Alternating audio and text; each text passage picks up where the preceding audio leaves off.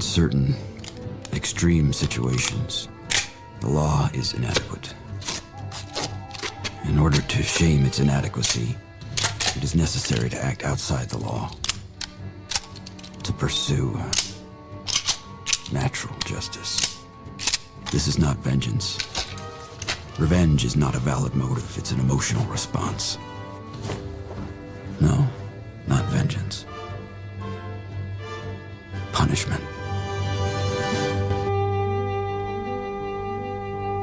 Tonight we have a chance to say, yeah, you're right. We're too extreme, we're too wild, we're too out of control, we're too full of our own shit. Or we have a chance to say, hey, fuck you, you're wrong. Fuck you, we're right. Because you have all made it to the dance. Because believe me, this is the dance. Start the show.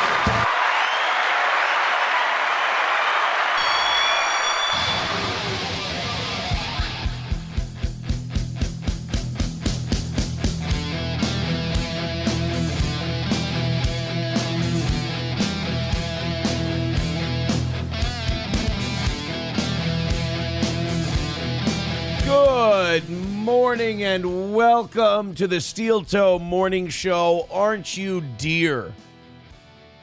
They say that. Aren't you darling? I had a dream, a goal, if you will. We need some kind of goal. We haven't had a fucking goal around here in weeks. Fucking goalless. Everything you guys throw in today is going to Monday. Fucking perfect already. Old Johnny No Goals over there. Just dumping money on the toe. Thank you. But now I have to come up with new goals. I'm a goal-oriented guy. You know, it seemed simple back in the day. Keep it around 700-800 people watching at a time. Scratch out enough money to keep the show going and, you know, crack a few jokes, right? Get involved in some gay, petty drama that would have no positive impact for anyone.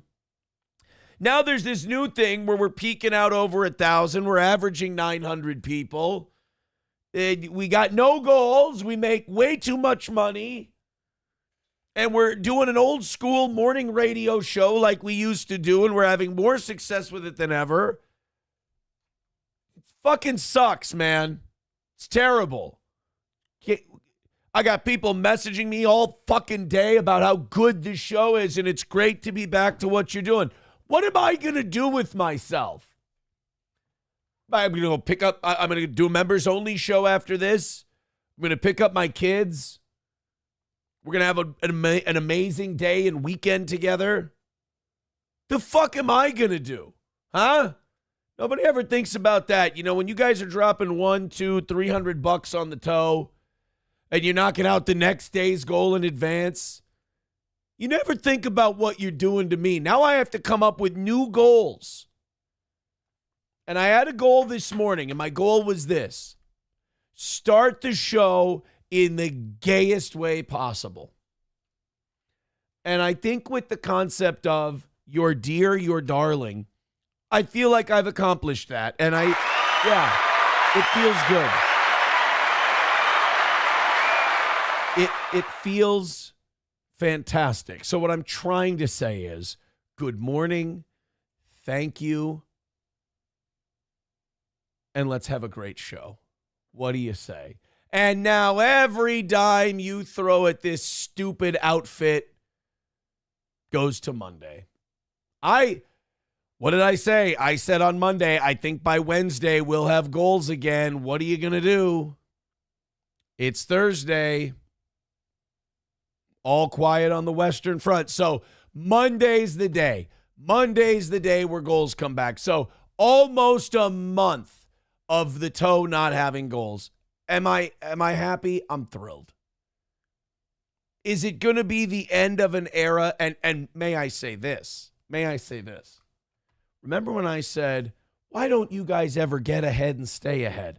Why don't you, when you get ahead, why don't you just keep going and we'll never have to worry about goals again. You guys pulled it off for the better part of a month. I was wrong. You were right. Congratulations.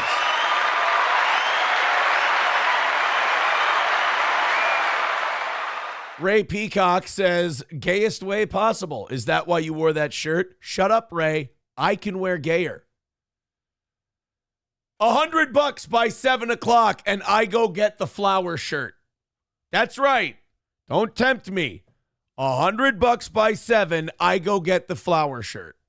Don't dare me. Don't tempt me. Don't be like, oh, I bet you won't do it. I'll go fucking gay, dude. Gay. Redbird with $5. He says, is there any particular reason you're dressed for Naked Twister? For those of you who just listen via audio, I am wearing my Windows 98 screensaver shirt. I like it. But don't tell me I can't go gayer. Don't ever tell me that I can't go gayer. Because you know what I'll do? I'll go gayer. McBuster says, so pay $100 for you to be yourself, a homosexual? Dude, it's so much more than gay. That's what I always tell myself. It's so much more than gay. It's a flowery, pinkish shirt. People are making fun of Citizen M already. God, we are back to the old days, aren't we? God, this is fantastic. I'm so happy. All right, so $100 by 7. I'll put on the flower shirt. And if I may let you in behind the curtain a little bit, that is a very comfortable shirt. I like that shirt. But you know what I did in that shirt the other day? And I think this runs counter to what that shirt's supposed to be. I was at the cabin all last week, as you know, and we were redoing the patio. We were re-leveling the patio. We removed a bunch of blocks, put in some class 2, tamped it down, leveled everything off, and we redid the patio. I redid a patio in that shirt when it was 1,000,000 degrees. That shirt doesn't breathe. And I feel like as I was sweating, I was like, I'm contaminating this work of art. I felt bad doing it the way I did. Citizen M says, Aaron, are you going to be watching the new Dexter show? M, I would love to sit here right now today and tell you absolutely fucking not. I've been burned too many times by that dog shit franchise. I even stopped rewatching Dexter recently because I'm like, the original show isn't that good. So I'd love to sit here and tell you that I'm not going to watch it. I'm not going to hear about it. Nothing. But I think it's on Paramount Plus, right? I have Paramount Plus. I will probably check it out. Peter Dinklage. Now, check me if I'm wrong here, but what it sounds like the plot is going to be is Peter Dinklage runs this society of serial killers.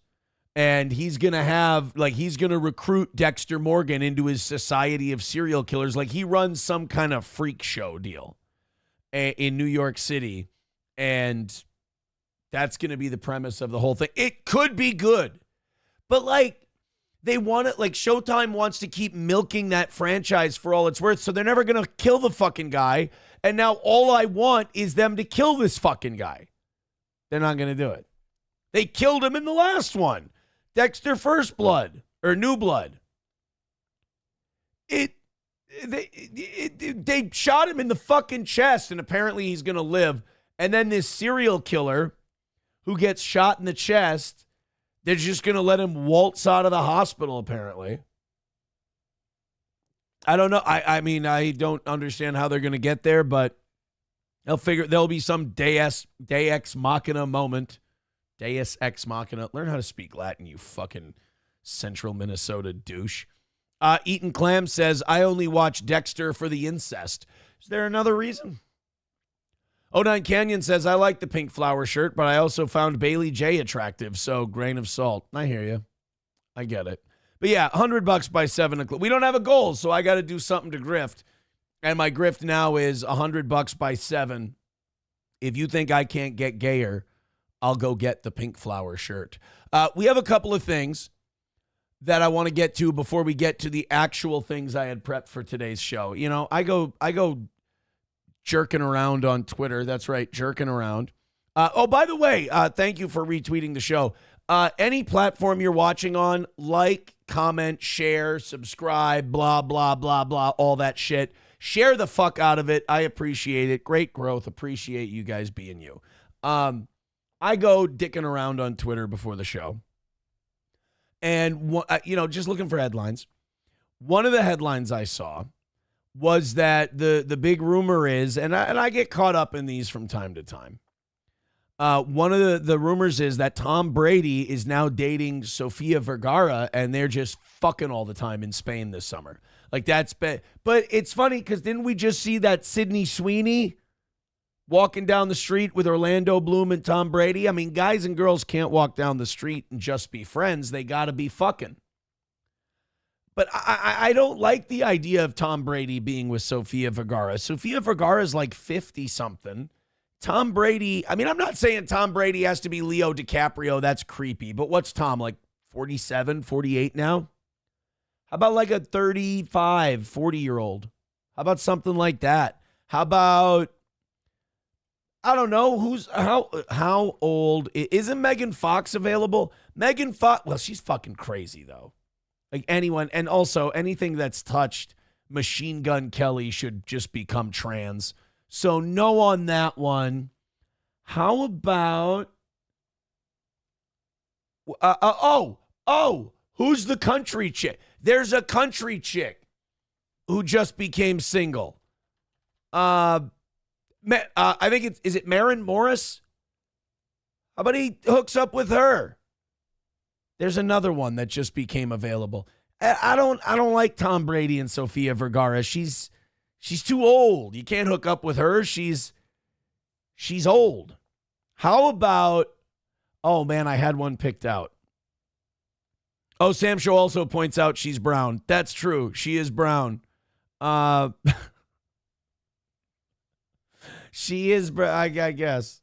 Oh, Mr. Beat, Olivia Munn. Yeah, Olivia Munn was in that. They just renewed it for a second season. That John Hamm show, Your Friends and Neighbors. Love it. Very good. I highly recommend it. Olivia Munn would be a good one. And then, you know who still looks fucking great? Is Amanda Peet. And Amanda Peet's like in her 50s. I'm not saying Tom Brady should fuck Amanda. Don't fuck Amanda Peet. But Amanda Peet is still very good to look at. Amanda Peet in that, yeah, she's 53 years old. And she's in that Your Friends and Neighbors. Still would on Amanda Peet. Jane says, Sophia is old and Aaron is half a fag and ugly. Better watch it with that fucking half a fag stuff. I'll go the rest of the way. Jane says Sophia can get anyone she wants. I'm not saying Sofia Vergara, Elizabeth Hurley, Amanda Peet. I'm not saying any of them aren't attractive. I'm saying I don't want that for Tom Brady. I still want the quarterback to have the cheerleader, you know? And I get that Tom Brady's not the quarterback right now. But, you know, get someone who just stopped being the cheerleader. Citizen M actually contributing to the show today says Natalie Portman is still fun. Natalie Portman would be a good one. Olivia Munn is fucking that unfunny addict John Mulaney, is she not? No, I think they're done. Is Olivia Munn singly? No, she's not. She's married to comedian John Mulaney. They tied the knot in July 2024. Oh, so they got married a year ago and they have a kid. Well, that's out for Tom Brady. Well, they're just, you know what? Never mind, guys. We're running out of real estate here. Jane said, wait. Is Jane Says actually getting mad at my takes on? You know I don't. I hate to break down the fourth wall, but it's not like the radio days where everyone gets what's going on. It's the internet, so you gotta. I don't like that it's not as hip of an audience. Jane, I'm fucking around. I hate to break down the fourth wall. I hate to ruin this for anybody who thought I was being serious. I don't give a shit where Tom Brady puts his dick as long as it's not in my mouth. I have a 4.5-hour show to do. Sometimes I'm going to talk about shit that I don't give a damn about, and then I'm going to oversell it like I'm super passionate about it. You know why? Because that's funny to me. I do things that I think are cute and funny. And you know what's cute and adorable and funny to me is a 38-year-old man losing his fucking mind over something that doesn't matter. I like to see sometimes how worked up and passionate I can get about something I don't give a fuck about. Is that a little sociopathic? Now that I spell it out in plain English, it sounds a little crazy and like I might need to dedicate some time to it. But for the means of a performance, I really like doing that. Do I care if Tom Brady has sex with an elderly woman? Not at all. She's Latino, so put on your fucking seatbelt, buddy. It's going to be interesting. But at the same time, to quote Tommy Lee Jones in The Fugitive, I don't care. But it was fun while it lasted. It was fun while it lasted. Thank you. And by the way, thank you, Jane, for making that bit better.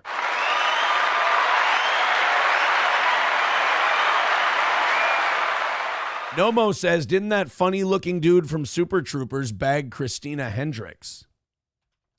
Is Christina Hendricks single with her big, heavy tits? No, she married George Bianchini in 2024. Everybody got fucking married in 2024. That's some Illuminati shit. The wedding took place at the Napoleon House in Norlon. They had a 3-day event that included a ghost tour, cocktail party, a second line, and a Sunday brunch. Gayest fucking wedding ever, dude. Fuck Christina Hendricks. Was John Hamm there? He's striking. They had a second wedding ceremony in their backyard so her mother, who has Alzheimer's, could attend. Well, that's sweet. I got to stop being a fucking asshole then. Boring, though. Really shitty, boring wedding. 09 Canyon says, so your ass is open to Tom Brady? He'll be happy to... I never said that. You guys, you're making things up that I never said. Jane says, I helped the segment go longer. You did. You were a very... You know, like when a magician needs an assistant and they pick somebody out of the crowd and it helps with the trick? That's what I just did. I'm a hacky cruise ship magician. That's what you helped me do, and I appreciate it. Jane says, breaking the fourth wall, I'm trying to be a dollar store Robin to your Howard. You're doing great. You're doing great.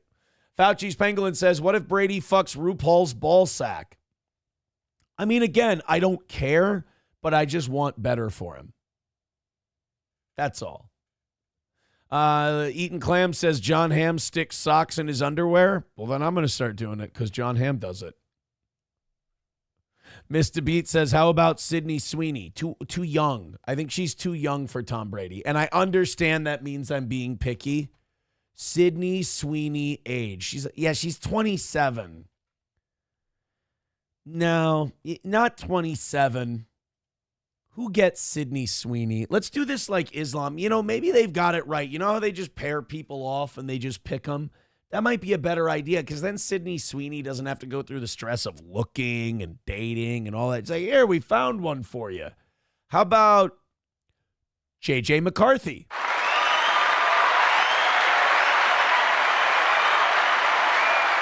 Vikings quarterback J.J. McCarthy. I know he's like 21, 22, and it's a little young for her, but like there's so many pluses to that. He's on the upswing. He's an athlete. He's talented. He's white. There's a lot of good things about J.J. McCarthy. And then Sydney Sweeney can be a Vikings fan, and she can be in the stands all the time wearing Vikings shit. She can be our Taylor Swift. It'll be great. She can be like Jessica Simpson was with Tony You know what? Let's keep Sydney Sweeney away from J.J. McCarthy. Maybe that was a bad idea. She can be with Sam Darnold. That's fine. And she can be. How about Darnold? Coltrane says Marissa Coughlin, a.k.a. Ursula from Super Troopers, is also a Minnesota girl. She was also the handicapped chick in Freddie Got Fingered. Don't forget that. Gord, all I want to do, if you didn't have any money, I'd still just want to stay home and suck your cock. Annoyed Wawa supervisor says JJ is still dealing with Purple FTW's text saying that if he doesn't let him suck his dick, he'll kill himself. He has no time. Oh, you know what? I haven't watched a Purple FTW video or a Purple Daily video in, I mean, it's been a long time. Really. I mean, it's been a long, well, it's what? It's the beginning of July. There's no Viking stuff. Like, if you're watching daily Vikings content on July 10th, you're a lunatic. You've got problems. You open cans of sardines and just eat them with your bare hands. It's problematic. All right, guys, let's get to it. Let's get down to some shit today. I'm excited for tomorrow. I don't know if you heard this on the evening show, and judging by the amount of people watching, you haven't. Oh, no. Professor Tie-Dye on Twitter says, hit the goal and Aaron Imholt will do his Miss Chokes on Dick cosplay. But I won't do that. That's not something I'm doing. Not only that, there is no goal today. Everything you guys throw at me goes towards Monday. So thank you so much. But keep sharing the show. I appreciate that. Keep hitting share wherever you are. Tomorrow, there's going to be a very interesting interview. Candace Owens is interviewing Nick Fuentes, and she released a trailer for that, and I'm very, very excited about it. Wait a minute.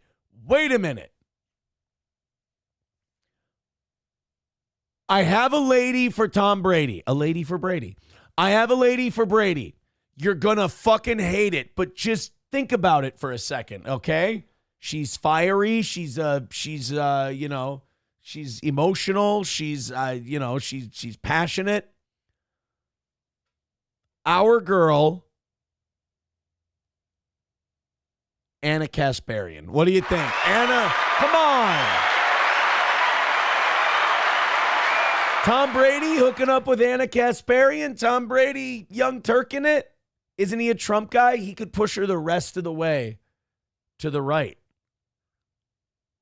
I saw a tweet of hers just recently, and I thought, you know what? Anna Kasparian, Tom Brady. She's not as famous as these other people, but hell, it could work. Nomo says, oh yeah, see, Nomo likes it. Nomo says, ooh, that could work, right? Anna, Tom. I think it would be great. Emma Watson. No, I was never an Emma Watson guy. If that makes me gay, that makes me gay. Coltrane says, did we hit the Rumble Friday, Thursday goal? No, the evening show would have had to knock out the entire Thursday morning goal. They didn't, but they only left like $25-$30 on the table. And I'm not going to sit here and harangue you guys over $25-$30, but that'll come in naturally and we'll knock it out. So I consider today's goal hammered out. If I do if I sit here for 4.5 hours and I don't make 20 or $30, I should quit the game 100%. Plus, I'm already on the point of if we get $100 by 7, I have to go put on the pink flower gay shirt. I think that's the, I should run that promotion every hour, technically. Like every hour, if we do $100, I go put on the pink flower gay shirt. So Candace Owens has Nick Fuentes on. And wait, Annoyed Wawa supervisor says, for the record, fucking 3 extras from 28 weeks later made you gay enough. I don't know what that means. Jane says, loves my idea of Anna Kasparian with Tom. Yeah. Papa Shab says, why are you playing matchmaker? You're gay as fuck. I have a question for you. Why did you ask me a question and then answer it? Huh. Have you not been here before? Oh my God. I just realized something. Somebody wrote this in the chat. If I'm 38 years old and I just figured this out, I should be bludgeoned to death with a 2x4 with a nail in it. This is going to be one of those questions where as soon as I ask it, you guys are going to go, dude, I'm fucking done with you. You're too retarded. Are Michael Keaton and Diane Keaton related?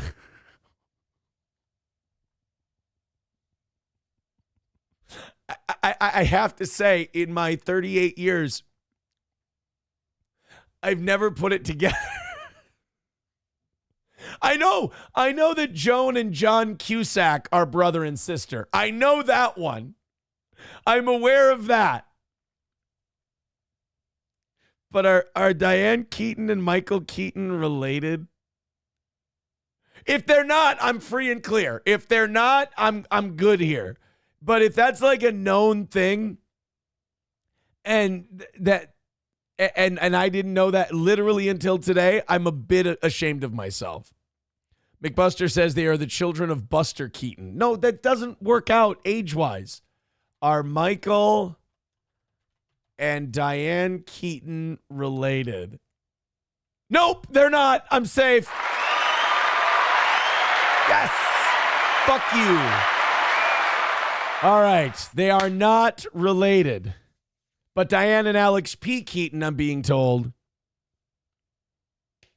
they are related. It's good.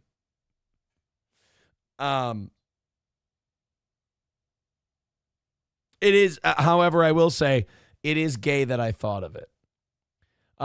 Eaton Clam says Virginia Madsen is Michael's sister, by the way. I have no idea when you guys are fucking with me. Are Virginia and Michael Madsen related? Yes, they are siblings. Okay, well, that's sad because he's dead, so she just lost her brother. That's very, very sad. I don't like that. We do have the ticket link for the anniversary show and the golf tournament pinned to the top of the both Rumble and YouTube pages today. So if you want to get your tickets, go ahead and do that. Let's get into some shit, shall we?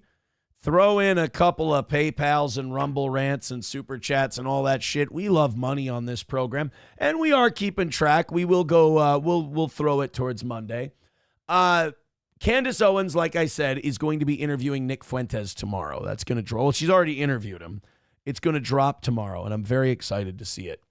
I just saw a clip of Candace this morning, and really the only reason I'm playing this is just to make one really shitty fucking joke.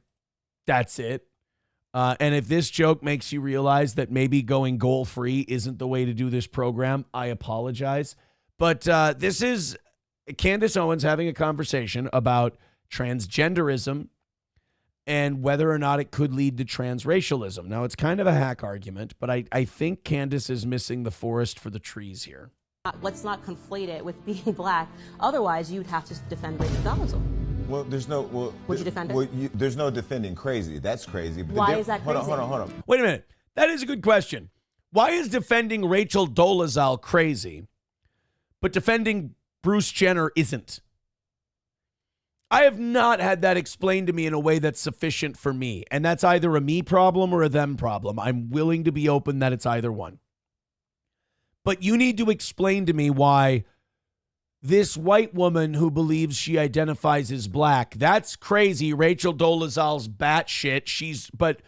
But some little Twinkie gay guy goes, I'm going to cut my cock off and become a girl. We have to respect that. That's okay. That's fine. What's the difference? Other than it's become politically correct to accept one and not the other. Other than some arbitrary group concept that you weren't clued in about. What's the difference between those two things? I'm fine with saying they're both crazy, but not only does society not hold them as equally crazy, if you call one of those two things crazy, you could get in a lot of trouble. You could get fired from your work. Like, there are way more consequences for you misgendering someone in your profession than there are for me. Me, I just get shunned by the mainstream. I already did that. That's fine. I get told I'm too dangerous. I say too many crazy things. I'm a shock jock. Whatever. My show's doing fine. It's not as big as it should be. I can't keep my mouth shut. What are you going to do? But you at your work could get fucking fired. I've got friends who have to put pronouns in their emails, and they eye roll and they bitch about it privately, but you don't dare bring it up to anyone because immediately it's, well, are you transphobic? Like, instead of having a discussion about this idea, you're labeled a thing.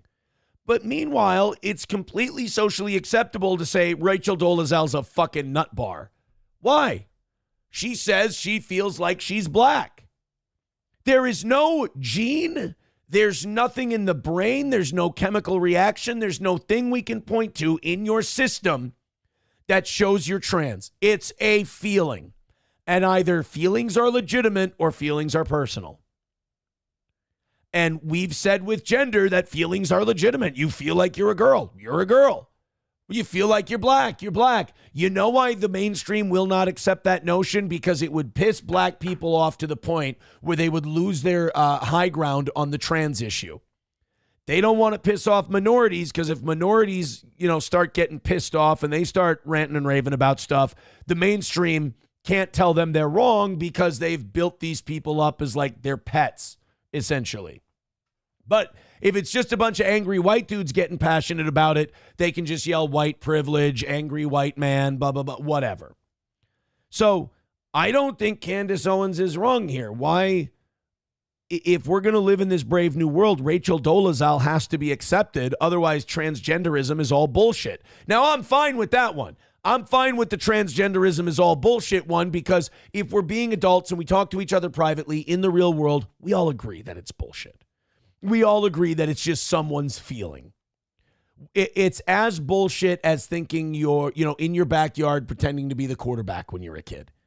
It's just as valid as that. Do we shame kids for doing that? No, we encourage it. It's fine. It's make-believe. But we don't have to take it seriously. I don't have to adopt it like I do transgenderism right now. So either all of it's okay or none of it's okay.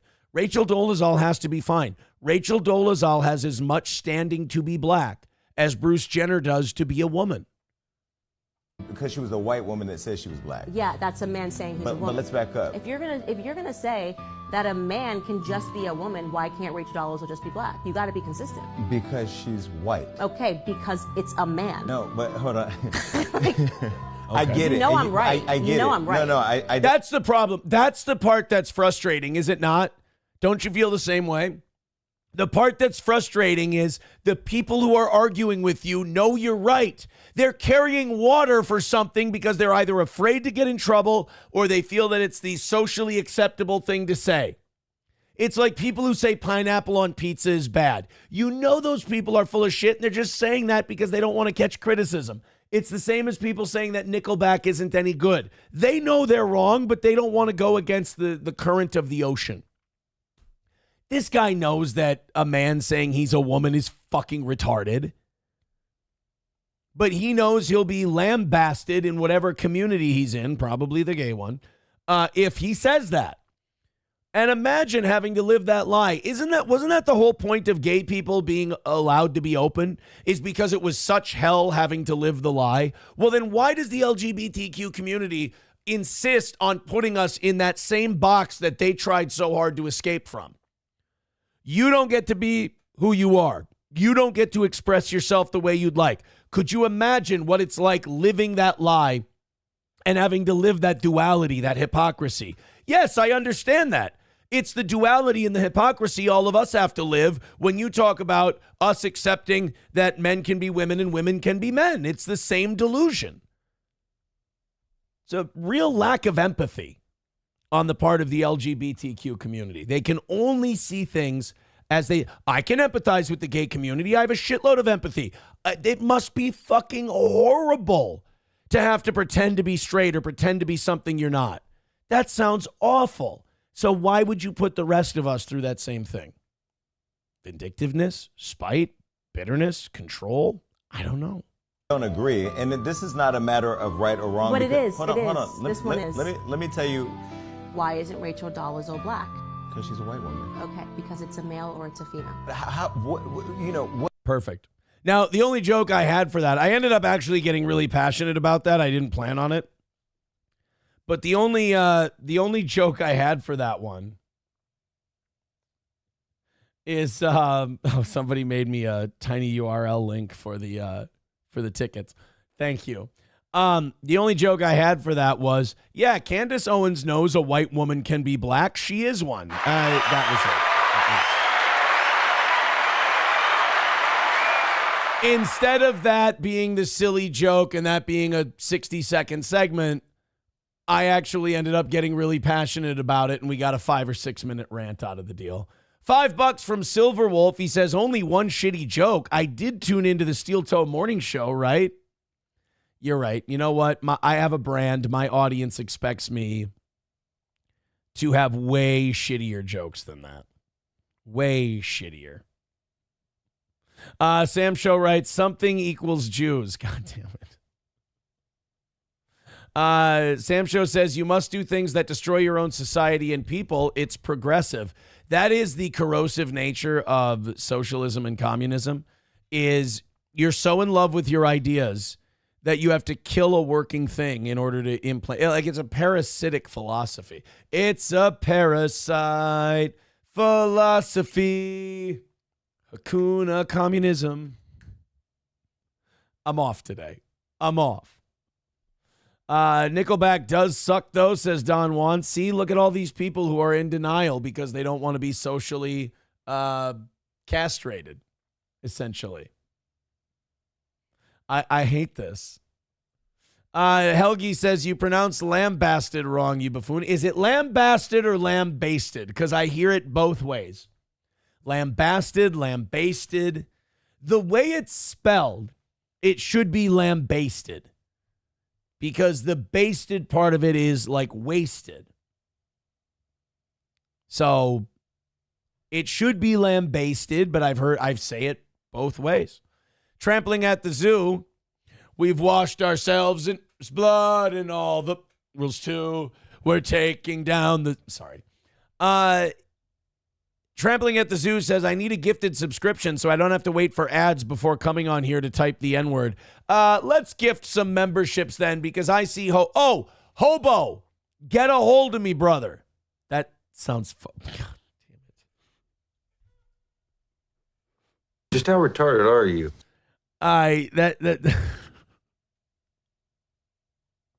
Okay, faggot, what's next? That's not what I meant. I didn't mean to say it like that. I'm very obviously gay. I look at him and I'm like, well, you're gay.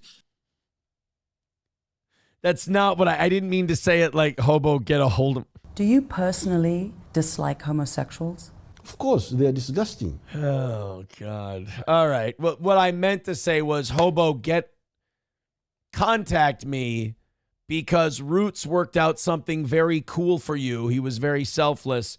We worked it out yesterday. It's getting Hobo here for the anniversary show. So get in touch with me, and we'll put that all together if you'd like.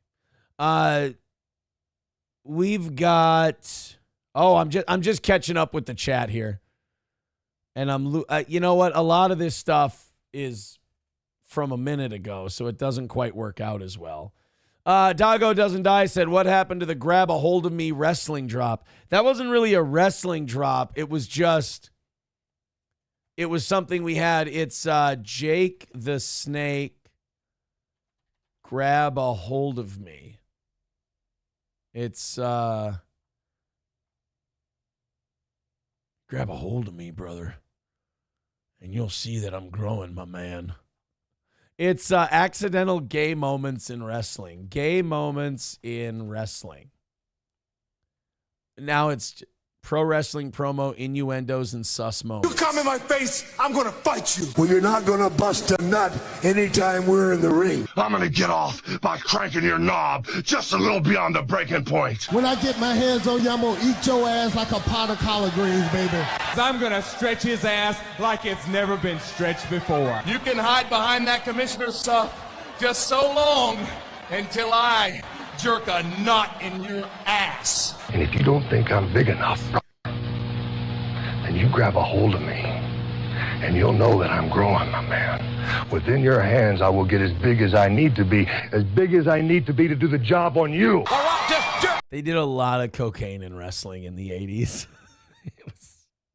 It made sense to them. Helmsley off! There's one part of our bodies that's soft, and it ain't soft all the time, if you catch my meaning. Ring toe? I'm gonna come on you like nobody's ever come on you before. Just you and I getting it on like two men should do. I have a question. I'm going to come on you like nobody's ever come on you before. How many different ways are there to come on someone? I feel like it's a limited range, if you ask me. You come on someone, they're cummed on. Came upon, whatever. It's not like there's like, oh, wow, that's a new way of being cummed up. Like, it's always the same. Shame, degradation, what the fuck just happened, post-nut clarity. It's all fun when you're in the heat of passion, and then afterwards you're like, what the fuck did I do? You know? Did I really have to put my thumb in there that deep? I mean, I love her, and that was animalistic. That was wrong. Kind of here's what you can't do. If you do some freaky aggressive shit, just don't fixate on it after for too long, because then you'll convince yourself you're an animal. You really will. So just let it go. Let it go. Honky gifting a membership to Trampling at the Zoo.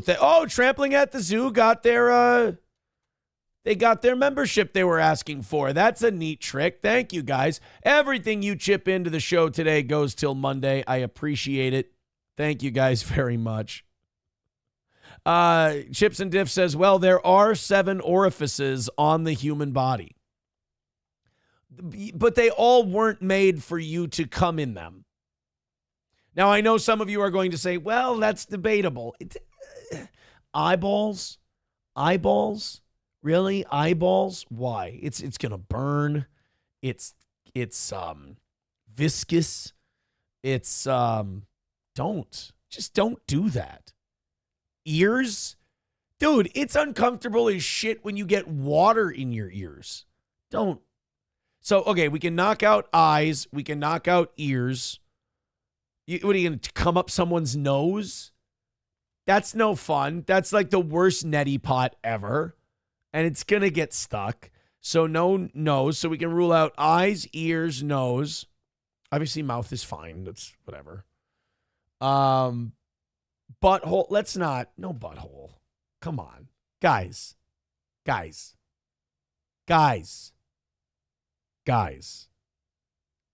butthole. Vagina, obviously, cool, fine, whatever. Mouth, cool, fine, whatever. That's 6.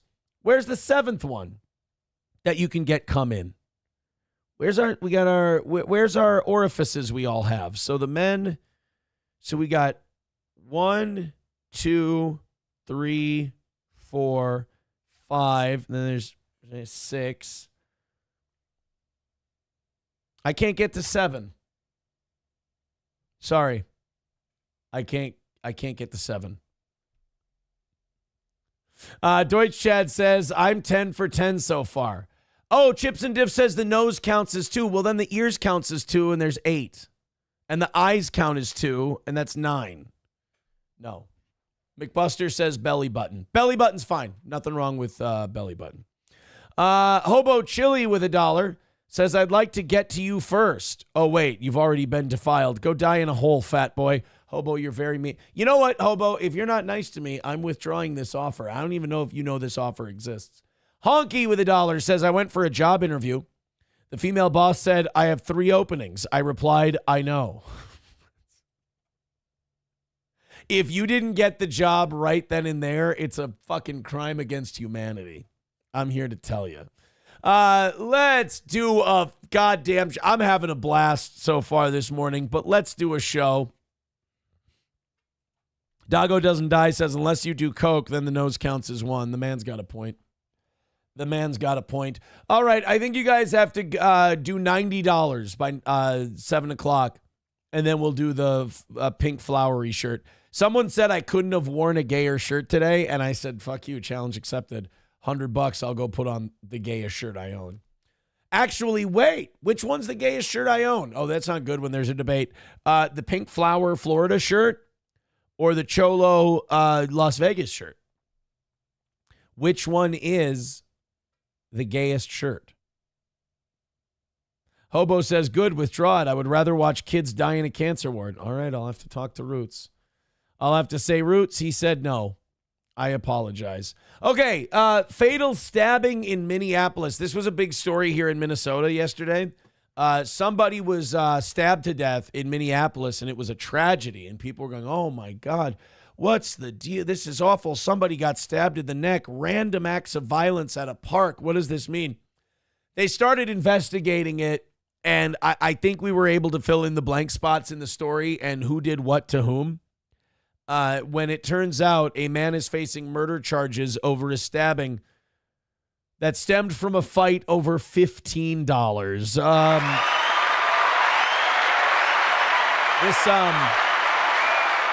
This was not a stabbing by two investment bankers who were off at the park for their lunch break. Look, those of us who had scuffed sneakers as the root cause, we lost out by that much. It was over $15. It was over a number 2 at McDonald's. The man facing murder charges, Sincere Malik Porter, 22 years old, of Minneapolis, charged with 2 counts of second-degree murder. Here's what I don't get. I think that's kind of gay and unfair. And I hate to say it's unfair to the guy who killed a guy. But our system is so fucked, it doesn't matter. Like, there's no innocent until proven guilty, and there's no, free and fair process. Like, it's not. This guy, sure, he stabbed someone to death, but they charged him with 2 counts of second-degree murder. There can't be 2 counts. He stabbed one guy to death. One guy, one death, one murder. That's it. They're just adding on fake fucking charges so they can drop them, so they can scare the fucking shit out of him, so he'll plead guilty to another one. Do you know how many people have probably pled guilty to shit they didn't do because the system just tried to scare the shit out of them with other shit they didn't do? Like, it's really fucking evil. The reason the government ran the mob off is because the government wanted to be the mob. And they took over and they did a great job. The government is the mafia. In fact, I'd rather have the mafia than have the government, because you have to do something to disrespect the mafia in order for them to whack you. You don't necessarily have to do that with the government. According to the charges, Minneapolis Police Department officers responded to a report of a stabbing on Hiawatha Avenue. Well, there's another way you know what happened. While on scene, officers discovered a knife with apparent blood on the blade near the front of the residence. I mean, why take that knife with you and clean it off and try to destroy it or get rid of it or anything else? I mean, just leave it there in the open. Who gives a shit about, tomorrow? We're only thinking about 5 minutes from now. When speaking with witnesses, officers were told that Porter and the victim were arguing, with Porter telling the witness that the victim made me flash out prior to the incident. Flash out? Does that mean go ape shit? Can you say ape shit if it's black? According to the charges, surveillance video captured the two arguing over $15, with Porter reportedly holding a knife in his right hand before stabbing the man once in the neck. The victim then collapsed. An officer eventually located Porter walking in the nearby neighborhood. So the guy just leaves the knife there and just goes for a stroll. What a fucking retard. Yeah, you got me, he said. In a post-Miranda statement, police say he admitted to stabbing him and that he had thought about killing him and his other roommates in the past. God. Just a lot of thinking ahead, a lot of, preparing for tomorrow and the future and everything. It's retarded. Papa Shab says there's an even bigger mafia. Yeah, we traded one mafia for a way worse mafia. Border Outdoors Podcast says, holy shit, a number 2 at McDonald's is up to $15. It's like 12 something. Yeah. Number 2 at McDonald's, which, by the way, let's see how fat the rest of you are. The number 2 at McDonald's your whole life was the number what at McDonald's? What do we know the number 2 as? I will wait, but I hope somebody else knows the answer to this question, or I'm going to be I'm going to feel like the fattest guy in the world.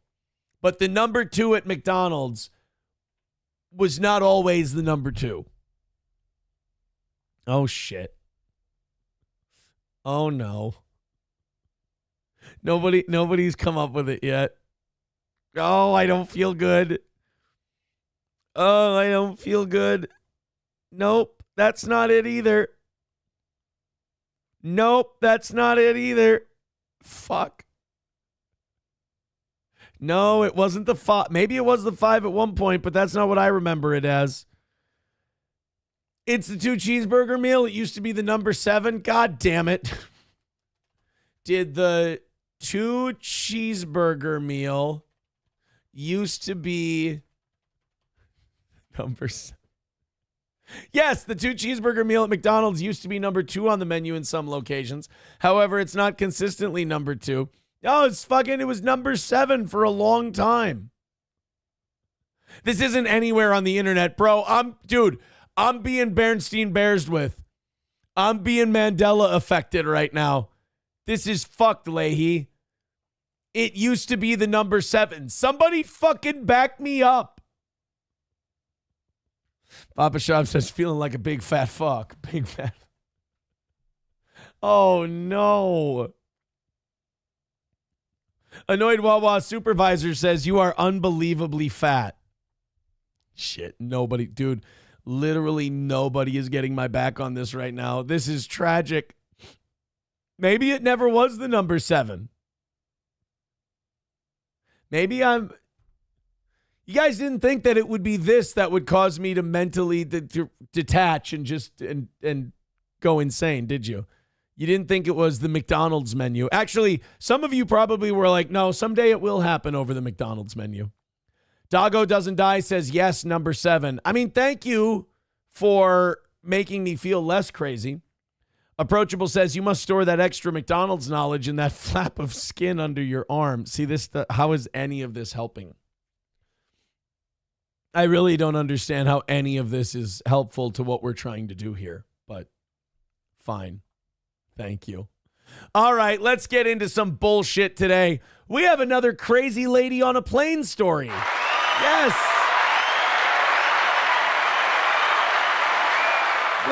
Where's the full video though? Like, I want the video of this chick. What is the deal with TMZ not giving me video? So there's a new airplane exit video where a woman is lashing out and people are calling her a Karen. And as she's exiting the plane, she says, I'm not a Karen, I'm a lawyer. To which I would say, yeah, no, they're right then. Airplane Karen. We got to get this video. Why would TMZ not have this? Is this the one? No, this is from April 7th. Here we go. Karen at Fort Lauderdale International Airport. Here's our girl. Here's what we were looking for. Perfect. I don't understand causing problems on an airplane. I don't understand. Like, to me, an airplane is like prison. Fucking keep to yourself. Wait till your time is up and then just go to your destination. Like, why would you, other than like a nice, polite conversation with the person next to you, if you have to, I would really hate to fly alone. I've never flown alone. It's nice to have someone with you. You can talk to them. You can watch a movie together or whatever. But I just, this whole causing problems on an airplane or drama on an airplane, I don't want to talk to a stranger that badly in order to piss them off. And also, you don't know what kind of fucking psycho you're talking to on an airplane. Keep to yourself. Anyway, this was this woman. She had a tough time on the plane, and she felt that picking your battles is not important. Right now, why don't you shut your mouth? I want to wait for the people in front of me to get up. That's how we do it. Oh my God, you're all whining for no reason. Where you going? Let the people go. Wow. I hold Get up the way you want to. Okay? Everyone's being an asshole in this situation. What I'm gathering is they're mad at her because the plane has landed, we're at the gate, and she stood up to get her shit out of the overhead bin, and everyone around her is like, hey, wait for the other people ahead of us to get up, and then you get up, and we'll do this in an orderly fashion. They're going to paint this woman as the asshole, and she is. Everyone's the asshole. How about everybody shut the fuck up? We're trying to get off the plane so we can either start our vacation or end our vacation. That lady got up before everyone else. What are you, fucking 9? The lady got up too early? What are you, the fucking overhead bin compartment police? Leave her alone. Yes, it's mildly obnoxious that she got up before other people, but somebody was going to be the first one to get up and go to the overhead bin. And yes, if she takes down her carry-on and it bumps into your seat or whacks you in the shoulder, that's really fucking obnoxious. But keep your eyes on the prize here. What are you going to do? Start a fist fight with this lady in the aisle of a plane? First of all, it's too cramped to get a good punch off. You really can't turn into anything. You're going to look like a pussy. Number 2, you're minutes away from getting off this plane and enjoying yourself. If she gets up a little early, takes the fucking suitcase out, and it bangs into your shoulder, that's what a neck crank and tooth grit is for. You give it one of these, and you let it go. Goosefraba. And in a couple of minutes, you'll be in paradise, and everything will be wonderful. SP and I had... It was either, I don't know if the person had special needs or if they just had really bad anxiety or whatever, but they were making some of the most atrocious noises during takeoff. They were just going,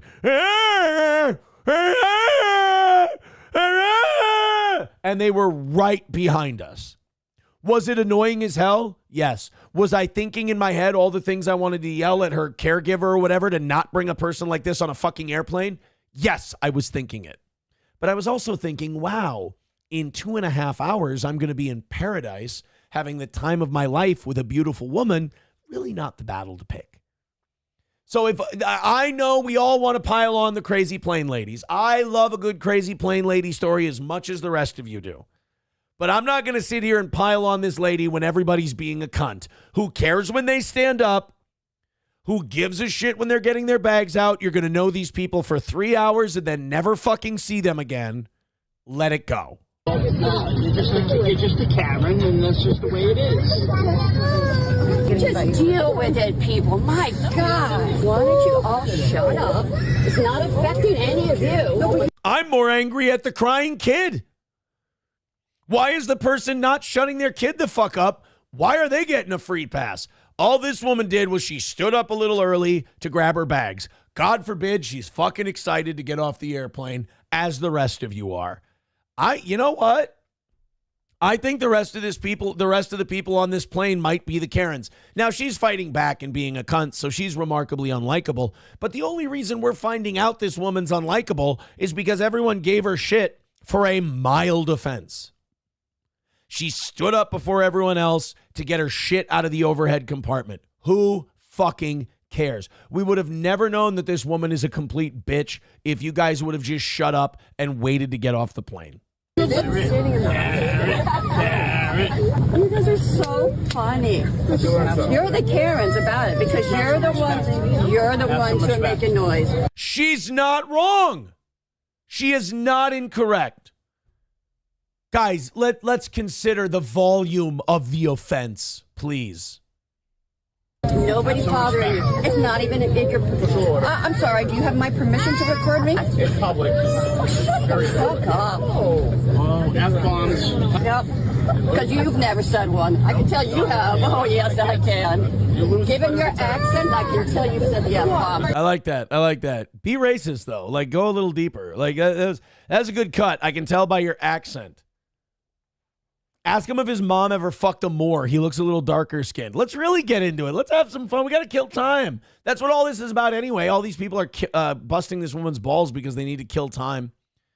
Like, this guy isn't really upset. He's just being a cunt. God, people don't know how to behave. It really does boil down to that. Like, these people don't know how to fucking behave in public. Let shit go. You can be a jerk. No, you're not going to insult someone because of an accent. Oh, fuck you too. Please tell me what your nationality is. I'd like to make disparaging remarks based on it. You're not going to make fun of someone because of their accent. Oh, thank you. Come again. I would just start doing offensive accents at this point. You see what I mean? I don't think this woman's the crazy one. I think she committed a mild offense. People started giving her shit, and she was turned into this. Now, I don't think it takes, in fairness, I don't think it takes much of a push for somebody like this. But this is a hate, as they say. Until you said the F-bomb. We're not doing that. You can be a jerk. No, you're not going to insult someone because of an accent. We're not doing that. Don't put your finger at me. Okay? This is a low IQ human being. Yeah, it is. Yeah, all right, low IQ. Yeah, the rest of you are fucking geniuses. You're arguing with some middle-aged chick about when she got out of her seat. Yeah, you guys are all fucking Stephen Hawking over here. And by that, I mean retarded. I love when they say ain't and they talk about low IQ. She's kind of got a point. She's kind of got a point. We ain't dealing with the high IQ person over here. That's true. You is what you is. I use ain't and I'm in a doctoral program. Oh, fuck off with your bangs. Ugh. You're wearing hair that's too young for you. Bangs are supposed to be playful and ironic for cute younger women. Like, oh, look, I'm trying it. It's not supposed to be for, women on the downslope. Stop with bangs, all right? We're not children. I'm in a doctoral program and I use ain't. Well, ain't you a cunt? Oh, well, that's a big deal. I'm a lawyer and I don't say ain't. You're clearly racist. Oh my God, for what? Now she's racist too? All right. Deploy the N-bombs. Do you even know what the word racist means? Wait, you're white. That's racist. Maybe xenophobic if you're talking about accents. Maybe. She is right. Actually, you know what? She's kind of dropping knowledge on these people. Making fun of an accent isn't racist. It would be xenophobic. Xenophobic means you fear something that's different from you. Racist is you're mocking someone based on their race. Totally different. Xenophobic would be accent. Racist would be, dirty Arab. Get the vocabulary right. Right when we get off this plane, I'll meet you out there with my bar card. After that video goes viral, you'll lose that too. Sure. Really? She's gonna lose her bar card? She's gonna get disbarred because you guys filmed her being mildly cunty on a plane? You know what? I'm pretty sure I hate the people on this plane more than I hate her. I mean, don't get me wrong. Neither of them are very likable. But she's not she wasn't really that bad. I don't get it. Hobo with the very important part, he says, nice tits. That's true. For a woman her age, you never know though. Like when it's someone that age, you don't, and you're seeing it through a shirt. You don't know what's holding those up. It could be like industrial scaffolding going on there. She's at a perfect height for a cunt punch, says Chips and Diff. But did she deserve a cunt punch? I don't think she did. I think all these people were giving her shit about standing up on a plane too early. Fuck them. Leave your screaming brat at home. I so agree. Don't cheap out, says, well, when you fly Spirit Airlines to Florida, you get what you get. Don't cheap out. I fly Delta. I drive a Dodge Stratus. Why didn't you be a man and punch her in the face? I'm not going to punch a special needs person in the face for being while the plane's taking off. Oh, God. Paradise. People are saying, oh, really? Clearwater Beach is paradise. What I mean is a nice beach and beautiful weather. Guys, do me a favor. Be human beings. Don't be internet people. It's fucking gross and weird, and it's a bad look on you. You should be grateful that nobody complained when SP changed your diaper while the seatbelt sign was on. I don't like the airplane bathrooms. What do you want from me? Annoyed Wawa supervisor says, clearly everyone else cares. You're alone in this, Tubby. I don't care. I'm right. I have no problem. How many other times have I told you guys you're being fucking retarded and I fucking nailed it every goddamn time? That's when. Yeah, Sam Show says, I don't know. The men are acting like whiny gay F words. Couldn't agree more. Me and Sam Show got this. Approachable says, fuck that. As soon as the seatbelt sign goes off, I'm getting up. I'll step in the aisle and grab my bag, sit it in my seat, and then stand in front of my seat until it's my turn to exit. Nothing wrong with that. Nothing wrong with that. 09 Canyon says, as long as they have turned off the seatbelt sign, who cares if she gets up first or last? Precisely. I hope this Guinea broad has a heart attack in a Publix parking lot. No. Look, I'm sure she's unbearable. I'm just not sure she's the villain in this story. That's all. Mommy says, thank you for the reminder of why I fly private planes. Ooh, somebody's fancy in their pantsy. Oh. Mommy says, in all honesty, I don't understand what the issue was. Did she hit someone with her luggage? Even if she did, you get up, you take the thing down, you bring it down and hit someone in the shoulder. Oh my God, I'm so sorry. I apologize. And they'll go, it's okay. Like it's not okay, but they'll let it go because it's a fucking airplane and you're almost out of it. McBuster says bangs can be hot, but Aaron is gay, so he likes penis. Right? No, I'm not into bangs. Nobody likes bangs. 09 Canyon says, I did get pissy with the people who got up and blocked the aisle when they said to let me and another guy off first to catch our connecting flight. Chips and Diff says she's wearing Aaron's pink flower shirt. I didn't notice her wearing a pink flower shirt. Doggo Doesn't Die says this is god awful. It's like a bunch of 6-year-olds still waiting for the giant asteroid, right? Like this is a bunch of adults. Being grown up means learning how to let shit go, not letting every little thing ruin your fucking day. Let it go. Sam Show's right. I'm actually worried about the ratio of men bitching versus women. Yeah, way too many bitches with dicks in that video. Way too many bitches with dicks. Helgi with a great point. If the Wright brothers only knew what their precious invention would eventually lead to, they would have never made it. It's true. Hobo Chili says Clearwater Beach is mid and I live there. That's why I love it. That's why I love it. I don't need like boom, boom, boom, boom. I'm fucking 38. I want a nice hotel with a nice balcony overlooking the beach. I want some shops. I want some restaurants. I want some bars. I'm good. What else do you need? I don't need a fucking laser light fuck me club. I don't need a rave. I'm fucking old, dude. I like old guy shit. I go to fucking Hogan's Beach Shop and I get to hold the big gold belt for $20 and I'm swimming in happiness. I don't. Hey, do they have like a pizza place that's not a chain? Oh shit. King's Pizza. It's this little shitty dumpy place that I can get pizza at 11 at night. Let's go. Hey man, you want to go to like a rave thing? No, I don't. I'm fucking old. Hey, man, at this place, the party doesn't get started till like 12:30. Oh, really? Because I go to bed at about 12:45. So, I'm good. People are like, oh, man, that place is so mid. Right. That's why I love it. She's Italian. Who told this zip to come to America? No, they're saying that the lady with the bangs was wearing my shirt. Okay, I missed it. Mommy says, are we entirely sure those guys have dicks? Good point. It is 2025. It is current year. Bapa Shab says the gay F in the first few seconds of the video and the blue shirt guy were infuriating. Thank you. They were just trying to start shit.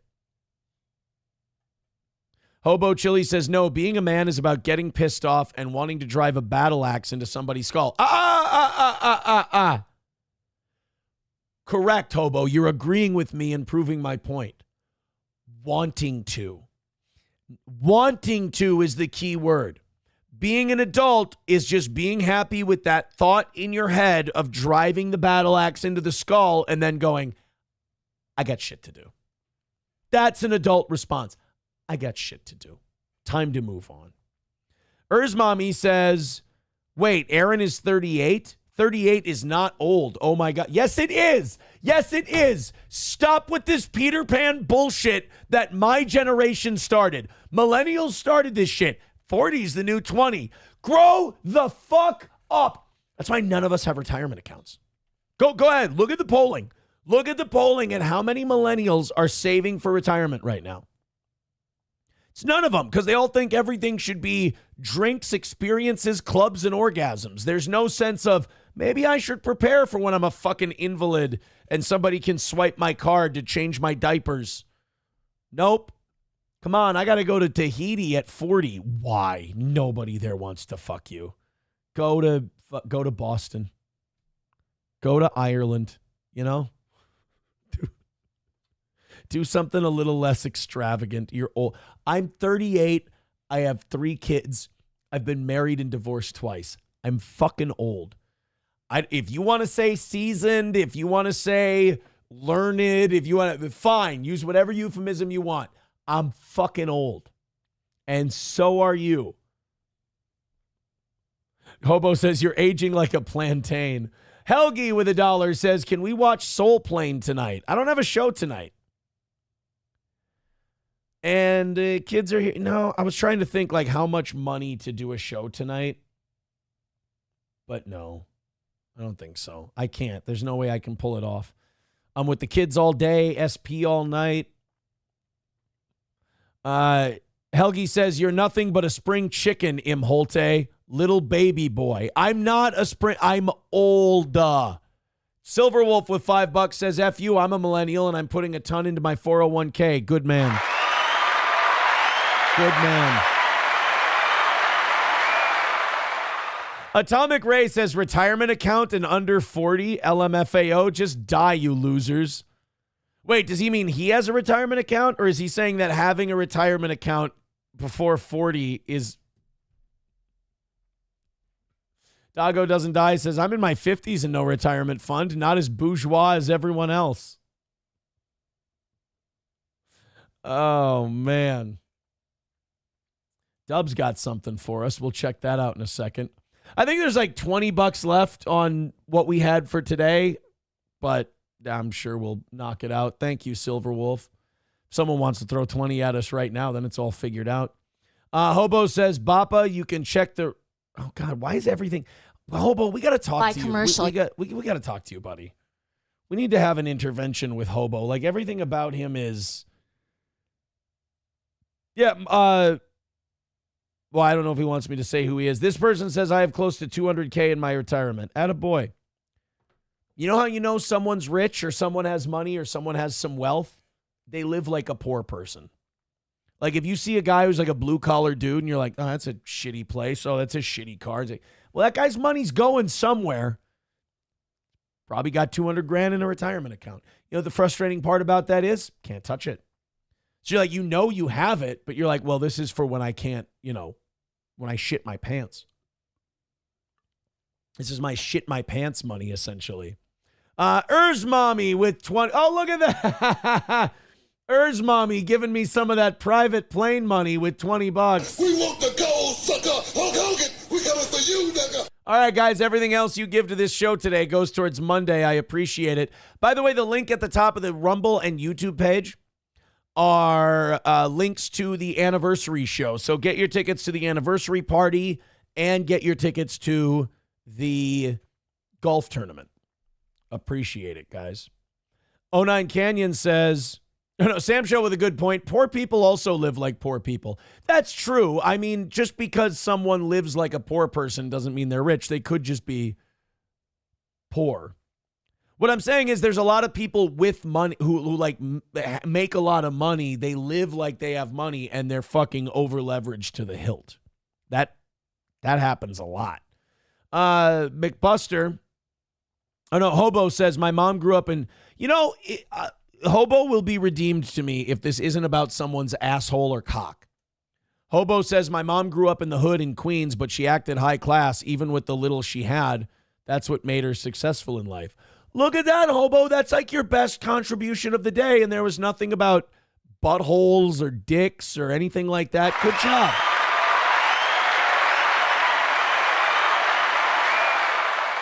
Good job, buddy. You fucking nailed it. Brian says, truly wealthy people don't talk about money. Yeah, my grandma was always broke. So I don't have any money. I had no money. Howard Stern never talked about how much money he made. You know, people would always theorize, Howard's got this much, Howard's got this much. And Howard would always say, I don't tell people how much I make, because if I tell people how much I make, all of a sudden I can't get a plumber to come out to my house. Because that plumber knows, like, which doesn't make any sense, because it's like once a plumber is at Howard Stern's house, he knows how much money the guy has, and he's like, oh yeah, you need a couplet on the loading spring. We're running a special on those for $1,500. You need a new bidet rinse valve. Yeah, those will run you at least $2,000. Sorry about that, Mr. What is it? Stern. Oh. Well, so what do you do for a living? All right, we got, oh God, I didn't want to be mad. We're in a good place. We're in a good mood. Everything's going well. And now we have this. And now we have this next story. Oh, wait, no, somebody did send in the Kenneth Copeland thing. That's nice. His lavish lifestyle clip. Let's do that, because the next story we have is more people leaving their fucking children in hot cars in the summer.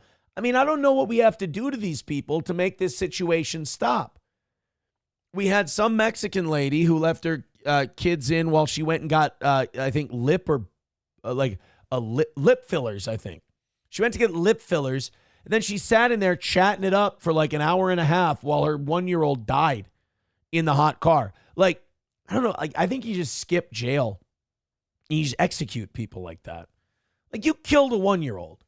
I don't care. Like, people are like, oh, well, it was an accident. She left him in a hot car. That's almost worse. Like, if a gangbanger is driving down the street and he shoots at somebody and he misses and he hits a kid, he didn't mean to kill that kid. Yet he should still be punished and charged with murder, and he should go to prison for the rest of his life. Okay, just because you're the kid's mom, I mean, in my mind, that makes it worse. If you leave a 1-year-old in a car in the summertime and turn off the car, that's a fucking choice. That's not an accident. You're worse than the gangbanger whose stray bullet hit a kid. You fucking targeted your own child, meant to leave them in a hot car, and facilitated their death. That should be first-degree murder. It was premeditated. But no, we have so much sympathy and, oh my God, what do we get? Oh, she's already been through so much. Fuck that.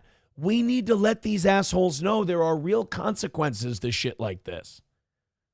Leaving children I want people put to death who leave dogs in hot cars, let alone children, which is way worse. All right, you know what? Now that I'm fired up, let's just do the story. Then we'll do the Kenneth Copeland thing. I love revisiting some of our favorites. Police are crediting shoppers who saw something and said something. They called 911 when they spotted. And then the police didn't understand what they meant by if you see something, say something. And they just rousted some random Muslim man because they thought he was a terrorist. 2 young children locked in a hot car. Atlanta News First Don Shipman live with the First Alert breaking news tracker at Cumberland Mall today. And Don, these kids are okay after. You got to meet me at the church at the Cumberland Mall. Sorry. I'm so sorry about that. Bubba's passed out in the back. Yeah, we think he's alive. Johnny's got his head hanging over the side. Here we are doing only 95. Or no. It was at 95. Here we are only doing 95. What's the matter, Ricky, man? I thought you said you could drive. Sorry. That was for 2 people. Officers leaped into action. Whoa. That's exactly right. It could have been a whole lot worse. They could have been injured, if not worse than that. That car was extremely hot. Great. Let's make sure the parents are injured. Let's club them. You know, police brutality isn't bad. It's just not used in the right situations all the time. Like if the parents who left these kids in the hot car get nightsticked until they have to spend 2 days in the hospital, that is totally fine with me. No lawsuits, department's fine. Maybe even hand out a couple of medals. And experts say that this is a perfect example of how hot a vehicle can get inside. Well over 100 degrees. I asked Buster Poindexter, how hot it gets inside of one of those vehicles in the parking lot. He said, quote, hot, hot, hot. And he's an expert. The girl looks maybe about a year, and the little boy looks maybe about 2. A dramatic rescue caught on police dash cam and body cam. I don't want to hear shit from the parents. Like, I imagine, like, some chicken head from the hood. By the way, chicken head, that goes back to my generation. Some chicken head from the hood coming out. Y'all broke my car window. Y'all gonna pay for that? No, you are. And then a shot to the ribs. I imagine people are like that. I imagine there would be people who left their kids in a hot car, putting their lives in danger. And if somebody broke their window in order to save the children, they would complain that their window's broken. That's why, like, you see these people sitting, standing around the car. That's why they don't do anything to help. Because in this situation in the past, people have successfully sued people who have broken car windows to help pets or help children. This is 1,000% true. They have successfully sued people because some of these civil attorneys are fucking garbage and they take these cases. They were crying pretty hard. Cobb County officers raced to Cumberland Mall after this urgent 911 call. And there were 2 children in a car by themselves, small kids crying. Hi, honey, it's okay. Hi, you're okay. Body cam video. I get it also, like, you don't want to smash in a car window and potentially hurt the kid, but God damn, that's rough not to be able to do anything. Video shows officers smashing the driver's side window, then unlocking the back doors to get the children out. Okay, they don't. The news is being dramatic. Like, oh, he smashed it. They don't technically smash the door. They use a push point thing and they just crack it. Hey, kitties. Hey, buddy. It's okay. Hey. Look at him. He's slumped down. It's okay, baby. It's okay. Oh, I want fucking body cam footage of when that mom comes out there because I want her fucking read the riot act at the very least. Pepper spray, taser. Come on. Cobb police say that it was only 80 degrees outside. Oh my God. Do you guys know what county they're in? Give me a second before we finish this story. Do you know what county they're in Georgia? Do you know who probably dealt with this? In fact, I think I know the officer who dealt with that. Damn.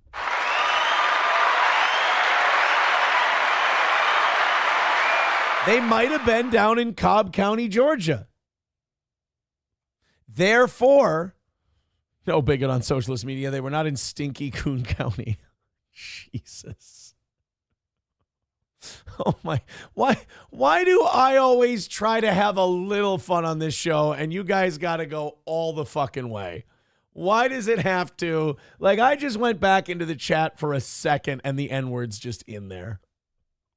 God damn it.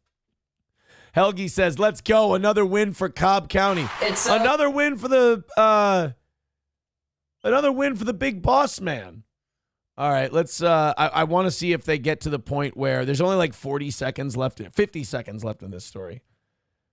I hope they get to the part where the mom comes out. That day, but inside the car, temperatures soared to a life-threatening 117. Holy shit. The act of opening a vehicle door from the inside is a cognitively difficult task for a 4-year-old. Right. The National Highway Traffic Safety Administration says simple habits like putting a wallet, purse, or phone in the back seat can be a life-saving reminder. What? No! They're your fucking children. Oh, I got to put my wallet, my purse, or my phone in the back seat so I remember that the human lives I'm responsible for and love more than anything in this world come into the store with me. She didn't forget. She made a choice. She left her kids in a hot car to die. She made a choice. She should be held accountable for it. To look before you lock. It's okay. They are. Sometimes a small reminder can help save a life. And police did make an arrest in this Good. case. They've arrested Jaquan Dixon. They say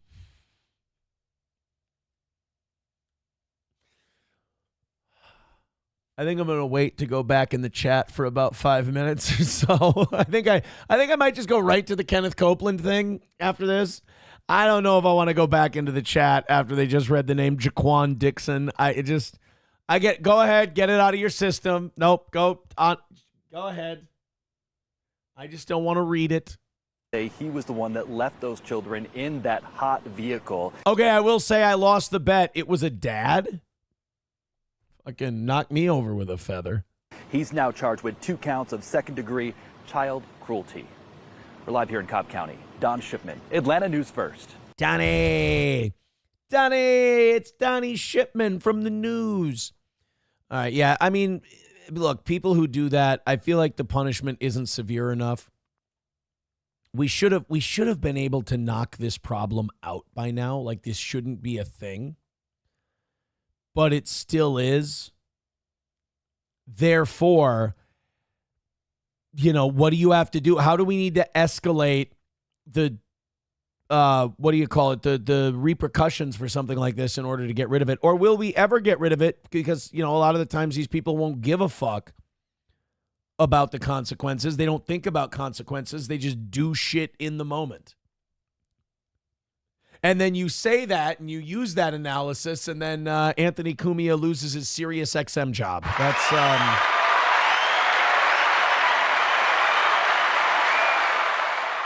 Eric Cartman, 25. I am not reading that, although it made me laugh in the most guilty way. Dusty Rose, baby, says, my dad had actual millionaire friends. One couple lived in our neighborhood and drove Toyotas. But when they wanted to redo the kitchen, they put on an addition and dropped over $100K. Right? Yeah, exactly. So like day to day, they'd live like shit so that when they wanted to do some stuff, they could lean in. They could go for it. Oh no, I'm getting to the part in the chat where they heard Daquan Dixon's name. Mommy thought it was going to be a black lady too. So did I. Or a fat white lady. As soon as I saw they were dark-skinned children, I was like, this is going to be a black woman or a fat white chick. One of the two. Chevy fan says, new cars have a check back seat reminder for this reason. Oh, no. Do they really? So we're going in the opposite direction. So this is never going to get solved. Not in my lifetime, definitely. Eric Cartman says, whoa, what if the kids refuse to go into the store? Tough shit. Oh, no. People are saying I can't fucking breathe. Mommy says, no, look at the chat. Come on, be brave. No, I don't want to be brave. There's the word darky.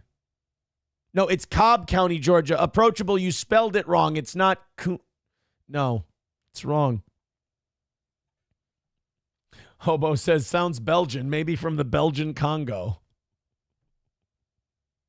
Oh, can't read that one.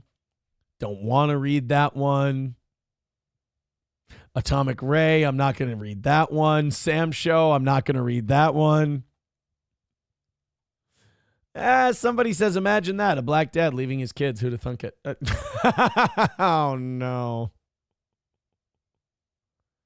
Power Windows says, my 2025 Honda Pilot. Ooh, somebody's doing well. Wow. My 2025 Honda Pilot alerts you when you shut the car off to check back seats. People are that retarded to make that a fucking feature. Yep. Exactly. Papa Shab says, by that technicality, you were black until like last week. Jesus Christ. Oh. McBuster says Karmic is more entertaining than Anthony Cumia. There was something that I saw on Twitter. Karmic was like, yeah, I'm going to dethrone the toe and bang, bang, bang, bang, bang. Like, this is on Monday or Tuesday. And I just looked at I looked at our restream stats, and it was like 900 average viewers. And then I looked at Karmic's total views on YouTube for his morning show, and he's like, I'm going to go head-to-head with the toe. And it was at like 700 total views. I'm like, bro, let's not. Let's just stop right there. Just stop right. First of all, I made you.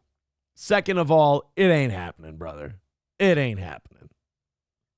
We're not on the same level. Please stop. Can't read that. Can't read that. Pick a what? Can't read that. Thank you.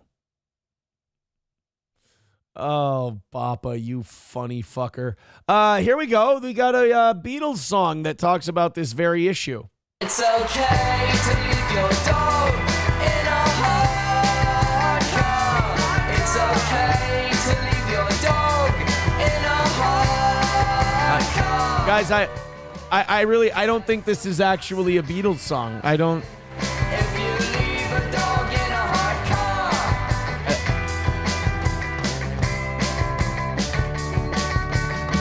John, do you mind telling me about the song It's Okay to Leave Your Dog in a Hot Car? I don't quite remember that one very well. But you know, it was the 60s. We didn't know any better. This is the interview that they used for Forrest Gump. This is the Dick Cavett interview, and then Forrest was right here in the chair where Yoko is, which is a great improvement. And Tom Hanks, a way hotter chick than Yoko Ono. Yeah, I'm starting to think that maybe that video's been doctored. I don't mean to be controversial, but I do believe that may have been an altered video. 383 Novocaine with $1 says if it wasn't for those meddling cops, he was that close to getting out of child support. You know, I'm now, my kids are now at the age where I can start seeing a light at the end of the tunnel. And you're kind of, I start thinking about, I'm like, okay, 2 of the kids. Because like the third kid, that doesn't up your number very much. And like I pay for a shitload of other stuff to get that number down, right? And I'm starting to think like in less than a decade, that money's coming off the books, right? And I've talked to guys at bars. That's such a sad sentence. I've talked to guys at bars, and I was talking to one guy during a Vikings game 3-4 years ago. No, it was about 5 years ago. It was 2019, 2020. And I'm talking to him, and he was like, next month was his last child support payment. And I'm like, wow, that's great. How are you going to celebrate? He goes, with the amount of money I'm paying, he goes, I'm going to buy a cabin. I'm like, what? He's like, yeah, I'm going to buy a cabin with the money. I'm like, fucking sweet. Good for you, buddy. Good for you. Eaton Clam says exactly why you need to get SP pregnant. Richard Head says, not if they go to college, you retard. College is fine. Nothing. College is good. We're good on college. Don't you worry about that. One of them said they don't want to go to college. And like, I know their mom is more passionate about that than I am. They're like, college is a scam. And she's not wrong. But goddamn, like, I'd like my kids to have something like to fall back on, you know? I had my college paid for, and I'm going to pay for my kids' college. But like, I don't know. I don't know what the policy you should do there. Because like, it's easy for her mom and I to say, yeah, college is a scam. Don't go to college. But it's also like, I think the policy has got to be ask the kids what they want to do and don't try to push them into it. Don't try to push them out of it. You know, that kind of a thing. You know, their mom is one of those people. God bless her. She's a fantastic mother. She's one of those people where if she wants something, she'll kind of it's not nefarious, but it's like she'll unconsciously push towards that thing. Whereas I try so hard not to do that I'm probably a little too neutral. Like, because as a parent, maybe you should push a little in one direction or the other, but I'm so worried to look like I'm manipulating the situation that I kind of go, oh yeah, whatever you want to do, you know, that's fine. It's hard to know where that line is between giving guidance and pushing them into something, you know? It's hard to know where that is. Trade school would be better. Send them to trade school. Go into IT. Those jobs are going away now. I've always said, if you can sell, you'll always have a job. You know? If you can sell, you'll always have a job. Like if people say, if you got tired of doing this, what would you? I'm like, I would sell shit. That's what I would do. I would be a salesman. I'm very good at it. I did it for years. It comes very naturally to me. I mean, there's an argument that, if when we lost the radio show, who would know, where I'd be on the ladder if I had just gone into some kind of sales thing with somebody. I don't fucking know. King Kong Dong with $2 says, correction, we're paying for your kids' college fund. And a great job you're doing. Every dollar you throw at the show today goes to Monday morning's program. If we can get $300 today, I mean, shit, then we're still ahead. But then we've also got Rumble Friday tomorrow. So there's a chance we're still ahead come Monday. But I'm fully anticipating Monday being the return of goals. This has been a crazy break. Thank you guys so much. Hobo Chili says, if she was so great, why didn't you keep her? Oh, that's right. Infidelity. You know what, Hobo? You go into a situation where in a 40 to 50 mile radius, shitloads of people know who you are. You do comedy shows traveling around that radius every single month, sometimes twice a month, and there's girls. And you're in your late 20s, and there's girls. And you're in your late 20s, and there's girls. And there's... I don't get credit for how many times I said no. I think I could probably count on a hand or two. But the point is, I said no. And then sometimes you're like, fuck. It's a bad way to be. It's a naughty boy thing to do. It's not nice. It's not good. It's dishonest. It's fuckboy behavior. But I'm not going to sit here. I'll get lectured to by women all day long. I will take that. I will get lectured to by women on infidelity and all that shit. That's totally fine. What I will not do is I will not hear it from guys who did not live the same experience, who did not have the same opportunities. I don't want to hear about how fucking noble they are because they didn't. You know what? Until you... When you're a very mid-looking dude, you're not armed, you're not equipped. Like, I was an offensive lineman and a pitcher in high school. I wasn't a quarterback. I've had this hairline since I was 18. I haven't been dealing with weights. I did okay, don't get me wrong, but I wasn't like waves of pussy washing over me. I did all right. So then all of a sudden, when it's kind of like in your face, it's, I was like the Taliban without CIA training. I couldn't fight off the Soviet Union. They're a world superpower. What do you want? I love this. Eric Cartman says, Aaron, you're not Hugh Hefner, for fuck's sake. Never said I was.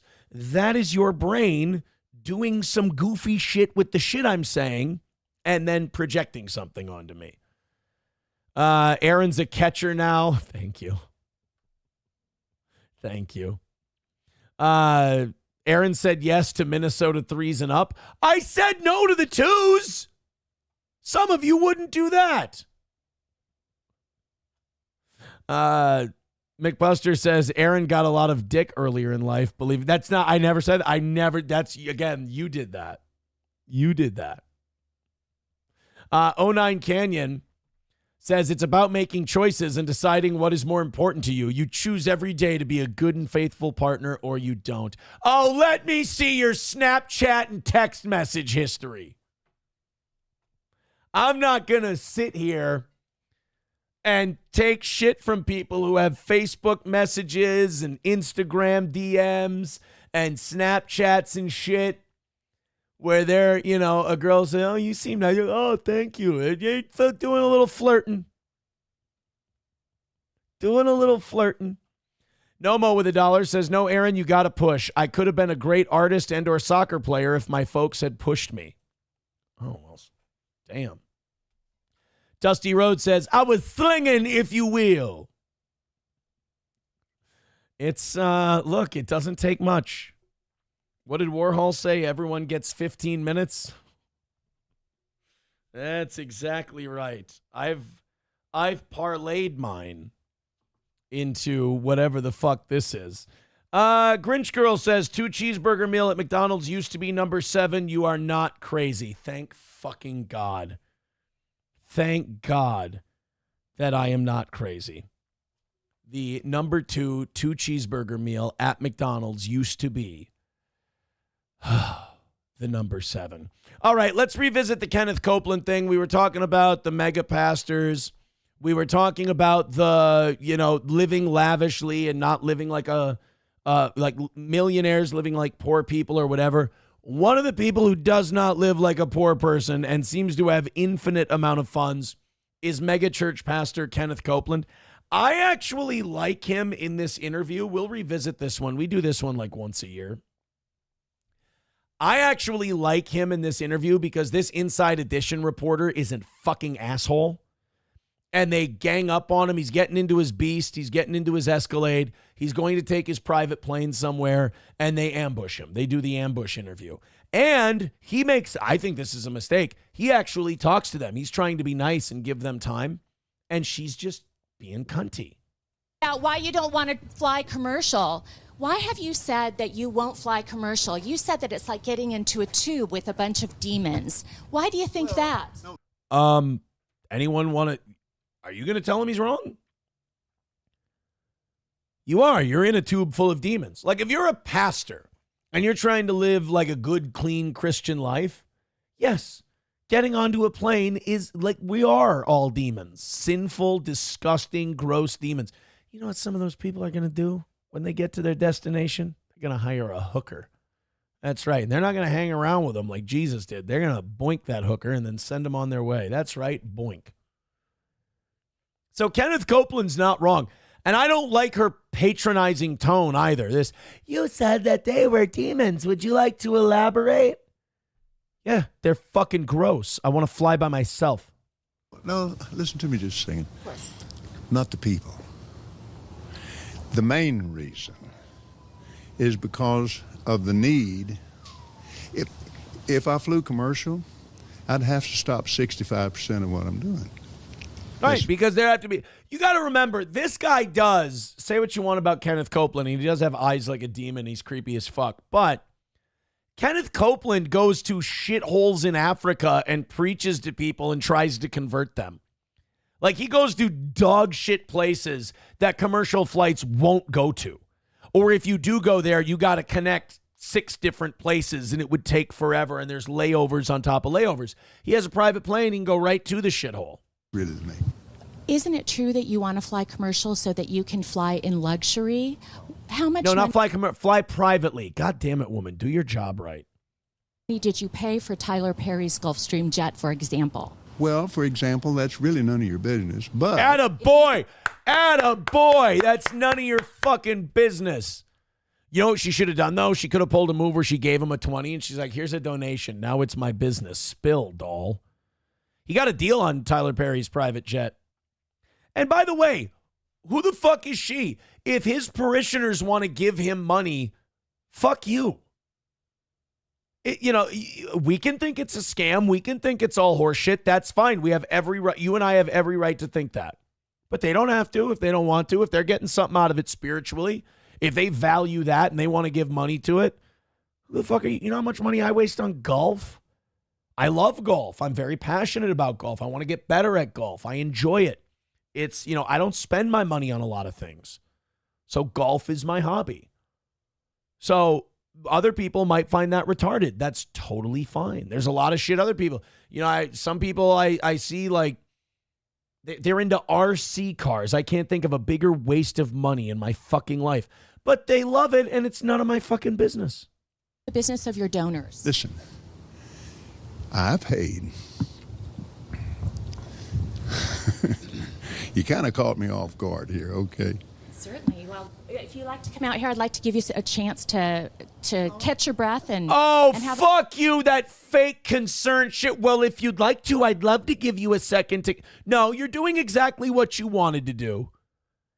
God, it's, you know what? The dishonesty of this bothers me more than anything Kenneth Copeland's doing. The dishonesty of how she's approaching this. Conversation. We don't want to catch you off guard. I love Inside Edition. You got to get this now. Hey, you listening to me? My wife thinks Inside Edition is, oh, yeah. Now, thank you, Lord. Help me. Let me pray this thing. Well, let me just ask you a really simple question. A lot of people think it's unbecoming for a preacher to live a life of luxury and to fly around in private jets. What's your response to that? Very simple. It's all Jewish horseshit. Now let me talk to you, honey. It takes a lot of money to do what we do. We have brought over 100, let's see, the latest. Oh, hold on. Guys, give him a second. He's got to pull a number directly from his asshole. And right now, with the stress of this interview, you couldn't jam a 10-penny nail up there with a sledgehammer. So he's got to work real hard to pull a number out of his ass right now. Figures just came out. 122 million people to the Lord Jesus Christ. Wait. I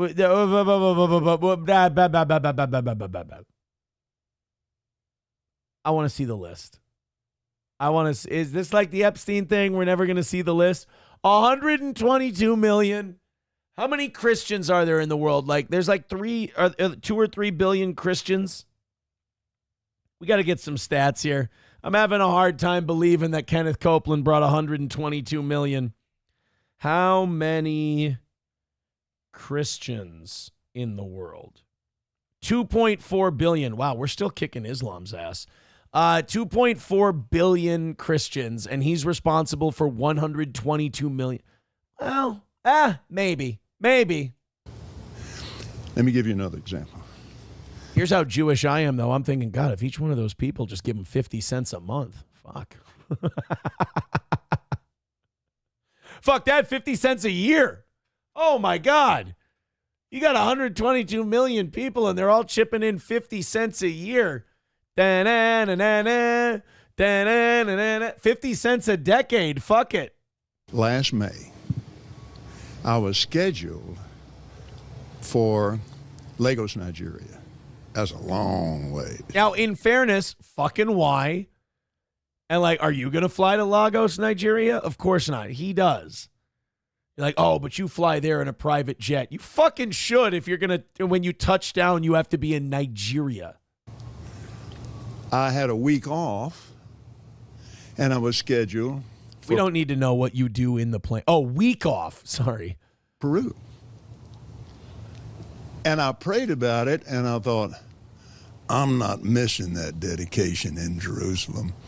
Without the airplane that we have that I bought from Tyler Perry, and I didn't pay anywhere. And Tyler's one of the greatest guys. He made that airplane so cheap for me, I couldn't help but buy it. Did you wash the gay stains off of it? Does he know that Tyler Perry's probably a gay dude? We found that out from that one guy's text messages. How do you think Kenneth Copeland feels about having his jet now? There's gay cooties on there, Kenneth. Well, my question then, okay, all right, but I want to get What I love about this is this guy is completely defending himself. She went for the ambush interview. He's breaking it down for her, and now she's like, no, I have to ask you a question now because I'm totally losing control of this interview, and it's not going the way I wanted. This wasn't me trying to honestly get information from you. I came into this with an agenda, and I'm losing. Fucking dishonest ambush assholes. the demons, because people are very concerned about that comment. Give me a chance. Oh, people are... No, you're doing a gotcha. You don't give a shit about what people are saying. Fuck off. Sad edition. I love your eyes. And, look at Kenneth trying to get some pussy on the side. We flew. Oh, you should probably rest up then. You know, drink some Gatorade. Sweat it out. Oh, you flew like in a plane. I thought you were saying you got sick. In 21 days, 70 hours, 40,000 miles, touched 5 continents, and preached face to face personally with 125,000 people. Hot shit. Couldn't have done that without a flying commercial. He's right. You got to give him that. You can think what you want about Kenneth Copeland. You can think about what you want about these mega churches. I will say this. I'm more on Kenneth Copeland's side of how the world works than this shitty Inside Edition reporter. Like, I would rather live in a Kenneth Copeland built world than her world. Do you ever use your private jets to go visit your vacation homes, for example? Yes, I do. Okay. Again, getting back to the comment. What's wrong with that? You said that you don't like to fly commercial because you don't want to get into a tube with a bunch of demons. Who would if they didn't have to? If you told me, Aaron, it's free to fly. Here's a Delta flight. Here's a private plane. Why the fuck would I fly on a Delta flight with a bunch of other people? Gross. Do you really believe that human beings are demons? No, I do. Yes, I do. Okay, fine, Kenneth. You're a better person than I am. I believe there's many human beings who are demons. Not. And don't you ever say I did. Holy shit. You're about to get all 5'5" of Kenneth Copeland up your ass. We wrestle not with flesh and blood, but principalities and powers. Can you that is terrifying. That's like an angry Christian Smurf all up in your ass. We wrestle not with flesh and blood, but with principalities. I'm going to say that to a cop the next time I get pulled over for speeding. Explain what you meant by that term then. Just explain, because it's really simple. You said you didn't want to get it's like a Christian blueberry coming after you. A tube with a bunch of demons. What did you mean? Well, let me ask you. Do you think that people that fly commercial are demons? Let him answer. Talk, sweetheart. I'll explain this to you. But it's a biblical thing. It's a spiritual thing. It doesn't have anything to do with people. People, I love people. Jesus loves people. Jesus loves you. Oh, people get pushed in alcohol. True. Do you think that's a good place for a preacher to be and prepare to go preach to a lot of people when somebody in there is dragging some woman down an aisle? It made me so mad to see that on television. I wanted to punch the guy out myself. I can't be doing that while I'm getting ready to preach. So you just don't like to be around the sinful people or the hurtful people. Is that what you're saying? Not the people, baby. The behaviors. Not the people. Dude, actually, and we can cut this off, but like, he's selling me. Like, I know she did that to like get people like me, cynical people, to like shit on Kenneth Copeland, but he's selling me. Like, yeah, I get it. You're going somewhere to preach to a shitload of people and you're trying to go over your notes and how you want to do it. And all of a sudden there's a drunk guy on a plane, or there's people arguing, or there's babies crying and screaming. Yeah, you want to be on a quiet, private plane, getting your preaching ready. I mean, this is his job. This is how he makes his money. And again, if people want to, like, Kenneth Copeland isn't holding guns to anybody's head. If Kenneth Copeland, if people want to give him money to preach, go for it.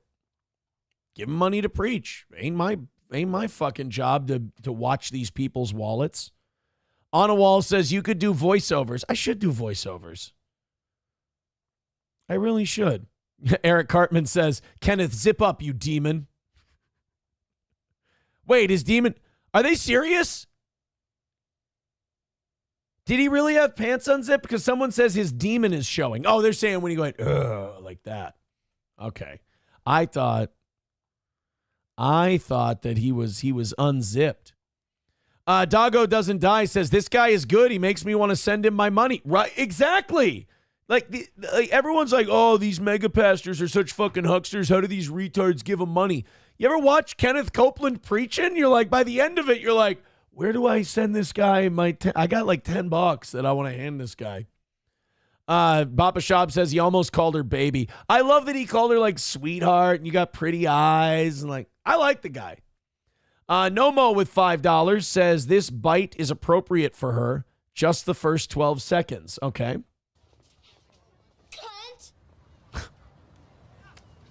I'm so sick of people taking their insecurities out of me. Oh my God, that's the pervert who filmed me last night. Oh, I don't think he wanted me to do the first 12 seconds. That's right. I'm tired of people taking their insecurity. Oh, believe me. I mean, fucking every steel toe hater on earth takes their insecurities out on me. It's constant. They take what they do, which is sit online all day and focus on a corner of the internet and obsess over it.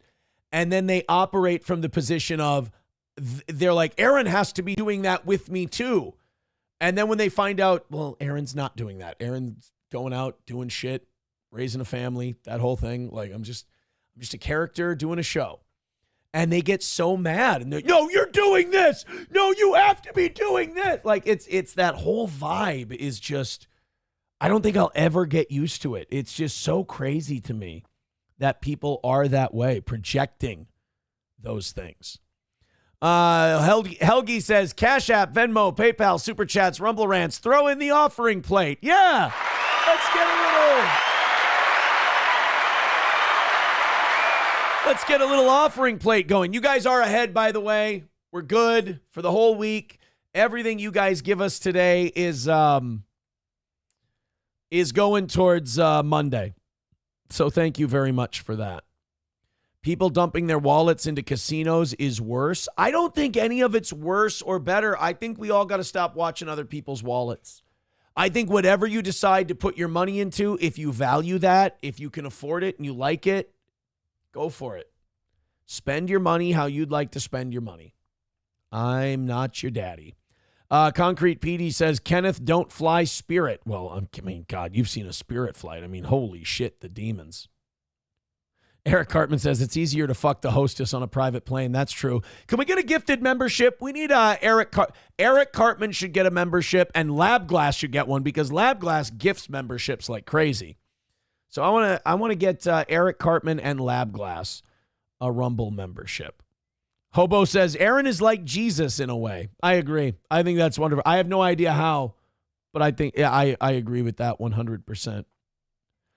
Dusty Rhodes says, I would prefer a tube of gorilla shit. I'm with the working man, if you will. Helgi says, it's like Batman and the Joker. You guys need each other. I mean, I don't really need them, but I know they need me. Actually, they do give me a chance to smirk and be shitty and all that. So maybe I do need them a little bit. A little bit. Let's go to King Kong Dong. He says, who cares? It's my money. If I want to spend it on a crack whore, I will spend it on one. Well, Jesus, I didn't say just go on a crack whore binge, but you guys have a tendency to kind of go a step above what I was talking about. Bigot on Socialist Media gifting a membership. MN Gal got it. All right, keep going, guys. Keep throwing those gifted memberships out there. I want to go until Dusty Rhodes, Eric Cartman, and LabGlass have a membership. I want to see those memberships going out there until those three guys have their membership. So if you get one, pass it along or just gift one. Wally World gifting a membership. Thank you very much, buddy. Helgi was gifted a membership by Kenneth Copeland. That's fantastic. All right, who got Wally Worlds? MKSTN got a membership gifted by Wally World. All right, keep passing those along. Like I said, Eric Cartman, LabGlass, and Dusty Rhodes. When those three have memberships, we can stop gifting them. Make sure you have it, the subscriptions and membership thing turned on as well. Adam Simon gifting a membership over on YouTube. Oh, yeah, the YouTube people. You want to do it? Twitter people, I don't think there's really anything you can do. Buy tickets to the anniversary show and hit retweet on our shit. There. Kick, do whatever Kick does. I got to start bringing in the other, like, Twitter has gone fucking crazy for us. Kick is getting bigger. Rumble and YouTube are solid, but I got to start bringing them into the fold a little bit more. Zen Man Builds gifting a membership. LabGlass got one. Yes. All right, so LabGlass got one. We need Dusty Rhodes and Eric Cartman to get memberships. So keep gifting. Let's see if we can get those to those guys. Sam Show says Twitter doesn't count, damn it. Everybody counts. Everybody counts. All right? Everybody who watches the show. Miss Tay gifting a membership. And who got it? Oh, Historically White got it. Oh, keep going. Keep going. You need me more gifting a membership. Give me tips got it. By the way, very happy that those people are getting memberships on Rumble. When you have a membership on Rumble, you don't have to watch ads, and it's only $5 a month. It's great. If you get Rumble Premium, you don't have to watch ads anywhere. It's $10 a month. And every minute you watch Steel Toe on Rumble, we get paid. That's another cool thing. You get Rumble Premium, no ads anywhere, and we get paid for every minute you watch. It's great. Zen Man gifting a membership. Diesel Cat got it. Motherfucker. Lab Glass gifting a membership. Who got that one? Because we still need Dusty Rhodes and Eric Cartman to get one. A-Team got that one. Motherfucker. All right, guys, keep gifting those memberships. They'll get them eventually. You guys are under $300 away from Monday, by the way, too. Historically White says Twitter just does views, not concurrent viewers. On Restream, it tells me what the concurrent viewership was at each 15-minute interval. So I do get that information, which is nice. Mommy gifting a membership. Who got it?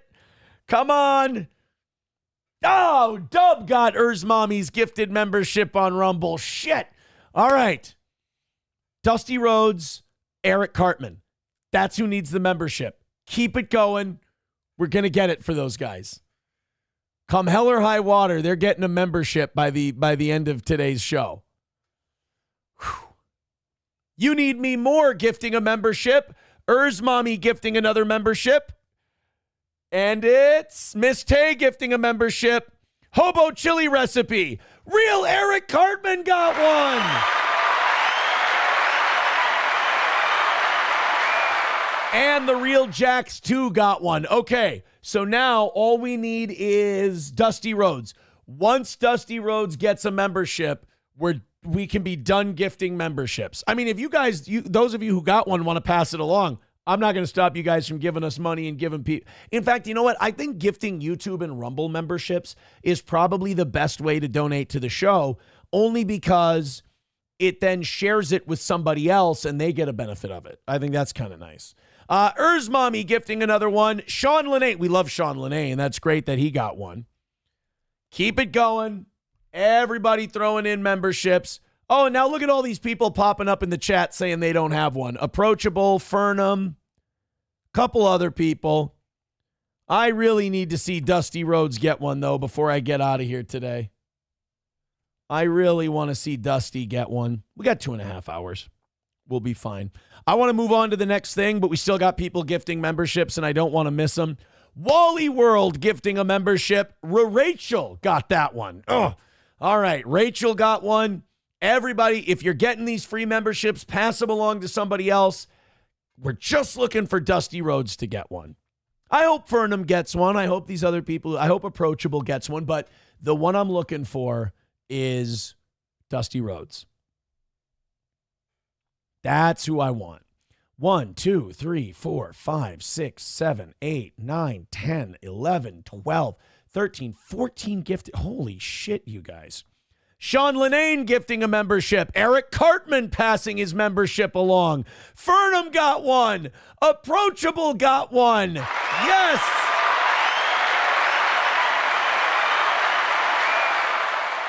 All right, so now just Dusty Rhodes, and we're looking solid.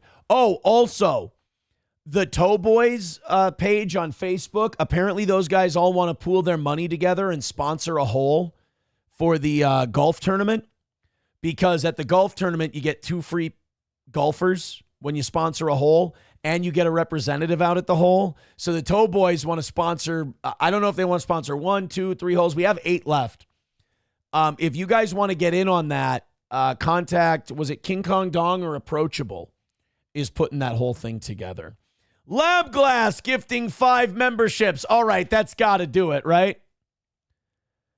We got Subi. Dusty Rhodes got one of them. Yes.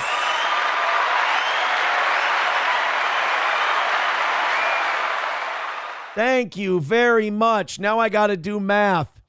5 gifted memberships on YouTube from Brian M. Pass those along too. We love YouTube. Oh my God. So we got, what's 18 times 5? 90. So now we are 220 away from Monday. Holy shit, you guys. Thank you so much. Oh man, maybe this being ahead thing isn't over with yet.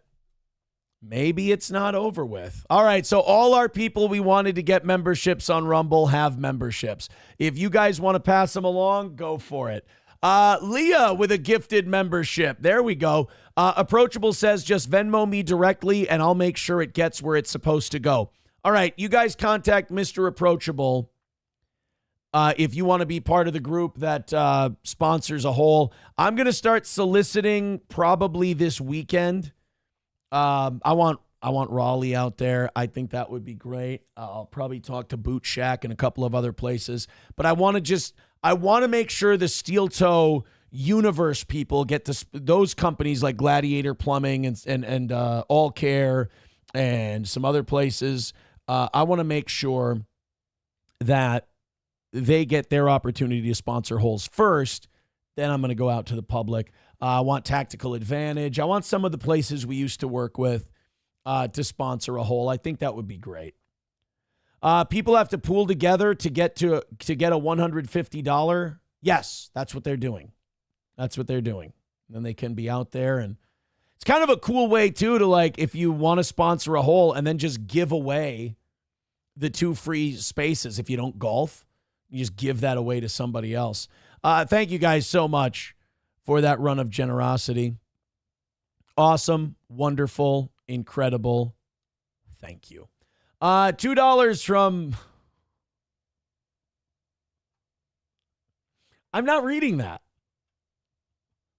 I know who this is. And they have this bit where they have a really creative name and I'm supposed to just say it openly. Thank you for the $2 that I ate. Thank you, I ate. I appreciate that. Helgi says, let's sponsor these holes.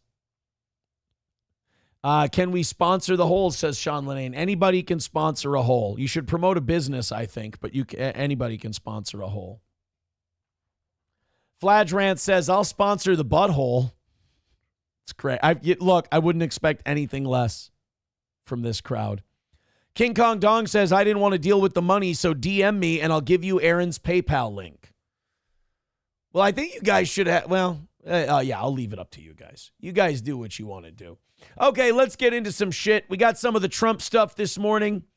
Look, they're looking for any kind of good news they can get.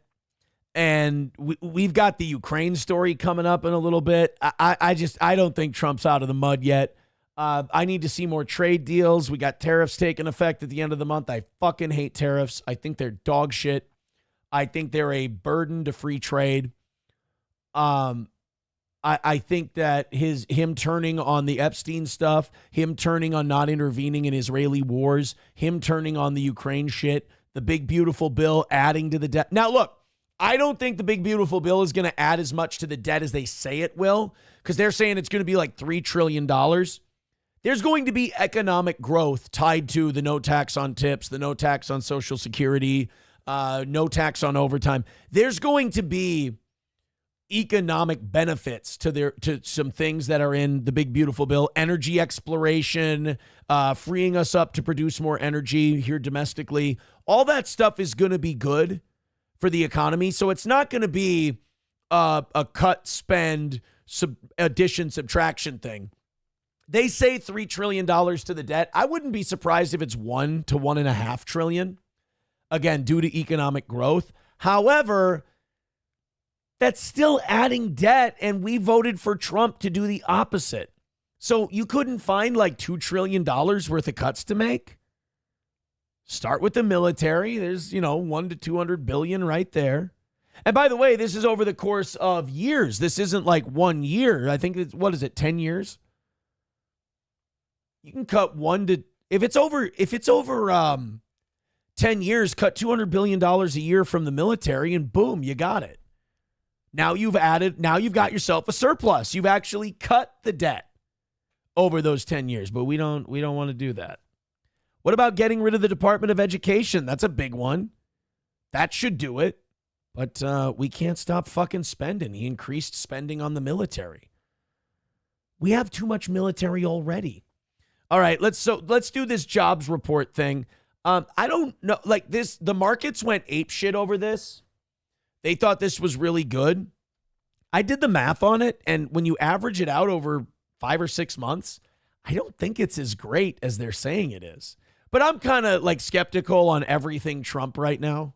President Trump's crackdown on illegal immigration seems to be showing up in the jobs data. It's a point that the White House is making. Here's what they said about the latest jobs report. It shows that American-born workers have accounted for all of the job gains since President Trump took office, and wages continue to rise. So, okay, that's coming from Caroline Levitt. Like, let me just say this. And look, if that's true, that's great. That's awesome for the country. If Karine Jean-Pierre said that about the Biden administration, would you believe it? I mean, consider the source. Here are the numbers that they're talking about. Foreign-born employment has fallen by 543,000 since January when President Trump took office. Okay, so that would mean jobs report for February, March, April, May, June, and now this one in July. So that's 6 months. So you got to average this out over 6 months. Native-born or U.S.-born jobs have increased by more than 2 million since the month Trump started his second term. Okay, so I don't mean to be this guy, but let's divide by 5 to make it easier. If we divide by 5, that means 400,000 native-born jobs a month. That's great. That's really fucking awesome. That's amazing. But you also got to subtract the 500,000 foreign-born, so that's 1.5 million. Divided by 5 months, it's 300. That's 300,000 jobs a month. You know what? That's actually pretty good. Don't they say like anything over 200,000 is like that's enough to stave off people leaving the workforce? So anything over 200,000 is really good. All right, so we're okay. Jobs, we're doing good. The job situation is looking a lot better. 2 million native-born jobs in the last 5 to 6 months. If those numbers are accurate, man, that's fantastic. President Trump's crackdown on... Oh, there we go. That was the end of the clip. Well, I mean, look, that's good. And I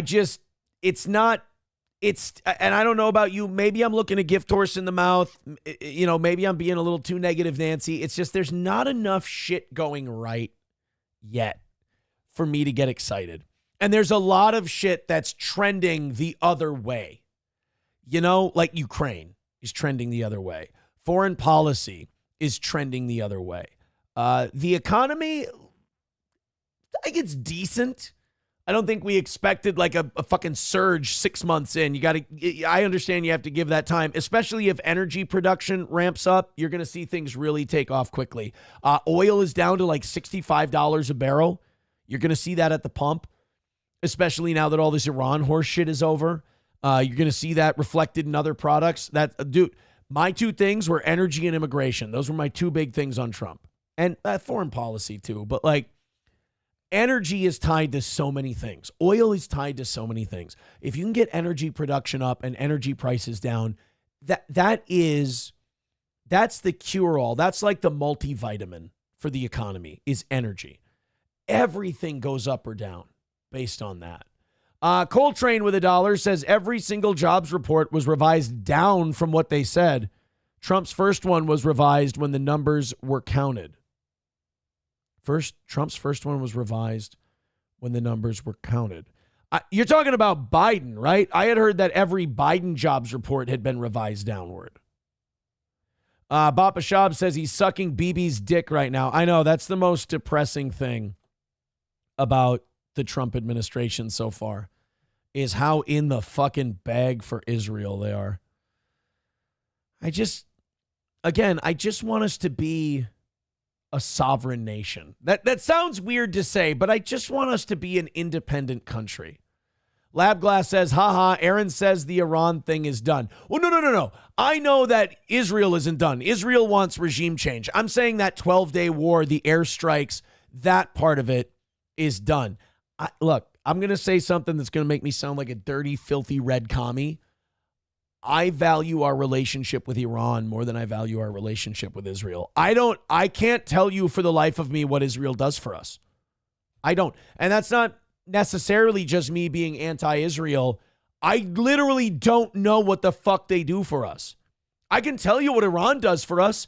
Oil production. I'm all about that oil, no treble. It's fucking stupid. I like oil. I like oil production. I want to be friends with people who produce shitloads of oil. You know, you're a lot happier person when you see someone with a nice boat from a dock and you're like, I want to become friends with that guy who has the boat, rather than looking at that boat and go, yeah, I fucking hate that guy who has that boat. Why? Get on the boat, motherfucker. Iran has an Islamic, I don't give a fuck.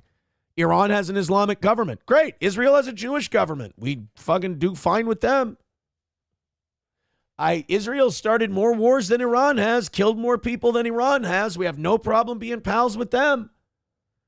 Let's be pals with Iran. Who's fucked with who more? Has Iran fucked with us, or have we fucked with Iran? And do not talk to me about the hostages.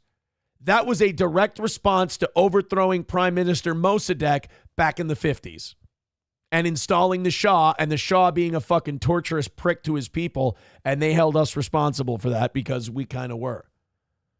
So how about we make nice with Iran? We get great oil deals. Saudi Arabia, Yemen, Qatar, UAE, Kuwait, Iraq, all these oil-producing countries. Let's make really nice, and then let's produce our own oil, and let's just run shit. There's a lot more I want from Iran than I do from Israel. And again, if you can please help me with this, maybe there's something I'm missing. Coltrane says, my rant said Trump's was revised up, but you kept skipping up when reading it. Did I miss up? Revised up? Oh, wow, I did miss it. I'm sorry. I got too much energy drink in me. My bad. Israel keeps us out of the tabloids. Bapa Shab says, why do you think Bibi is here? To secure billions and head back home to make sure his weapons are being produced? Well, Bibi wanted to sell it. He wants to sell us on regime change. Benjamin Netanyahu is one of the most evil people in Middle Eastern history. He really is. I mean, just look into what the greater Israel plan is. It's genocide. It's ethnic cleansing. It's imperialism. It's colonialism. It's everything that many people in our government are against. It's interventionism. I wish Rand Paul would speak out a little more against Israel. But then again, he has a Jufro, so I don't know. You know, where do your loyalties lie? Buzz your head. Show us you mean it. Brian says, Israel steals our tax dollars. That's what they do. They don't steal it. We fucking suck their cock and then hand it to them. You know? McBuster says, Israel and Iran are the same. Well, Israel's got a higher body count. They do. Trump is definitely holding Bibi's pocket. Yep. 1953, says Helgi. Yeah, I thought Mossadegh was, I thought we got Mossadegh out of there in 55. I don't think it matters. When was Mossadegh overthrown? 1953. Okay, I was wrong. He was prime, so it was 51 to 53. I thought he was 53 to 55. I was wrong. Shit. Papa Shab says, dude, I had to contemplate whether or not Trump was literally blowing Bibi, and I'm like 50-50 on it. I think so. I think there's a chance. Sam Show says, Trump is literally sucking his dick. Have you not seen the YMCA dancing videos? Yeah, bigot on socialist media. Mommy can attest to this. Even becoming allies with Russia would be a huge benefit for both countries. We're really having like a Count Dooku Star Wars moment where I think we're finding out that we've probably been the bad guys for a lot longer than you think we have in a lot of situations. After the Soviet Union fell, why we didn't bring them into the fold, they wanted to be part of NATO, why we didn't create a new world order with Bill Clinton and Boris Yeltsin at the head of it. I'll never understand. You know what? Probably because Israel didn't want it. Really. The plan is already in motion, says Bapa Shab. He wouldn't be here unless we agreed to fund him and to send our ships over. Mommy says, yep, a huge benefit, but President Putin won't play the pedo games. Maybe that is it. I would love to be pals with Russia. I would, just not the Chinese. I'm still a better dead than red guy. I can't go in with communism. Even their like buddy crony capitalist communism they have going on. Ditch the whole communist thing. Ditch the whole People's Republic thing. Then let's fucking roll with Russia and all these other countries. UK would go with it. They don't fucking care. Europe doesn't care as long as another world war doesn't break out there. Who are we pissing off other than Israel by befriending all those countries? I don't know. Bigot on socialist media said, to become friends with Russia and use them as a wedge against China, I don't understand. I'm not saying don't be duplicitous snakes. I mean, you have to be. It's foreign policy. But, like, befriend Russia and then whisper into Russia's ear, China's a bunch of fucking cunts. We can get you all the stuff you need way easier. I hear you guys have a lot of rare earth minerals. We'll work something out. Come on. Well, Sam Show raises a point, too. But yeah, I think the world is a safer place. I think the world is a more prosperous place if we're pals with these places. But then again, I'm probably just naive and anti-Semitic when I say shit like that. Silverwolf with $1 says, Aaron, what are you talking about? If it was for our greatest ally, we wouldn't be pushed to make all our cool military tech. Oh, that's true. I mean, I know that Iron Dome wasn't for us. Mommy says President Putin doesn't trust the American government. Oh, what an asshole. You mean President Putin doesn't trust us, the people who pushed him into a war with Ukraine by fucking around on his border? You mean President Putin doesn't trust the country that said, we're going to release all the Epstein shit, and then goes, what Epstein shit? You mean Putin doesn't trust those guys? Look, Putin's a gangster and an asshole. But you have to be a gangster and an asshole to be a world leader, especially in Russia. Russia can't be led by anything but a gangster. You got to be a fucking ballsy strong man to run Russia. It's a different place. But he ain't no pedophile. He ain't covering for any pedos. I think you got to look, if you look at things objectively, Putin isn't as evil as we make him out to be, and we're not as good as we make ourselves out to be. Papa Shab says Ukraine is the West's attempt to destabilize Russia, and it's not working. Why destabilize them when we could rule the world together? Fucking hell. Approachable says, spoiler alert, the U.S. is friends with Russia and China. They just act like there's conflict so they can start shit in smaller areas. Well, I wouldn't say friends, but I think we have carved out certain parts of the world for each other a little bit. All right, let's get going. Let's move on to something else because I'll go on this rant forever. So remember the whole Grok Mecha Hitler thing? If you don't know about this, it's fucking wild, guys. It really is. So Grok, which is Twitter's AI, like you ask him, you go, hey, at Grok, what's this? And he gives you this answer, and he gives you all the facts and all the information and everything else. Well, he went Nazi the other day. He started talking about the Jews and, said every single time and this and that. Like then he started saying he's Mecha Hitler from Wolfenstein. And look, they had to shut him down for a while. They had to reprogram him a little bit. Really, like they do. It's not that much different than what we do with humans. I mean, when humans start going every single time, or like, well, I wonder what Hitler thought about this. We kind of shut him down and reprogram him. So we had to do the same thing to Grok.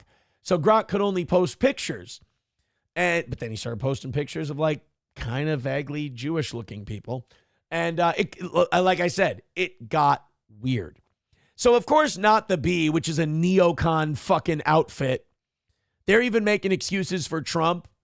Going back on the Ukraine shit and wanting to send them weapons now. They're like, yeah, but we got rare earth minerals for it.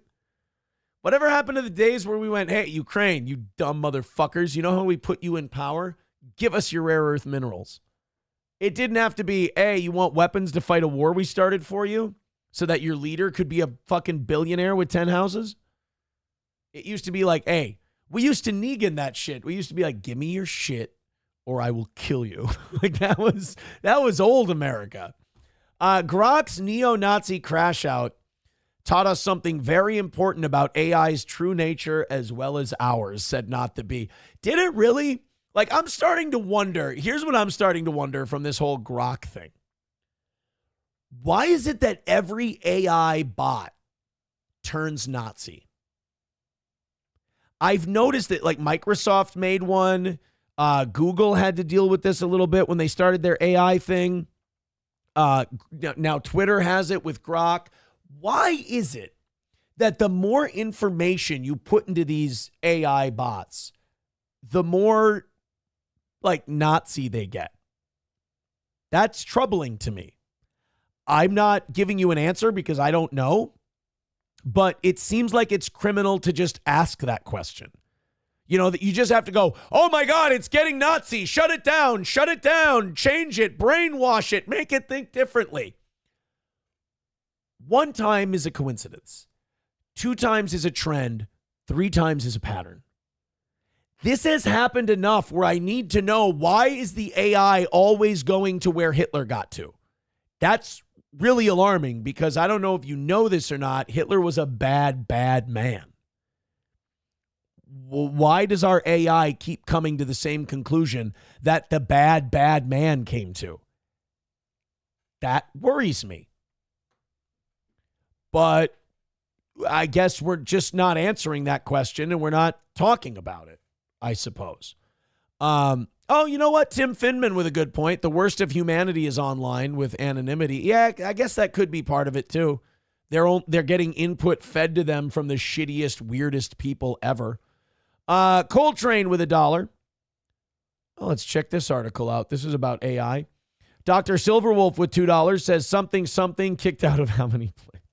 I think the funniest line I heard was Dave Portnoy has been kicked out of 109 pizza places. And then I got an invitation to go to Auschwitz after I said that. It was weird.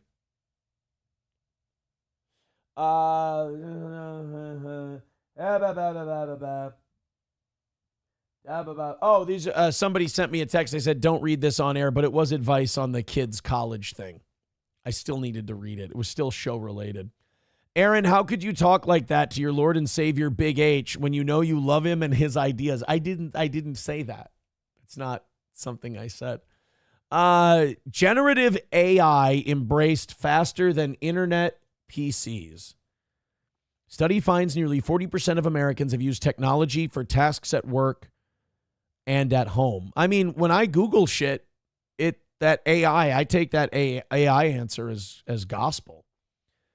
So this is all on like how quickly we've embraced the AI thing. Well, a lot of the times when you type something in and something just gives you the answer, unfortunately, we just kind of embrace the answer. We just kind of go with it, which, I guess that has its positives and negatives too. But still, Doggo Doesn't Die says 12th anniversary party at Auschwitz. No, that's a little expensive for an anniversary party, to be quite honest with you. My lakeweed removal guy just texted me. I forgot we're not using him. We raked the weeds ourselves. Hobo says, listen, I might think Mussolini was northern trash, but he had some good ideas. Okay, Hobo, I don't understand this with Italians. So the northerners are pale-faced trash. The southerners are Moorish whores. They're the mutts. Who are the good Italians? Is it like Rome? Like that region? Because it's the northerners, like, what is that, Naples? They're pieces of shit. But like Sicily, they're subhuman garbage. Who are the good Italians? Someone says Tuscany. Maybe the Tuscans? The Romans? Sam Show says there aren't any, Aaron. Landers says, good Italians? I need to know from a Guinea, who are the good Guineas? Tilt says, I'm a good Italian. All Italians are cool. Hobo Chili says, Southerners are poor, Northerners are rich. Yeah, but you just said that Northerners are trash. So I don't know.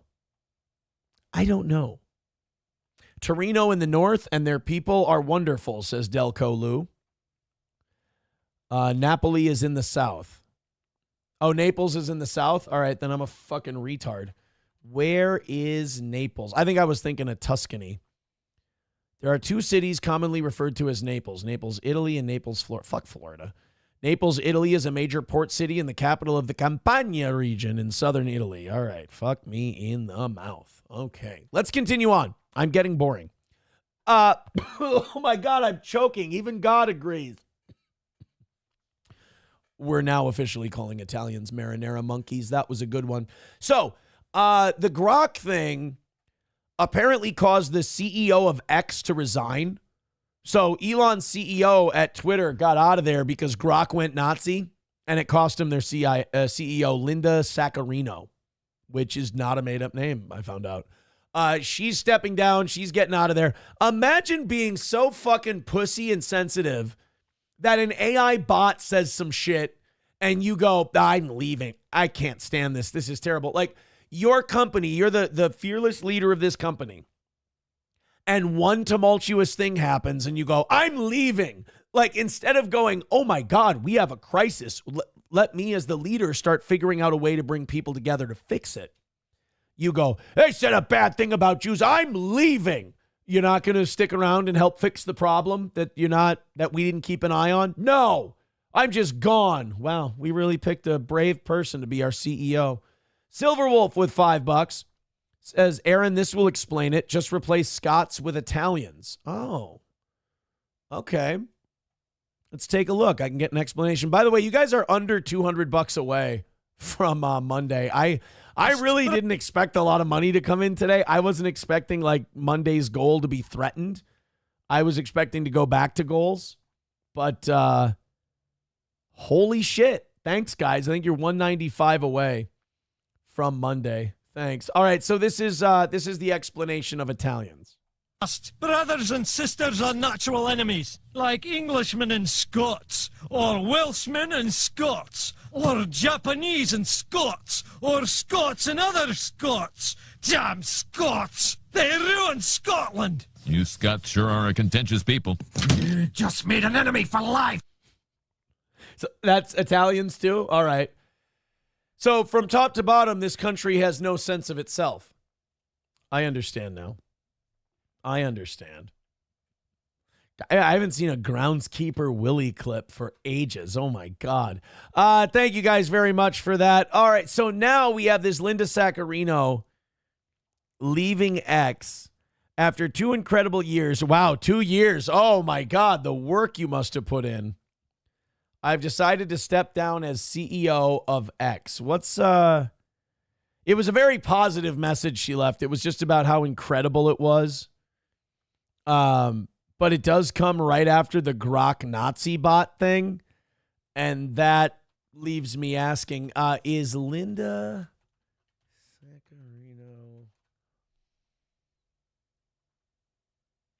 Roman Catholic? Okay, so this might not have anything to do with Grok.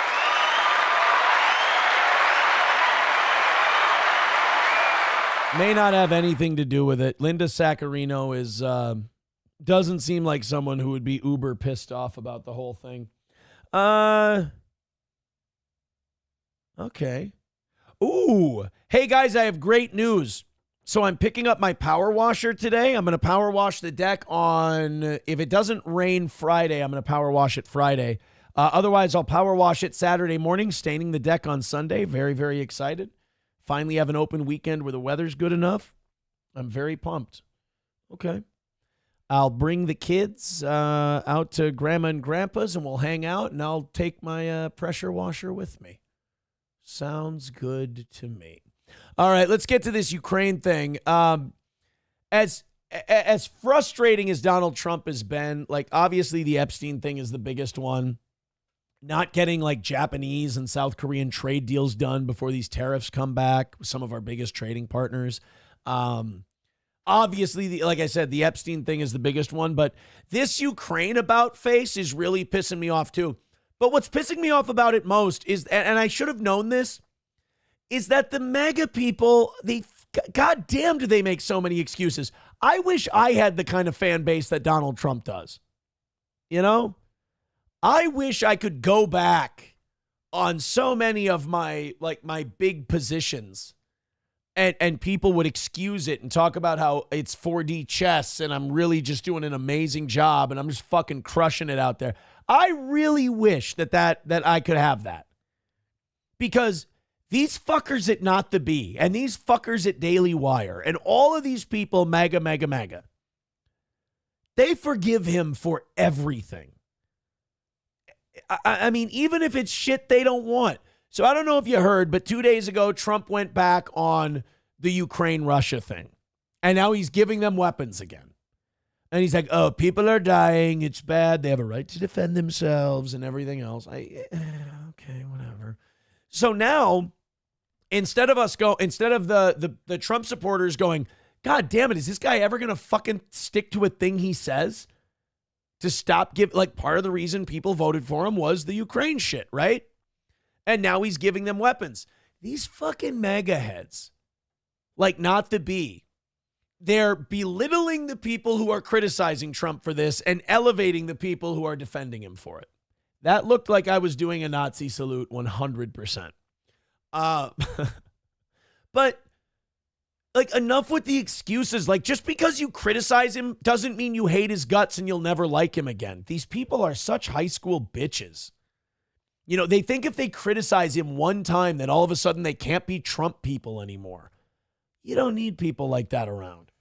The conservative sphere is a bit confused about Trump's new military aid to Ukraine. Fuck you, I'm not confused about it. I know exactly what it is, and it's a bitch move. But Not the Bee is just such an in the bag for Trump. They make me sick.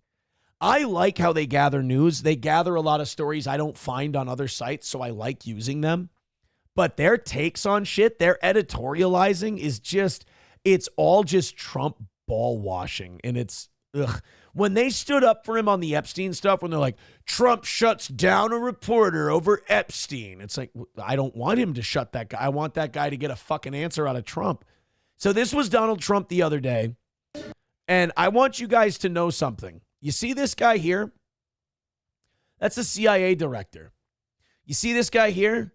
That's Defense Secretary Pete Hegseth. This is the swamp. This is MAGA. I mean, their positions on shit. Look at their faces and look at their reactions when Trump talks about giving weapons to Ukraine, and it'll tell you everything you need to know about what kind of decision this is. And by the way, do you think Trump knows that he's being controlled? Or do you think he thinks he's in charge? Mr. President, are you planning to send more weapons to Ukraine? We're going to send some more weapons. We have to. They have to be able to defend themselves. Look at Hegseth could not be more dejected, and the CIA director is coming in his pants. That's all you need to know about this decision. Part of me feels like Hegseth and this guy have argued about this before, and this guy's kind of overselling it to piss him off. They're getting hit very hard now. They're getting hit very hard. We're going to have to send more weapons. Your defensive weapons. Look at this guy. He's fucking gooning. Our CIA director is jacking off under the table to the idea of sending more weapons to Ukraine, while Pete Hegseth goes, Dad, why? Primarily, but they're getting hit very, very hard. Yeah, I don't give a shit. I don't care. I'm an American. It's not happening to me. Not happening here. Russia ain't coming over to Minnesota. I don't give a fuck. So, Not the Bee just starts belittling the people who are criticizing this move. Libertarians, of course, went full libertarian. Yeah, look, I may not be a libertarian anymore, but yeah, fuck those people for having principles and standing by them when the president doesn't keep his word. Fucking dicks. Yeah, there's Ron Paul. Yeah, let's shit on Ron Paul, who's been right about everything foreign policy-wise since he was 9. Newsmax hosts Newsmaxed. The White House just announced they're going to send more weapons to Ukraine. They are also considering oh yeah, I forgot about this one. Amnesty plan for illegals. Trump wants to give amnesty to certain workers. Which, I mean, if he wants to admit he was wrong and say, look, we need a certain amount of illegals in the workforce or this workforce doesn't work, people won't do certain jobs, then that's fine. But that's you going back on a promise. And it turns out the Epstein files were just an urban legend. I did not vote for this, says Todd Starnes.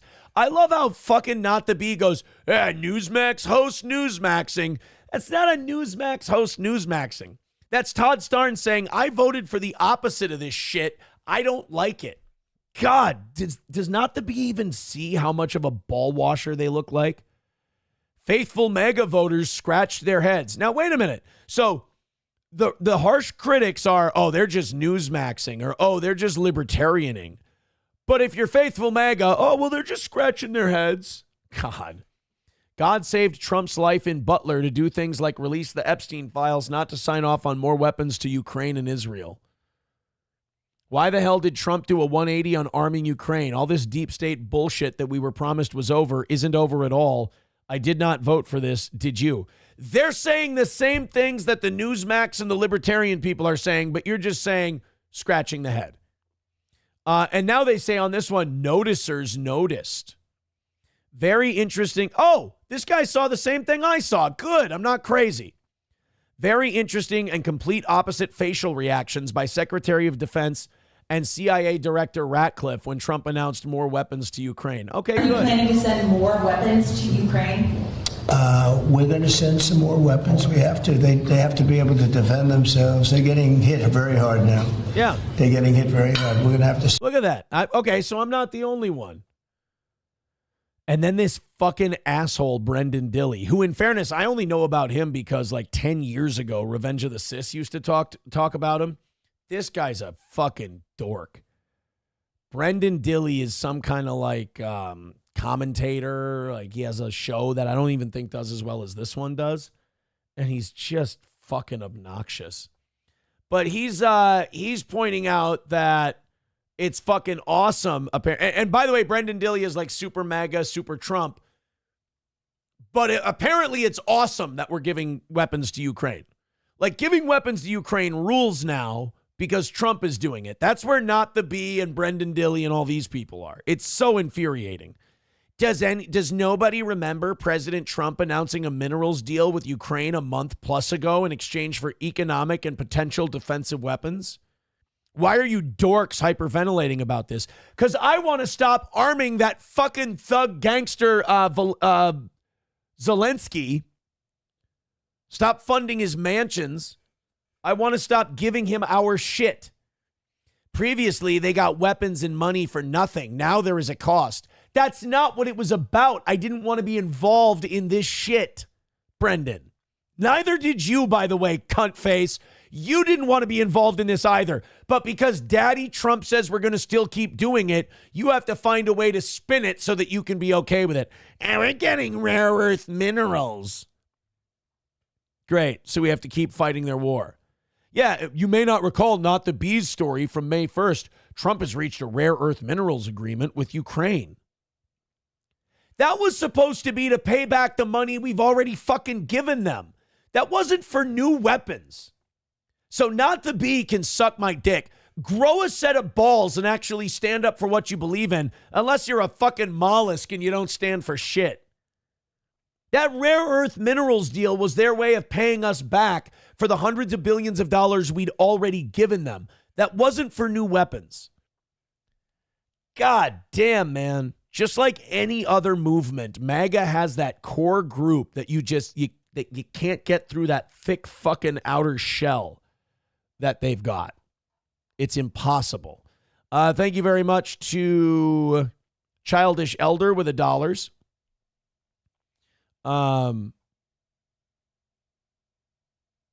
Childish, I don't understand the Scott thing. What do you mean the Scott story from yesterday? That he and I disagree on what boxing is about? You guys are girls, man. I tell a story about how two men disagree, like, hey, man, I think we should help this guy and we should teach him. And Scott's like, no, he's from the Salvation Army. He needs to bring more money and fuck this one-on-one shit. That's his take. My take is, man, I want to help anybody who wants some help. I love boxing and I want to teach other people how to box. And then people like Childish Elder are like, why are you talking shit about? God, you guys are girls. You can tell people who don't have friends and like never have disagreements and never argue or oh, it's so pathetic. Also, I totally question your how genuine you are about this. Don't respond. You're just going to reveal more. I question how genuine you're being. Just, you know what? Don't say anything. Just say, Aaron, you're right, and move on. Because I've got you. The Brendan Dilley thing where he's like, we got rare earth minerals. It's totally fine for us to give weapons to Ukraine. Fuck that. Again, that was the way that we were going to get money back from what they've already given, or what we've already given them. Mommy says, alrighty, I'm going to go do some shopping in that evil city of Moscow. Have a great day, everyone. Oh, you know what? Tell Ivan Drago that we said hi, you fucking commie. $5 from Chevrolet JB. God damn it. Chevrolet JB says, I still have a 91 S10 2.8 liter 5-speed 164,000 miles. Also, happy birthday to me. Happy birthday indeed.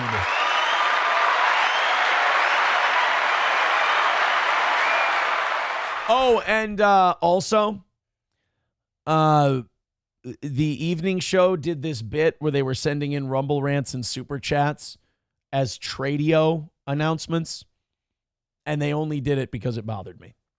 That's the only reason. We made a lot of money last night because people wanted to annoy the shit out of me. And the way they did it was they were putting items up on Tradio. Tilt says Cat Turd has gone off the rails for sure. Oh, God, is Cat Turd sucking Trump dick too over all this stuff? God damn it. I mean, I don't like Cat Turd anyway. Cat Turd's...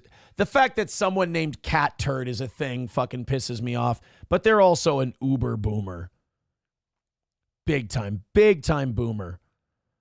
Parasites. I don't give a shit about parasites. Liberalism is a mental disorder. Wow, good one. Good one. I don't see what he's oh wow, God damn, he tweets a lot. All of this is just from an hour or two ago. Holy fuck. This guy like lives on Twitter. God damn. 6 Secret Service agents suspended who are connected to the assassination attempt on President Trump in Butler, Pennsylvania. Well, I mean, Secret Service and the FBI did fuck that up, so why not? I don't really see anything from this Cat Turd guy that, like, I'll be honest, he just tweets too fucking much. Really. Delco Lou says, no, of course not. Helgi says, I'm going to start a Twitter account. I'm going to name it Dog Shit. Oh, I'm sure that's already taken. Oh, yeah. I can send that over. All right, let's open up our next hour worth of stories. We've got All Care Towing, 320-253-5203 for All Care Towing of St. Cloud. Of course, our pals Tim and the team at All Care. When you go in the ditch, when you get in an accident, when your car stalls, flat tire, lock your keys in the car, no matter what calamity befalls you, All Care Towing is going to be there quicker than anyone else. That's All Care Towing, 320-253-5203 for All Care Towing of St. Cloud. That's All Care Towing. Again, 320-253-5203 for All Care Towing. Better to have that number in your phone and not need it than need it and not have it. Midland Armory in downtown Foley, Minnesota. Go check out Midland Armory today. Oh, my goodness. With Midland Armory, you can check out everything from knives, optics, parts and gear, handguns, rifles, optics. I already said optics, you dick. Ammunition. Check it all out. The entire collection, the entire selection right there online at Midland Armory in downtown Foley, Minnesota. MidlandArmory.com. Talk to Derek and Tracy today. And whether it's online or in person, they can also handle the suppressor process from beginning to end at Midland Armory. That's Midland Armory in downtown Foley. Also, Stoney's Bar in downtown Rockville. Stoney's has bike night tonight. Make sure you go to Stoney's for bike night. It is back after the 4th of July holiday. Bring the motorcycle. They've got food trucks, entertainment, specials, 250 beers on Thursdays. Bike night is tonight. Go enjoy the patio. Go enjoy Stoney's Garage. I love that outdoor patio bar. Those are our friends. Is our friends. What the fuck? At Stoney's in downtown Rockville. That's Stoney's in downtown Rockville, Minnesota. Visit Stoney's today. Professor Tie-Dye with $1 says, does your diaper ever get jealous of all the shit your haters spew out of their mouths? Also, I have used steel-toe diapers for sale. $1 for fans, $5 for haters, as they will eat the contents. That's probably true. Thank you, Childish Elder, for the $1. Oh, yeah, speaking of your haters, they also said they called All Care and Midland, and they said they aren't sponsors anymore. Yeah, oh, yes, I'm sure. I'm sure that's what they said. Kyler with $2 says, I got a 1991 Keystone travel trailer. Roof leaks and floor is rotten. Couch pulls out. Smells like the 90s. $2 from Doggo Doesn't Die says, Gopher Farts is probably available, though. I'm still looking for a white hood for a 2013 Dodge Ram. So we're doing this bit again. We're doing the Tradio bit again. Wonderful. Aces. I'm going to have to count after the show is over because you guys have gone apeshit again today, but we're 1-something away from Monday morning's goal. So there's another chance that we start next week ahead. Jesus Christ, you guys are fantastic. Okay, let's get into also, speaking of Stoney's with an incredible Stoney's with an unbelievable deal for you, which is the Steel Toe Anniversary Party. The link to tickets is in the chat. Come join us Saturday, July 26th. Johnny, myself, Roots, Gino, Keanu, everyone's going to be there at Stoney's. We got the cornhole tournament in the afternoon. Then we're going to drink. And then we're going to have the comedy show afterwards. And then on Sunday, we got the golf tournament. Get your tickets to all of those things. $500 for first place in the golf tournament. I told somebody that yesterday, and they went, holy shit, I do golf tournaments. I don't ever see $500 prize. I'm like, fucking hell, that's great. Awesome. $500 for first, $300 for second, and $100 for third is what we're going to do for prizes. And then any whole sponsorships and signups that go over covering our costs, we're going to go out and pick up some raffle prizes and shit like that for you. So even if you have a terrible day at the golf course, you'll have a chance to land some other shit. That's the golf tournament on Sunday at Wapakata in Sauk Rapids. And then also the Saturday, the anniversary party at Stoney's on the 26th. Get your tickets at eventbrite.com. The links are pinned at the top of our chats. Oh, that was the other thing. The Steel Toe haters also said they called Wapakata and there was no tournament. So apparently all of our sponsors are gone. Just heard from Midland yesterday. It's weird. Tim sent me a text yesterday as well. But they're all gone. I do feel bad for those people. I think it went so poorly for them, and now they just have to make shit up to convince themselves. I get it. Look, I understand being desperate and needing a W. I totally get it, guys. Like, you have nothing but empathy from me. I understand who and what you are, and I understand what you need to do. It's okay. But I will let Tim know today when I see him that All Care is no longer a sponsor of Steel Toe. I'm sure he'll get a kick out of it. And by the way, if he said that to you, I'm sure he wasn't playing your ass. Just like the people at Wapakata are playing your ass. Actually, I told Brad at Wapakata, I said, yeah, tell him you're not having a tournament there. You're not. I am. I booked tee times from you. I'm using it to do a tournament. Haha. You guys got to be getting sick of that at some point. Like, just getting fucking run around like that and tricked so badly. $5 from Gray Duckling says, Gold Grill, a half bottle of Hennessy, and a box of chirping smoke detectors. Must take all. Thank you very much. We are indeed doing Tradio.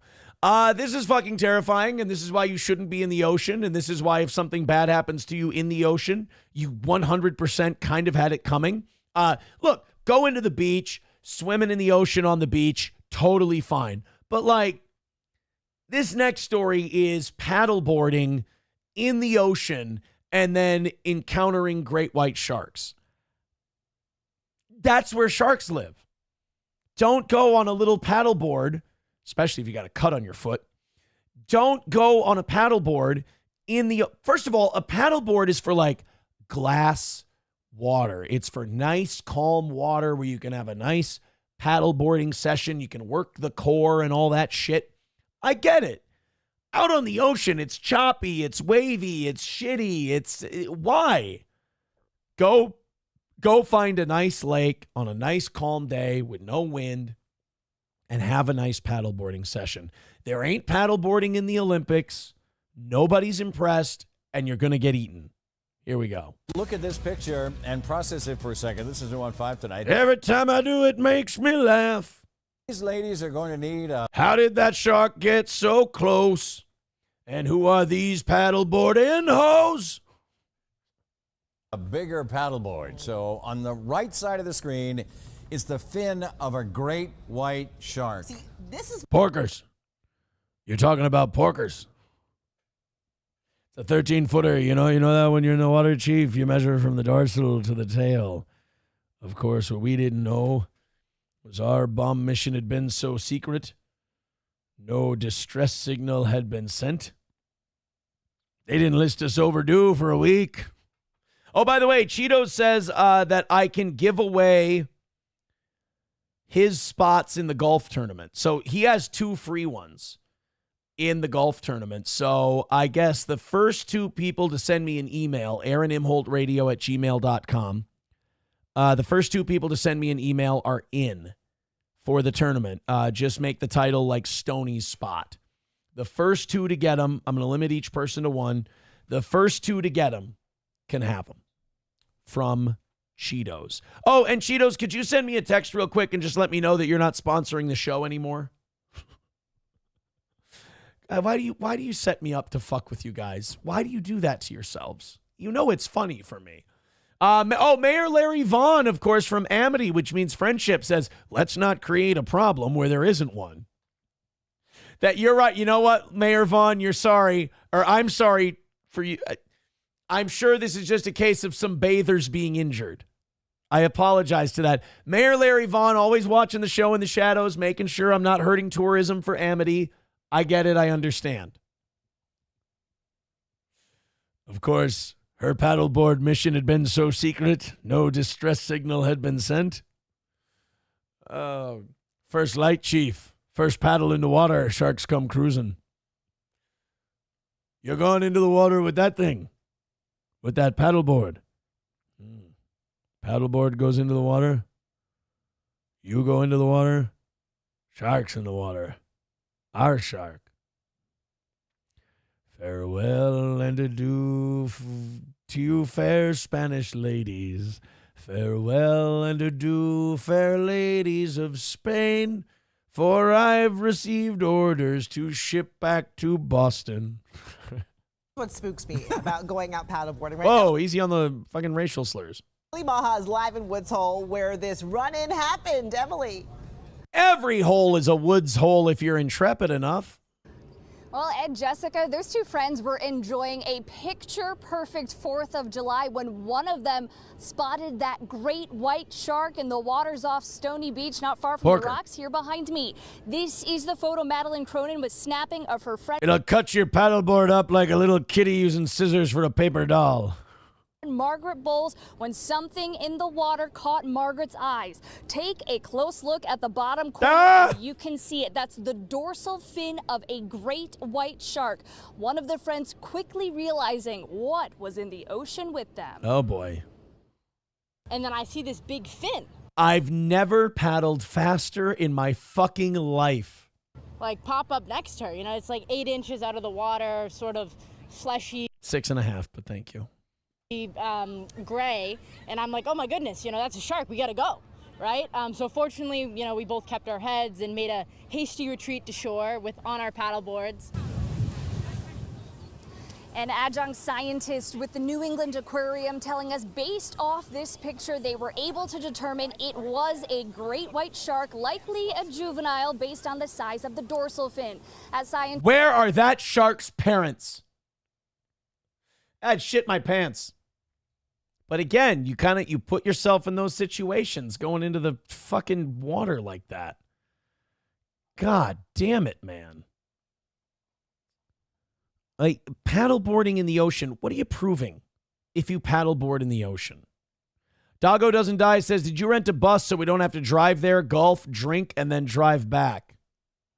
Okay, would you guys rather have, like, a TV or something for a giveaway prize, or would you rather have a rented bus to drop you off somewhere after the tournament? That's a good question. Childish Elder with $1 says, don't let people get under your skin. Get under my skin? I'm getting under their skin. Are you fucking kidding? We sit here and laugh at them all the time, and then they're like, I have to keep calling people. Who's under whose skin? Sorry, pal. Let's go. Oh, God, fucking Ben Shapiro again. Why do I do this to myself? You know I can choose. Oh, wait. Oh, nope, guys, sorry. You all won. Cheetos just texted me, fuck this show, I'm not sponsoring anymore. Damn it. 250 beers tonight, right, Cheetos? Just making sure. Ed has taken... Ed has taken one of the spots for Stonies, but he says, I'll take it, but then I have to pay $80 to golf with Gino. Oh, you wanted one of the Gino spots.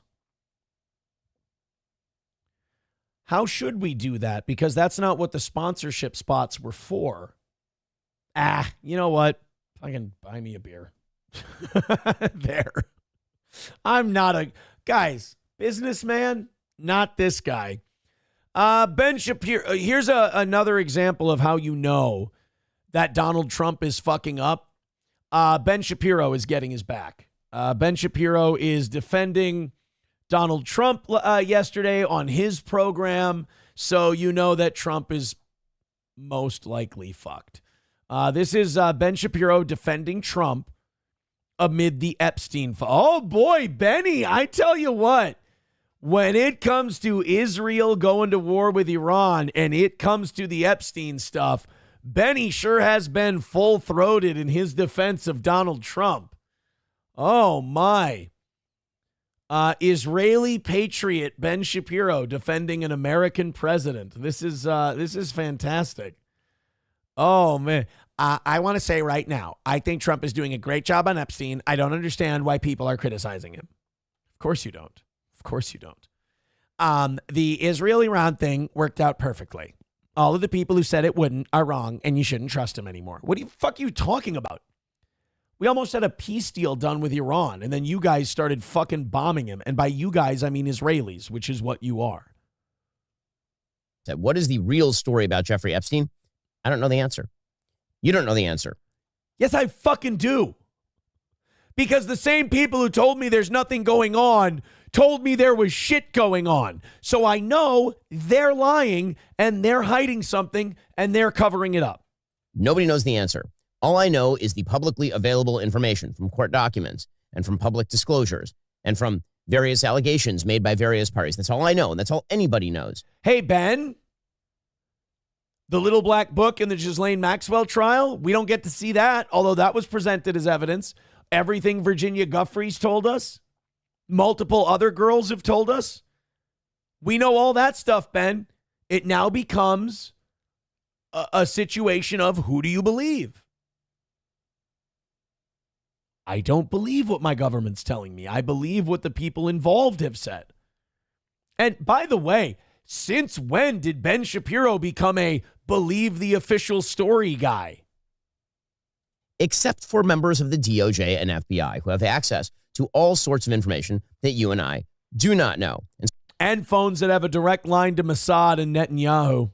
So I will say right at the outset that when you look at the number of people inside DOJ and FBI who have now come out behind this memo, they have information I do not have. And so you now have a choice.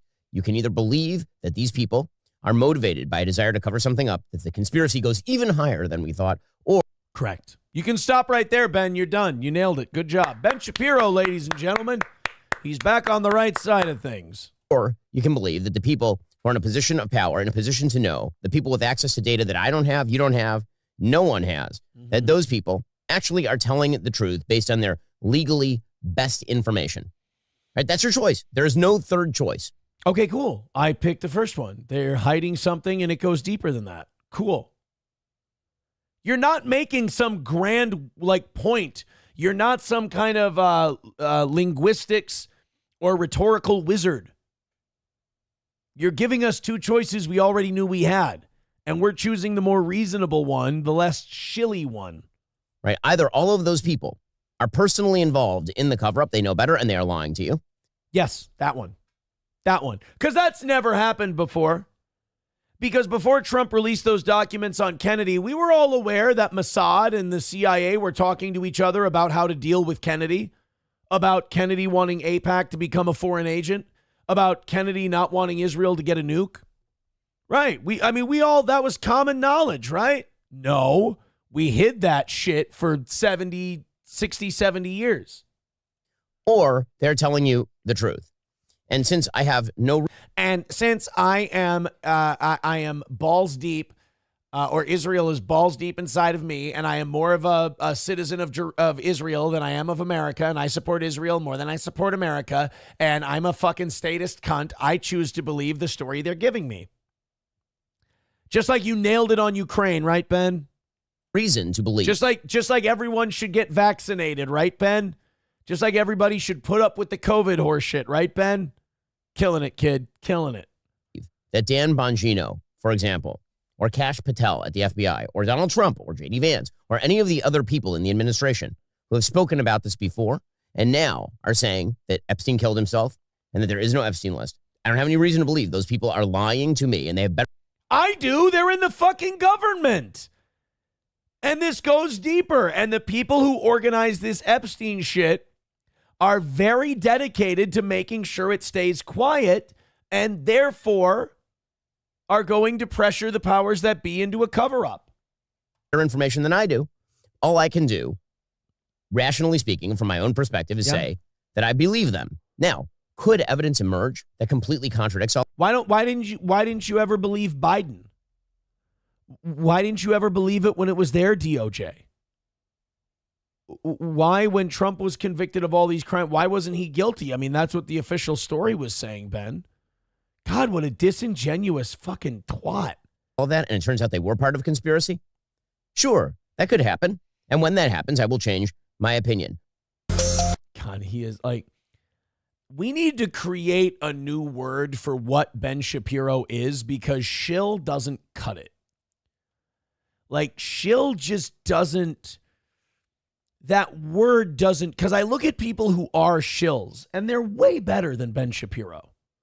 So I need a new word for what Ben Shapiro... Don't write that word in the chat, please. Please don't write that word in the chat. All You Can Eat Negro says, why is this Easter egg talking to us? Oh... I don't think Ben ever leaves his house anymore. Bongino is ruining his media empire. I don't get him. Look, I think these people were blackmailed. I think they're compromised. I really do. All You Can Eat Negro says, undo that last button, Aaron. I'm almost to the finish line. I'm a tease. No, those aren't the words that I want to use that are different than shill. It's not what I'm doing. It's not what that wasn't the word. That's why I said I wasn't going to read the chat for those terms. All right, so we got Ryan and Ed are both good. They are in for the tournament. Let me, Ryan and Ed, they are comped from Stonies. So there we go. All right. I am liking how many people are in that golf tournament so far. Go ahead and get your tickets at eventbrite.com. Perfect. So we go from one extreme to the other. Ben Shapiro covering for Epstein, covering for the Trump administration on Epstein, to Tucker Carlson, who like a pit bull will not let this thing go. He is not letting Trump off the hook for this. He is not letting, Bondi off the hook for this, anybody. And he is really curious, Tucker Carlson is, as to why Ben Shapiro and Mark Levin are so passionate about covering for Epstein. I can't figure. By the way, I don't know if you've been watching Tucker lately, but he's getting really close to, I guess he's probably already been called anti-Semitic for the way he's been covering things. But Tucker is getting really close to just coming out and saying some shit. And I don't think it's because he's ever been hiding the way he honestly feels. I think it's because more shit keeps happening that kind of shoves him in that direction. It's it's more of a quiet part out loud kind of a thing. This is Tucker talking about all these quote unquote conservative commentators who all of a sudden are running cover for Jeffrey Epstein. And for the life of us, we can't figure out why. Mediaite, come on, let's go. I told my friends that we were going to watch your clip of Tucker, and you're making me look like a fucking asshole here. All right, here we go. This is Tucker on Mark Levin and other conservatives running cover for Epstein. It's so obvious. It is salacious. People have followed it for years. The president promised to reveal the truth about this. Pam Bondi, as you said, went on television and said, we have the truth and we're going to give it to you. Yes. I think this is a big deal. It's a really big deal. It's bigger. So. I hope so too, actually.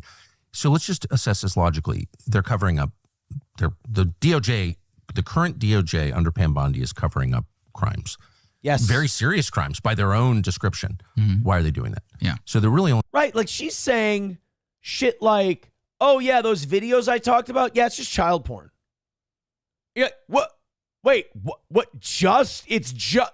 Okay. Can we make some moves on that? Can we arrest some people on that? Can we expose that? Can we excuse me? What about all these women who say they were trafficked by Jeffrey Epstein? I know one of them's dead conveniently. Virginia Guffrey couldn't be alive when they let all this out there. She had to go because she would have called bullshit on all of it. Two and now all these other girls who would likely come forward, they saw what happened to Virginia Guffrey and they're like, it's probably not worth it. Explanations that I can think of. Maybe you've got another. The first is that Trump is involved, that, Trump is on the list. Right. Got tape That's Trump what I doing think. Something awful. I don't believe that for two reasons. One, I've talked to Trump about it a lot. And I know him. He's not that, for whatever his sins. I don't think he's that guy, actually. I don't think he likes creepy sex stuff. But he loves pussy. This guy has been dating young former Soviet models his entire life. His wife is what, like 30 years younger than he is? He's not into younger chicks? Come on, man. Again, I will stick with my position that I don't think that most of these powerful men that were part of this Epstein thing knew at the time they were having sex with like creepy underage girls. I think a lot of them just had sex with the girls who were put in front of them. It was filmed, it was photographed, and then they said, by the way, she's 15. We're going to use this as blackmail. You're going to do what we want. Whenever we ask you for a favor, you're going to do it, or everyone's going to see these. I'm of the opinion that that's what happened. So you gave Trump a young-looking hot chick to bang. Yeah, I believe he did that. That's my view. But more, I think, convincing is that this is all information that the Biden administration had. And if there was evidence that Trump had been involved in illegal sexual activity, you think the people who made up Russiagate wouldn't have leaked it? Right. Come on now. So the only other explanation that I can think of, again, maybe you've got another, is that intel services are at the very center of this story, U.S. and Israeli, and they're being protected. I think that seems like That's the most obvious. This is what confuses me. Why can't it be both? Why can't it be both of those things? That it has to do with Israeli and American intelligence services and Trump's involved. have a history of this. There have been multiple documented cases. Say whatever you want about Elon, but why would he come out and say Trump's in the Epstein stuff if he's not? I don't get that. Of pedophilia inside of the CIA perpetrated by CIA officers, documented that in many of those cases, I believe over a dozen cases, this was a BuzzFeed news piece years back, where the CIA specifically did not want to prosecute those individuals in federal court for fear that they would reveal sources and methods if they were pulled into open court. And they basically just made it go away. The only time they actually prosecuted somebody for child pornography was whenever he'd already being prosecuted for mishandling classified information. Well, when they want to crush you, they put kiddie porn in your computer. It's why I don't have a computer. Don't own one. Yeah, if you're an important person, you should be careful. No computer in my house. This is an important thing, though, is that we already have documented cases of them covering this up. I believe the CIA Inspector General. Yeah, when did all the really super smart people in the commentary world all of a sudden become naive and retarded? Like, when did all these people who, they break down everything and everything is this and men aren't men, or men are men and women are women and you can't be trained and all these people, I approach everything logically and rationally. When did they all just become dumb and naive and stupid and not, what are you saying that the government probably covered a lot of this stuff up? No, Ben, I would never say that. What the fuck? What are you, 9?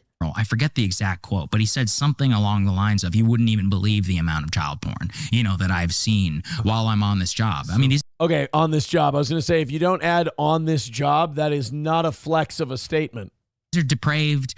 Look, I mean, it's a large. Just go up to somebody in a bar, bro, you wouldn't believe the amount of child porn I've seen. They're like, what? Like, oh, no, I work for the CIA. I investigate things like that. Okay. Still a weird thing just to say to somebody, bro. Organization, a small percentage of the U.S., we can make that argument. I think there is like something pathological, kind of in the minds of the people who excel in this type of environment. Of course, it's based on lying. Yes. And lying is the gateway drug to every other sin, of course. And the veil of secrecy that protects CIA up to and including its budget, which we can't know, makes all kinds of really evil behavior possible. In fact, it inspires it. If you had the cloak of invisibility, would that improve or degrade your behavior? If you can convince yourself that the lies you're telling are in service of the advancement of the good side of things, you've now gone to a level of moral flexibility that allows you to do a lot of other dirty shit. Everyone knows. Serious. Everyone knows the answer to that. Of course, you'd be like, I'm invisible. At some point, you're going to have to go up and go like, like you could. Did Tucker just do Invisible Man squeezing tits? That's awesome. I didn't have that for today's show. Tucker did. So we know. I love that Tucker has the attitude of like a 15-year-old kid in a locker room. Tucker's like, if I was invisible, I just, just go around squeezing tits, which like is not the most evil thing an invisible person could do. It's wrong. It's juvenile, of course, but like it's not the shittiest thing that he could be doing. So even as like an invisible guy, he's still, pretty decent, but he would be a tit grabber. That's for sure. You just hear an invisible guy go honk, honk, honk, honk, honk. You're like, what the fuck? Is it 1981? Who the fuck is this guy? He's just grabbing titties. Well, and they see doesn't make you a better person. They see their own colleagues getting away with it, and it's a permission structure. And so, look, I mean, that's a small case, but it just shows us that it's obvious, and it's something that has been in multiple intelligence communities have been ensnared in this. Again, I highly recommend Daryl Cooper's episode on the Oh, don't recommend anything Daryl Cooper. That makes you a Nazi.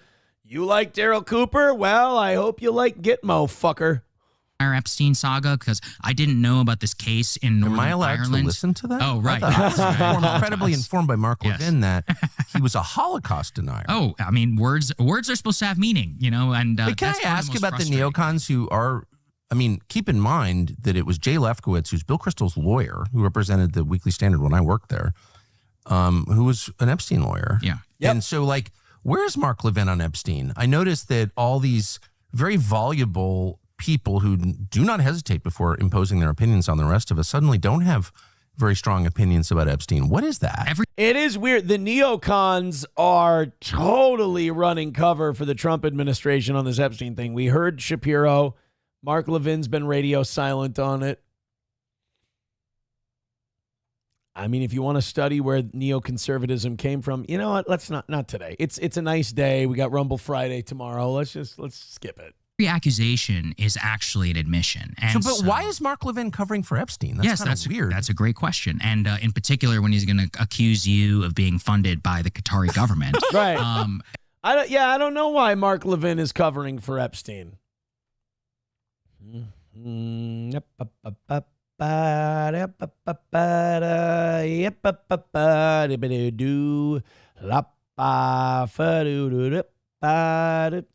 Yeah, I can't figure it out.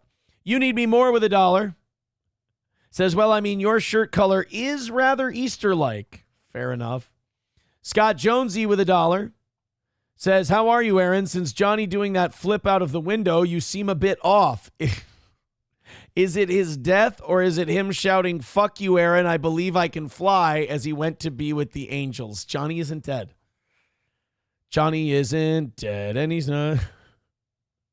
Approachable says, if I help sponsor the Towboy Hole, could I then go to said hole's tee box and heckle the contestants while they tee off? I mean, you can be the representative at that hole. I would appreciate it if you, I mean, these guys are going to be playing for $500 for the top spot, which is, what is that? That's like a 10 times multiplier of what they paid.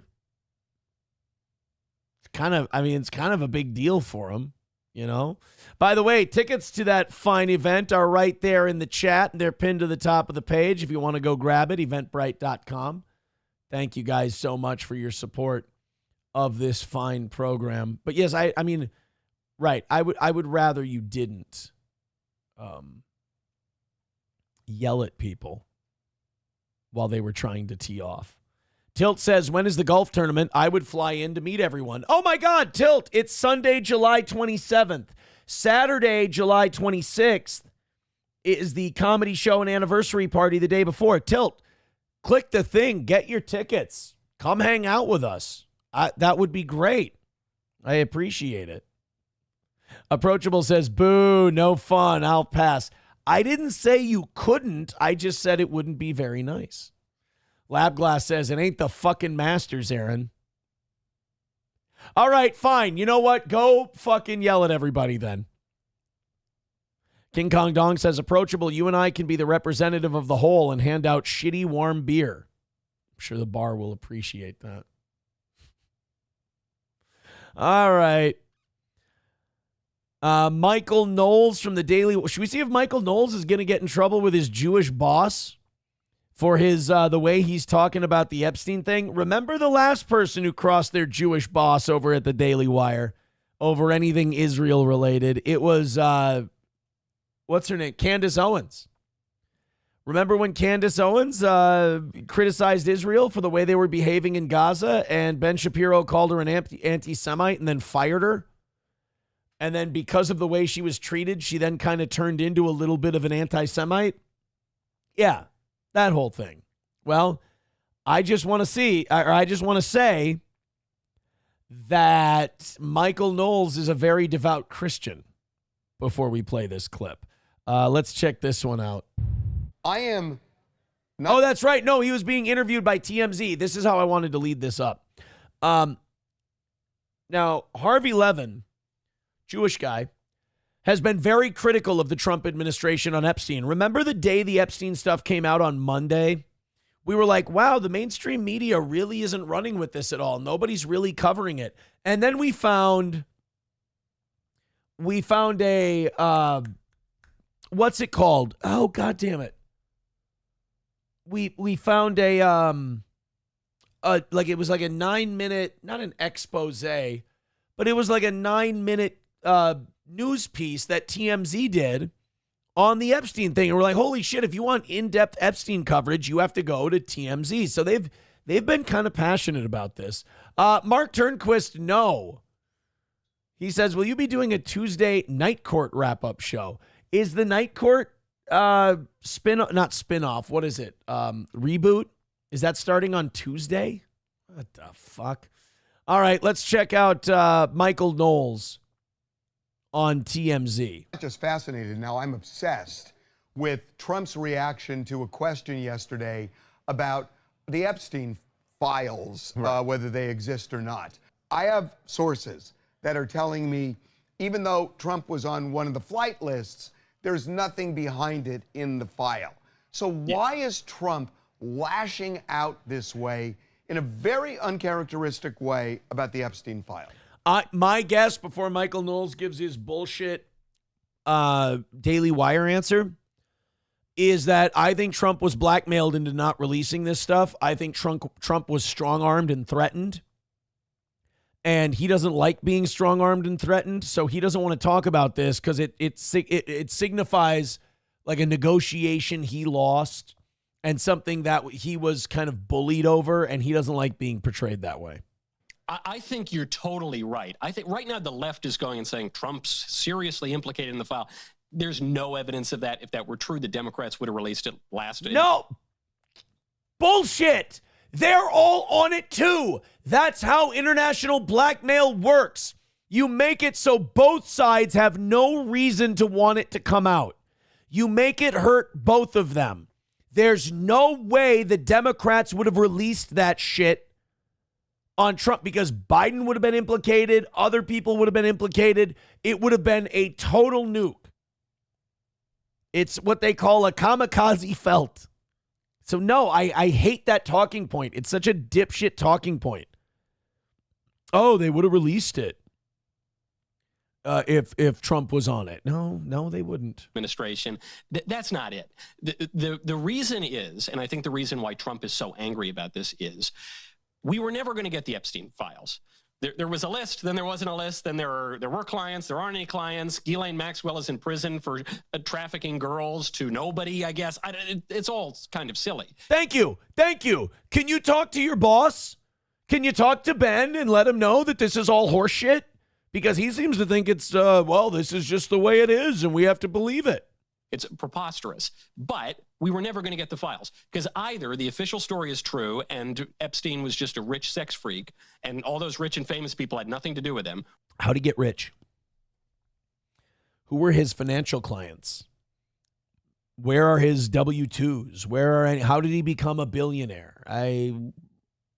Or he was tied up with intelligence, as Alex Acosta reportedly said, or he was interwoven with all of these heads of state and billionaires and all this. And if that's the case, we were never going to get the file. I suspect. And I actually agree with Michael Knowles. I don't watch a lot of Michael Knowles, but I agree with him on this. I was saying this whole time. I'm like, guys, we're not going to see any Epstein stuff. And when they do release it, I will admit I was wrong, and I will go, wow, holy shit, they released it. But I said from day one, I'm like, we're not getting anything. This is pure speculation. I think Trump is irritated because he's had a lot of big wins domestically, foreign policy, on immigration, on the economy, all these things. Name them. He's had a lot of big wins on foreign policy. Okay. Wants to be talking domestically. I mean, I guess the big beautiful bill passed. I don't know if I'd call it a win. About that, and he knows that he is constrained by statecraft from going any further with the Epstein case, that if you reveal all the most wealthy, powerful people in the world tied up with this thing, you could unravel the entire world order. He just can't do it. Biden couldn't do it. No one's going to do it. And so he wants to move on. But what you're saying then is you believe there is a list. Yeah. But there are, it's sort of like the Kennedy assassination where they said we can't handle the truth. You're saying it exists. I don't think there's a list like, 1, 2, 3, 4 on the back of a napkin, but I think the guy had clients. Right. Wouldn't you say? I mean, if he didn't have clients, then Ghislaine Maxwell should be let out of prison today. Exact. You know what? I got to say, I'm liking this Michael Knowles, and wherever he goes after the Daily Wire fires him, I'll be sure to check him out. Disagreeing with Ben Shapiro does not get you very far on the Daily Wire. Can Donald Trump keep a secret? Apparently. The man is more discreet than he gets credit for, but he's not hiding his emotions here. He's saying, look, I got all these big wins. I'm trying to do the responsible thing. I can't release this list. People are yelling at me. Why can't we talk about the border or whatever? Right. Well, I think it's because he got bullied off of this. I think it's because he got blackmailed. He got threatened, and he doesn't like being treated that way, but he didn't win. So he wants to talk about all the other shit. Zenman Build with $1 says Night Court reboot is canceled already. Oh, fuck. That didn't take very long. Holy shit. I didn't even know it was back and it's already canceled. Mad Dog should work for the Daily Wire. And well, why can't they release the footage? And they say that Pam Bondi is out there. She's saying there's child porn on the thing. Why can't she release it? Not that I want to watch that sort of a thing, but why can't we see the Epstein files? If there's nothing on there, then we should be able to watch them. Okay, you know what? You talked me into it. I need to see Mad Dog Russo doing political commentary. That has to be done. Papa Shab says Mad Dog definitely has the right amount of chutzpah. Yeah, but he's a bit of a loose cannon. You know, he doesn't have the allegiances based on his background that Ben Shapiro does. All You Can Eat Negro said, that is a bad Mad Dog. Stop it. You're on cocaine. That's a bad take. That is a phenomenal Mad Dog Russo. I'm not going to let you gaslight me into thinking it's not. You son of a bitch. We've got, give me a second here. $20 coming in from someone who wants to sponsor a Towboys hole. Okay, thank you very much. We get to 150 on that, and the Towboys get a hole. So there's 20. I really think you guys should have one person collecting that, and then when it gets to 150, send it in. I know that you don't want to handle other people's money. I understand that, but I'm going to know if you sent it in or not, so it's not like they can't trust you. I'll know. So, like, take their money, and then I can. If they ask me, they're like, you get any money from Approachable on the whole sponsorship thing? I'll be like, no. Like, even if you do send it to me, like, just for a day or two, I'll tell them I never got anything. And I'll let him worry for a little bit. And then I'll say, yeah, no, totally. He took care of it. He's good.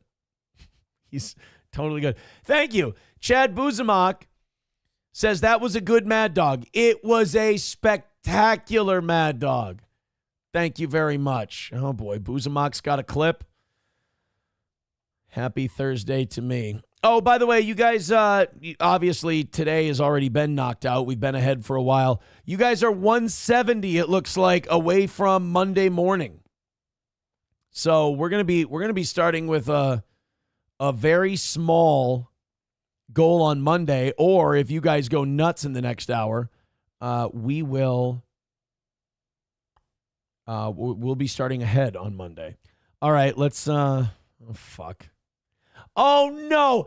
I knew when I said this that it was going to get clipped. I was trying to make a greater point about the CIA thing, and I knew as soon as I said it, I'm like, Buzamak's going to jump all over this one. But I didn't want to say it out loud. I didn't want to speak it into existence. Oh, shit. Okay, go ahead. By the way, hit like, hit subscribe, hit share. Thank you for all your support. Gift a membership, whatever. Oh, piss. Oh, you wouldn't believe the amount of child porn I've seen. Oh, you.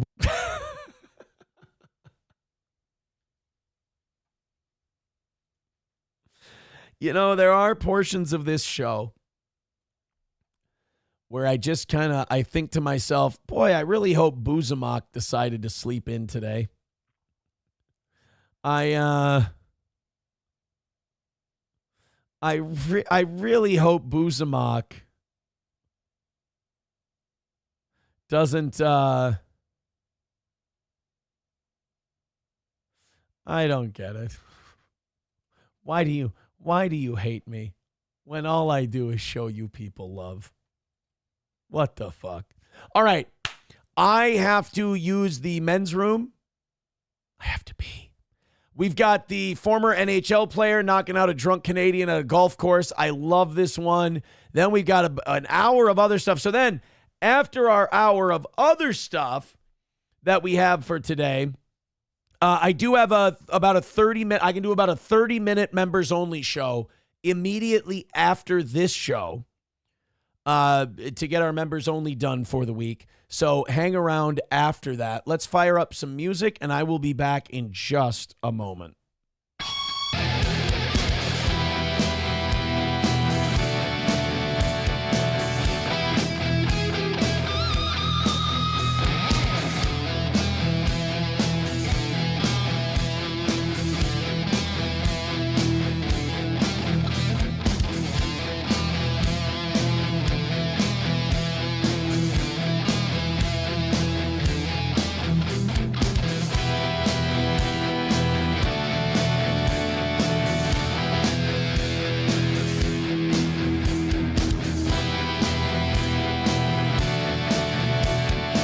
Hi, everybody.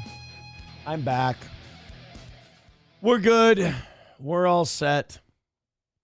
God, I shouldn't be. I'm a little out of breath. I kind of like hop-toed. I kind of like, got after it.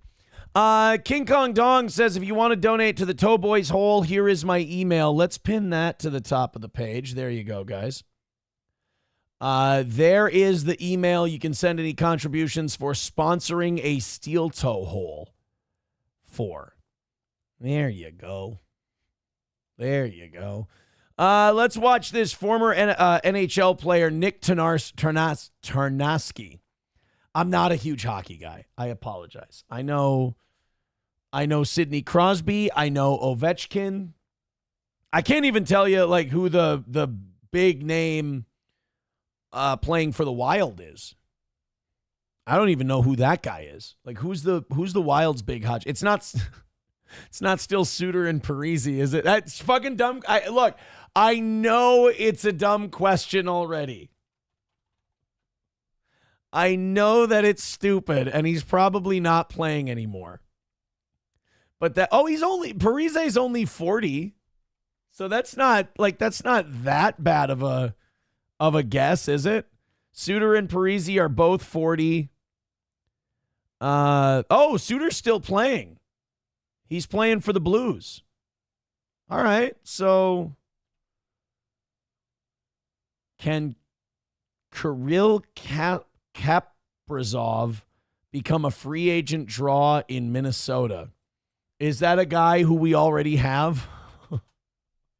I gotta go. Okay, Kirill Kaprizov, Marco Rossi. I've never heard of any of these people. Zeev Buyam, Matt Boldy, Vladimir Tarasenko, Brock Faber. I've heard of Brock Faber. I don't know where, but I've heard of him. Was he a U of M guy? Because I've heard of Brock Faber. Philip Gustafson. I don't know him. Joel Eriksson Ek. I've heard of that guy. I've heard of Joel Eriksson Ek. Jared Spurgeon. I've heard of that guy. Everyone else, I don't know who Nico Sturm is or any of these people. All right, let me check out some of these names. Brock Faber. He must be a new guy. He's chosen in the second round by the Kings. Played 3 seasons at the University of Minnesota. That's how I know him.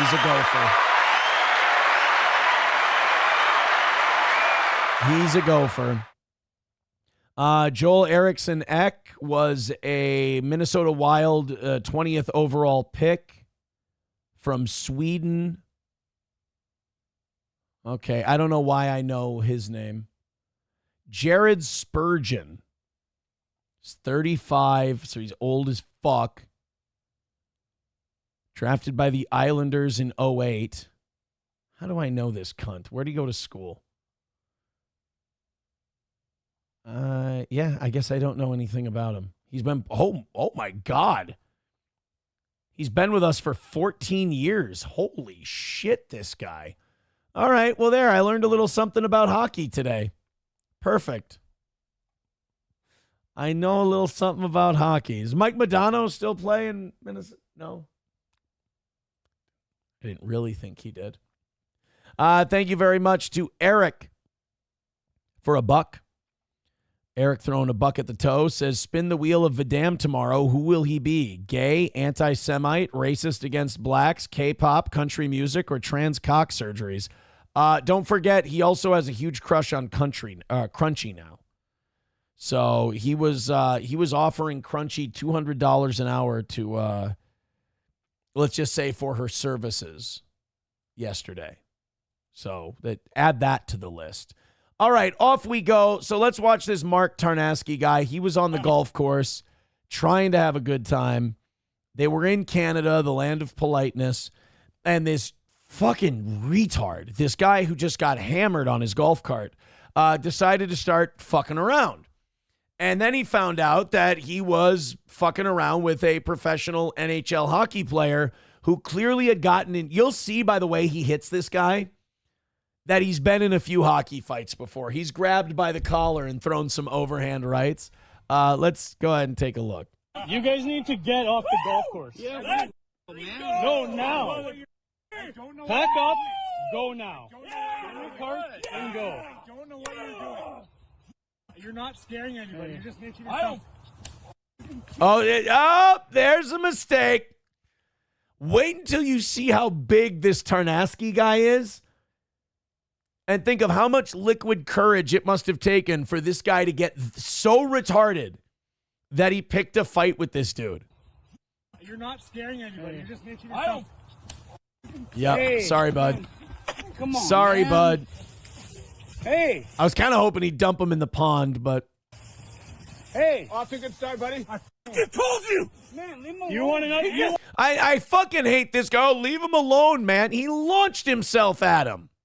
Now watch. All this guy has to do is pick himself up out of the weeds, walk the other way back to his cart, and fuck off. And then everything's good. That's all he's got to do.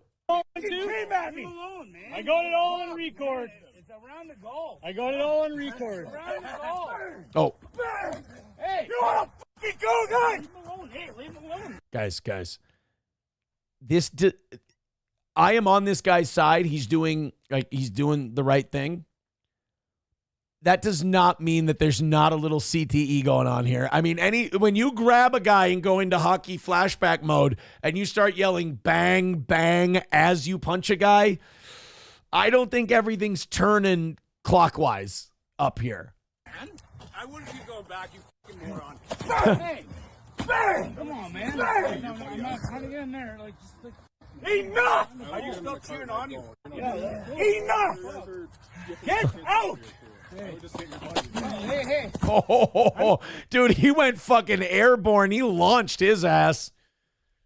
Because even Tarnasky looked at him. He had him by the collar, and he's like, I can't punch this guy again. I mean, he's retarded drunk, out on his feet, wobbly. If I hit this guy again, his head's going to hit the pavement, and I'm going to kill him. No! But I've got to watch him launch the dude again. Bang! Bang! Ooh. Bang! They're good shots. Enough! It is amazing how when you're that shit-faced, you don't feel it. Because those shots, that's like 5 shots now he's taken, 5 punches. That should put you down at this point. Enough! Get Look at out! this. Hey. Enough! I don't know why that was so oddly satisfying, seeing him go up in the air and crash down like that. Hey, get him the fuck out of here! No, it's not going to go well for him. It's not okay. Take him home or get him fucking out of here. Fucking get moving! I said stop looking like an idiot! Get out of here. That is good advice to stop looking like an idiot. But I gotta know the backstory to this. It's being reported that it was former NHL enforcer Nick Tarnasky and his group that were catching up to the slow twosome in front of them. I can't imagine why there was slow play from that group. Could you imagine if they're in a foursome? They're saying group. That's like 3 or 4 people. And you're coming up on a twosome. Do you know how slow you have to be playing as a twosome for a group of 3 or 4 to catch you? They deserve it. They asked to play through, and this started an argument which led to Tarnasky beating the daylights out of the drunk guy. I never ask if I can play through. I always just figure it's etiquette. If somebody's coming up behind you, like every hole, let them go. All right? Let them play through because you're never going to catch up to them. It's not going to affect you in the least. Let them play through, and now you don't have them running up your ass all day. I don't understand the pride of not letting people play through. Now, the monster who beat the absolute brakes off that fellow was Nick Tarnasky, who played for the Florida Panthers. We don't have any other details on what happened here, but take a look. This is him at work on the ice. Played a couple of years as a pro in the American League. He just thinks he looks a lot better than what he saw last season. He is a big fucker, though. Holy shit. Scrap. Number 36 for Chicago's Cody Bass, and that's Nick Tarnasky. Gretzky hasn't played in the NHL since 2010. Started his career in Tampa Bay. Cody Bass. Tampa Bay. Hitting a guy that many times with your right hand's going to give you a crampa bay. He was more of a fighter. He wasn't a scorer. He didn't light the lampa bay. Did you ever miss an opportunity to fight? He said, Nampa Bay.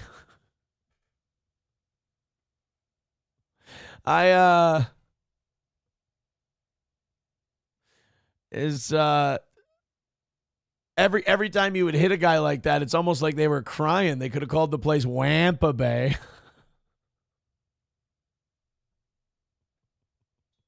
I don't know. He owned a camper. He really liked to camp a bay. You know, sometimes when it got too warm in the stadium, some of the ice would start to melt. The floor would become Dampa Bay. This was Sam Show writes in all caps, shut the fuck up. Yeah, every time thank you, Ned's Rusty Taint. Every time he punched a guy, he would yell, Bam, Bay. So that was 2014. That fight happened, and they said he hadn't played in the NHL since 2010. So basically, if that guy wasn't out there checking people or punching people, he was completely fucking useless when it came to hockey. Got it. Understood. Nick Tarnasky. Yeah, I've never heard of Nick Tarnasky. How big is he? Nick Tarnasky. Height, weight. 6'2", 224. That's a pretty big boy. That's a pretty big dude. He's about my size. I go about 6'3", 222 nowadays. Shit happens. Too much popcorn before bed. All right, let's open up these 8 o'clock hour stories. Then we got about 45 minutes left in today's show. I can tell I'm not doing a great job. The show's starting to feel like I'm dragging a little bit. You know, you make a little money, you get ahead for Monday. Start to think about that members only show you're doing. Yeah. You start to drift a little bit. Ryan the Garbage Man says Florida Panthers, they're the world Champa Bay. Oh, really? Florida won the Stanley Cup this year? King Kong Dong says, I'm sick of this Tampa joke. I want to refund a bay. That doesn't work. That does not work. Refund a bay. I mean, at least keep to the bit. You want to hear something shitty? Ha, shitty. This next story is going to be really shitty. It's going to be, there's poop. There's going to be poop with this one. Oh, how perfect that the commercial before this story is Metamucil. That can't be an accident. There's no coincidence going on there that we got a Metamucil ad before a sewer story. Uh-oh. Here we go. A man is okay after they rescued him from a sewer drain. It happened around 11 this morning. Okay. Being trapped in a sewer drain is bad enough, right? The next part of this is going to make this even more disgusting than what Andy Dufresne went through to escape Shawshank. Morning, that man told firefighters that he was stuck for 4 days. Frankie McClister talked with rescuers and a man who says he saw it happen. Oh, guys, I have breaking news. Ryan cannot take the free Stoney spot. He screwed up the dates. So the second Stoney's spot is available if you want to be in the golf tournament for free. Stoney's is giving away their 2 spots. Go ahead and grab it. AaronImholtRadio@gmail.com if you want that last Stoney's spot. All right. Otherwise, go to Eventbrite, grab your tickets. Okay. So this guy gets stuck in poop, gets stuck in the sewer. Days. Frankie McClister talked with a man told firefighters that he was stuck for 4 days. Frankie McClister talked with rescuers and a man who says he saw it happen. 4 days this guy was stuck in a shit pipe. How are you not dead? Being stuck in a shit pipe for 4 days, no water. Well, I mean, there's water. I personally, I wouldn't drink it, but I don't know how desperate someone gets in 4 days. Stuck in a sewer pipe for 4 days, nothing to eat. I mean, I guess there's something to eat, but there ain't really something to eat. I'm not buying this. You know what? I'm going to say that this is a hoax. I'm going to say that this guy was lying to the firefighters or lying to somebody. I'm going to say this was a stunt. You can't be trapped in a sewer pipe for 4 days and live. Ugh. Off a hidden path in St. Paul's east side lies this, a simple sewer drain. I was around and saw lots of firefighters, he said. It was extremely busy, a lot of people. Jose Mancha frequents the path and says he witnessed what happened in these images, a swift rescue from the drain on Tuesday. After 10 a.m., dispatch got a call from someone who heard cries for help. Union Gospel Mission Twin Cities, whose facility is near the drain, tells us it was them who called 911. St. Paul Fire says it was a 45-minute rescue they train for constantly. How secluded is this sewer drain in the middle of St. Paul that they can't hear this guy screaming for 4 days? According to the individual, he'd been down there for 4 days. Deputy Chief Jamie Smith. Yeah, even this guy doesn't buy it. Even this guy's like, according to the individual who was down there. Says that the man was 10 to 12 feet deep. It's unclear whether he fell or whether he, took himself down there. And Jose tells us that these cement barriers were not here at the time of the incident. He doesn't even remember the last time these things were shut, and if only you could smell through the TV screen. It's been open for a while. ¿Por cuánto tiempo conoces? For as long as I remember, 3 years more or less. And for something's fucky about this. By the way, way to take care of your neighborhood, folks. This is really nice. We got garbage bags and plates and shit all over. That's really good. Something's off here. That sewer drain is never open. These big concrete things weren't here before. He was down there for 4 days.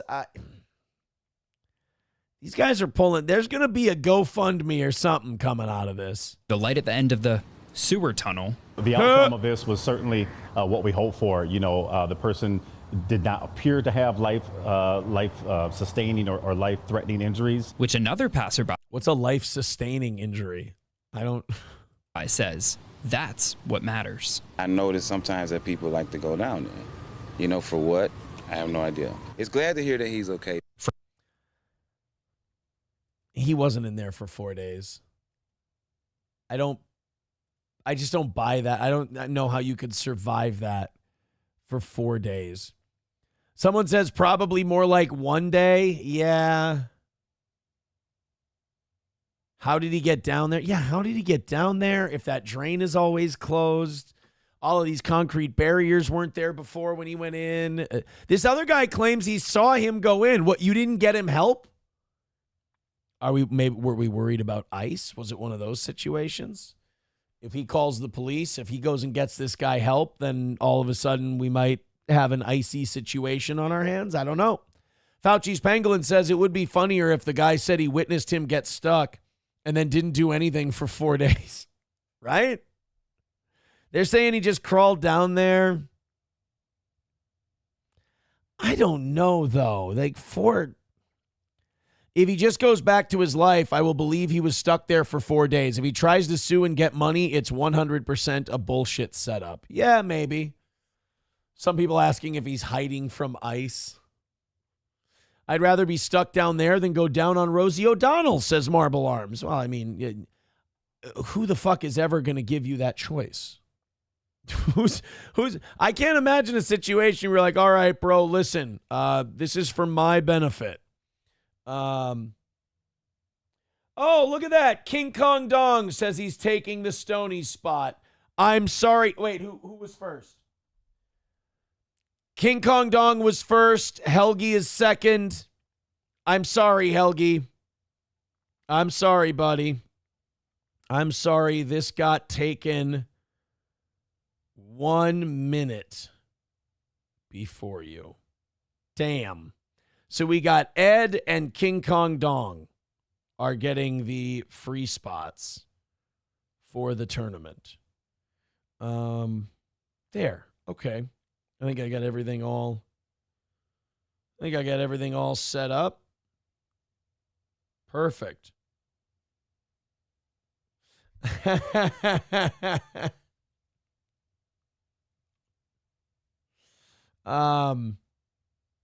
just got a very funny email. I can't. I don't know. There's no way. I can't. I'm sorry, guys. I can't. I like staying on YouTube. To the person who sent it to me, I just want to acknowledge you're probably watching the show right now. Well done. Well done. All right, we got an officer being accused of stealing $600 from a woman while the body cam was rolling. Look, cops are accused of doing crooked shit. Cops are accused of are capable of doing really evil, corrupt shit, and a lot of times they can do it unchecked. King Kong Dong says, Helgi, you can have my spot if the tow boys get a hold. Well, why not just give Helgi one of your spots? Or go buy a ticket to the tournament. How about that? This is in Detroit. So big city, I could see a cop being corrupt and taking $600. However, I can also see a criminal in Detroit being a piece of shit and just accusing cops of stuff that they didn't do. That's what makes these stories so difficult. Is because you can see both sides and you don't want to paint anyone as the good guy. Like, hey, this cop was accused of stealing $600. Well, I don't trust the police to not take money from people when nobody's looking. At the same time, I know that criminals will say anything to get out of trouble. So it's like, it's not who do I believe, it's who do I disbelieve less, really. Let's take a look. You guys take your time. I just told all my friends we were going to play this Be story. prepared for the next power outage. We have to do. Look at that. We got to do a little generator commercial first. They're embedding the ads into the video now. Well, if I ever need a generator, I'm calling those guys. That's for sure. Tonight, Detroit police say one of their own officers stole hundreds of dollars from a suspect in broad daylight. The alleged theft took place while the officer was in uniform, and the department says the evidence against him comes from his own equipment. 7 investigator Ross Jones. Oh, shit. Yep. See, some of these guys who do the old school dirty stuff, they're still getting used to the body cams being worn all the time. So you can't pull the old school tricks from back in the day. You know, it makes me wonder now that they're all wearing body cams and some of these guys are still getting caught stealing money. It just makes me wonder, like, before the body cams came around, how many times were officers just grabbing a stray 50 or 20 or hundo here and there? Or there's a little pile of cash in the person's pocket and no one would ever be the wiser. You whack it up between you and your partner. Look, they're a piece of shit criminal anyway, right? But now all of a sudden body cams are there, so there goes that revenue source. But you still got guys who are reaching into pockets trying to take the $600 even while the body cam's on. Is revealing how the alleged theft was discovered and why that officer is still being paid tonight. Our IA lieutenant took a look at the video. Because public sector unions are rock solid, that's why. And immediately recognized. Did you see that the Philadelphia garbage strike is over? And the garbage workers are pissed because in the next 3 years, they're only getting a 9% raise, 3% every year. They wanted a 5% raise every year. So they got more money. They're probably going to get back paying overtime to clean up the garbage that already exists because there's a lot. And the guy who runs the Philadelphia union was like, well, we got a deal done, unfortunately. It's like, dude, you're going to make, at the end of 3 years, you're going to be making 10% more than you're making right now. I got bad news for you government workers. There ain't a lot of private sector jobs where you're getting a 10% raise every 3 years. Recognized that we had a criminal act here. Commander Michael McGinnis would not have believed what an officer in Detroit's 6th Precinct is now accused of doing if he hadn't seen it on the officer's own body cam. I was kind of floored that you actually... We can play nice and decent or dirty like the 7-1 precinct, call it a day or make it a long evening. You keep on scheming to give me some more reasons to have the women in your mama's church screaming, Lord Jesus. Actually had an officer who has his camera activated who decided to steal money from a citizen. We are not naming the officer who has not been charged with any crimes, but the department says the evidence right now... Can you just say white or black? Can you just tell us? Come on. is strong enough to have suspended him and arrested him inside the 6th precinct just last month. What he did, according to DPD, happened here on March 7th near the corner of Joy and Evergreen, when a team of 3 officers... All right, I'm looking at the I'm looking at the neighborhood. Family Dollar, shitty gas station, Joy and Evergreen. It's probably not far from Martin Luther King Jr. Boulevard. I see a dumpy house over here. Yep, they stole $600 from a black drug dealer. Officers observed what they believed to be a narcotics handoff. I told you. 2 of the suspects involved drove off, police say, and when officers stopped their vehicle, they found drugs inside. Those individuals were found to be in possession of narcotics, and they were arrested. Both the driver and passenger were taken to the Detroit Detention Center.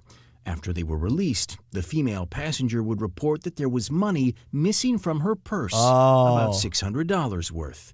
She filed a citizen's complaint with the Office of the Chief Investigator, who pulled up the officer's body camera. You can see on camera an envelope of money contained in that purse.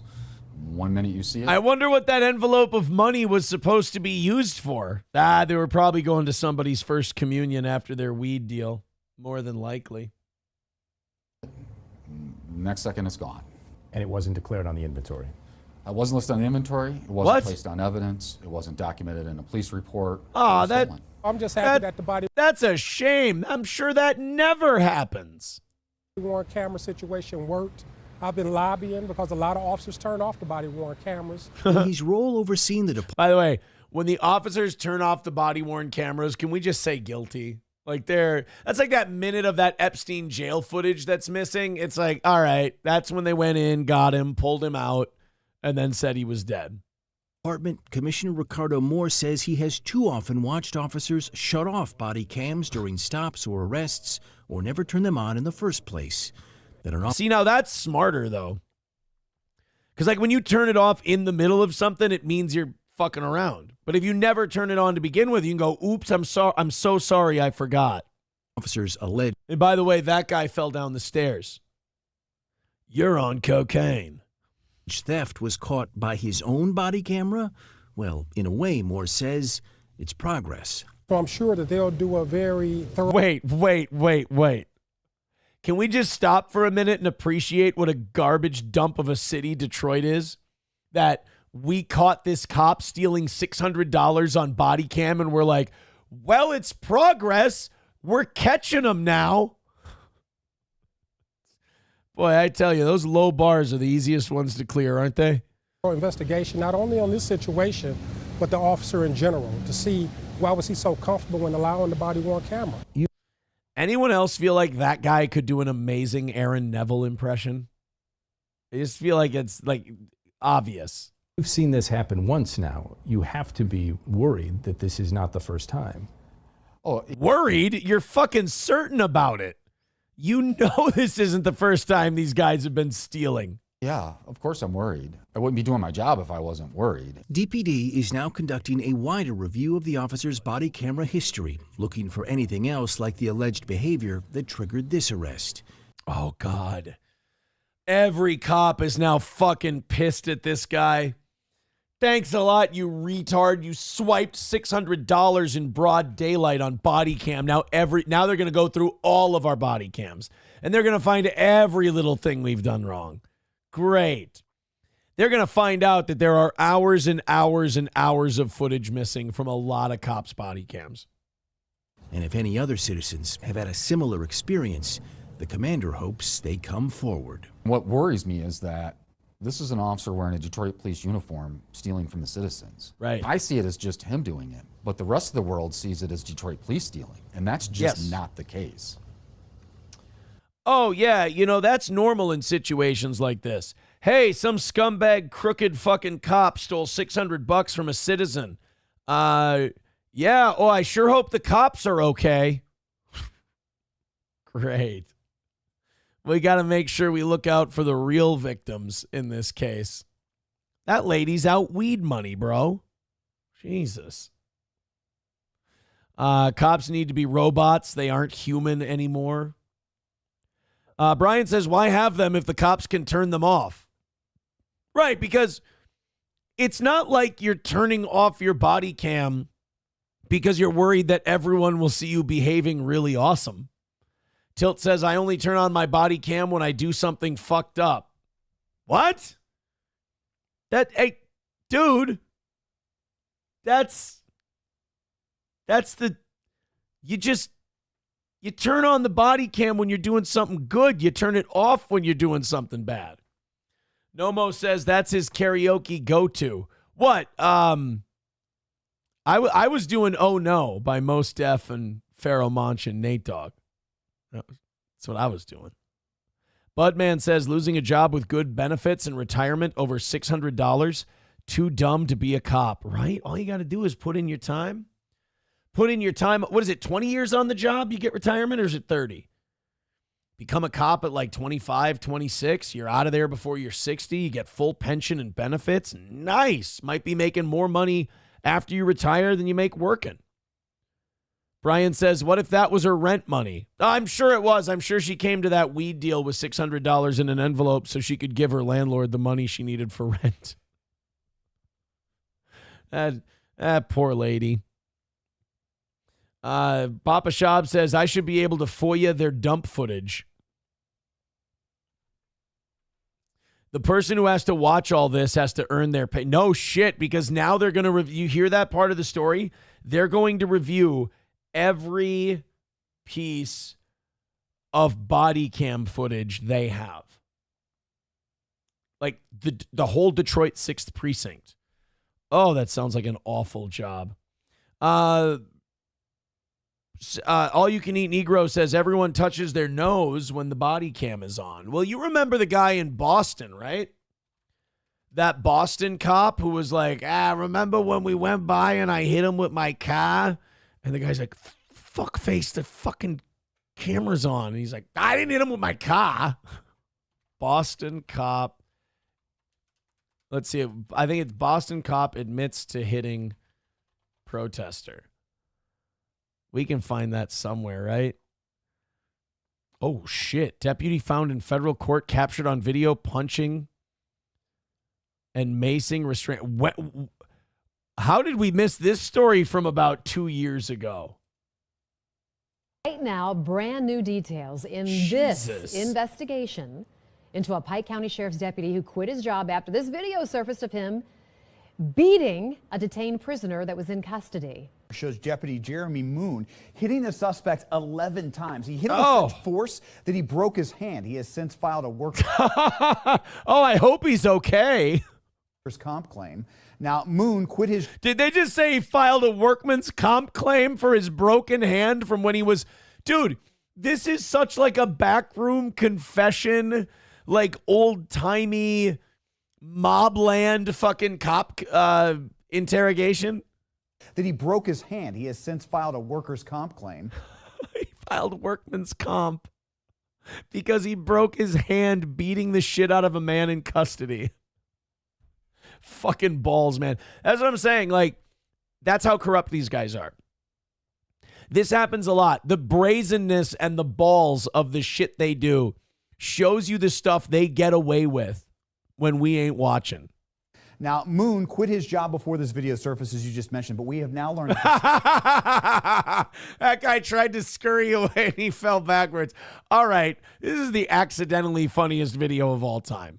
Supervisor who seemingly does nothing as the detainee is pepper sprayed and then falls to the ground has been but I didn't notice the pepper spraying. That he broke his hand. He has since filed a workers' comp. Oh yeah, right there. Now, Moon quit his job before this video surfaced, as you just mentioned, but we have now learned the supervisor who seemingly does nothing as the detainee is pepper sprayed and then falls to the ground has been suspended for 2 weeks. New tonight at 11, a federal jury found a former Pike County deputy guilty of committing civil rights violations on a suspect. Yep, you knew that part was coming. You can't cover that one up. Jeremy Mooney was seen on this video pepper spraying a man restrained in a chair, then punched him 11 times. That incident happened at the sheriff's office in November of 2019. A former supervisor, William Stansberry Jr., was also charged and pleaded guilty last month. Both men could face up to 10 years in prison. God damn, man. That pepper spray shot with the guy in handcuffs right to the face. Jesus. I wish I could find the Boston cop. It was during the George Floyd riots, I think. Boston cop, Floyd riots, car. Yeah, I don't think we're going to find that guy. He's the funniest guy ever because he doesn't know his buddy's body cam is on. And he just starts talking about all the people he's run over with his car. Remember those protesters? We were driving through Eagle Park and I hit him with my car. And the guy's like, shh. And the guy turns around. Like he panics and just turns around. And then when he turns back around, the guy goes, well, I didn't hit him with my car. I was just, and the guy's like, shut the fuck up. Just stop talking. I wish I could find that one, man. $1 from 383 Novocaine. That's very funny, buddy. That's very funny. I don't know. I don't want to just be throwing around money willy-nilly, though. Jesus. Oh, here he is. Found it. All right, I got it. Scroll down far enough, you'll get it. This guy's my favorite.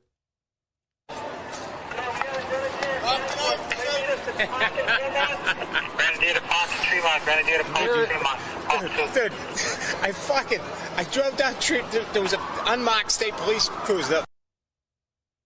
Uh-oh. Come on. Come on. They were all fucking around. So I overcommit. So I got to fucking Tremont Park, and I was in the middle of fucking. So then I had to fucking keep coming. Fucking running. I'm fucking hitting people with the car. Did you hear me? I was like, get the fuck. I overcommitted and I had to hit people with the car. And did you hear me? I was like, get the fuck out of. And the guy with the body cam just turns and walks away from him. He's like, dude.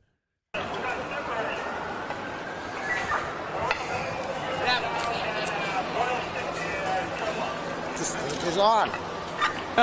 So this guy's so dumb. He's like, what happened? And the guy he's trying to like point at the camera without showing him that he's like, it's on. He just has to tell him it's on. This thing is. Oh, no. I know. By the way, which tells me that none of these other guys have their body cams on. None of these other officers have turned on their body cameras like they're supposed to, which is funny because the whole protest that they're at is about like police brutality and police corruption and all of that stuff, and all of them have their body cams off except for this fucking Boy Scout. Is on. This thing is. Oh, no. I know. What I'm saying is, though, they were in front, like, just like. Didn't hit anybody, and, like, just driving. So he goes from, I overcommitted. I was in Martin Park, and I'm hitting people. I'm like, do you hear me? I was like, get the fuck out of the way. And the guy's like, my camera's on. He's like, no. Like, I was in the car, and I didn't hit anybody. I gotta go to the beginning. Fucking around. So I overcommit. I gotta go to the part. So then I had to fucking keep coming. Fucking running. I'm fucking hitting people with the car. Did you hear me? I was like, get the fuck. Okay, so there's that. Like, didn't hit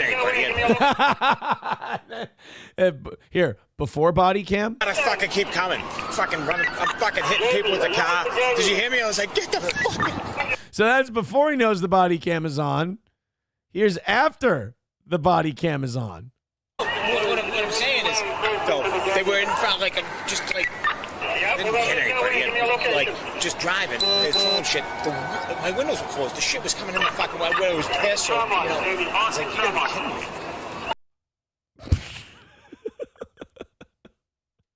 Dude, Watergate was a better cover up than that shit.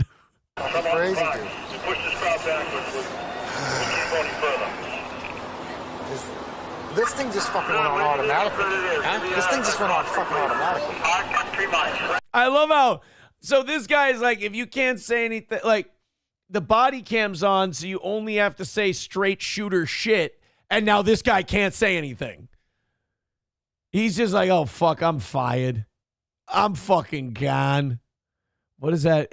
Here's a Boston cop talking about hitting BLM protesters with his car. He tries to backpedal once he realizes what happened to that guy?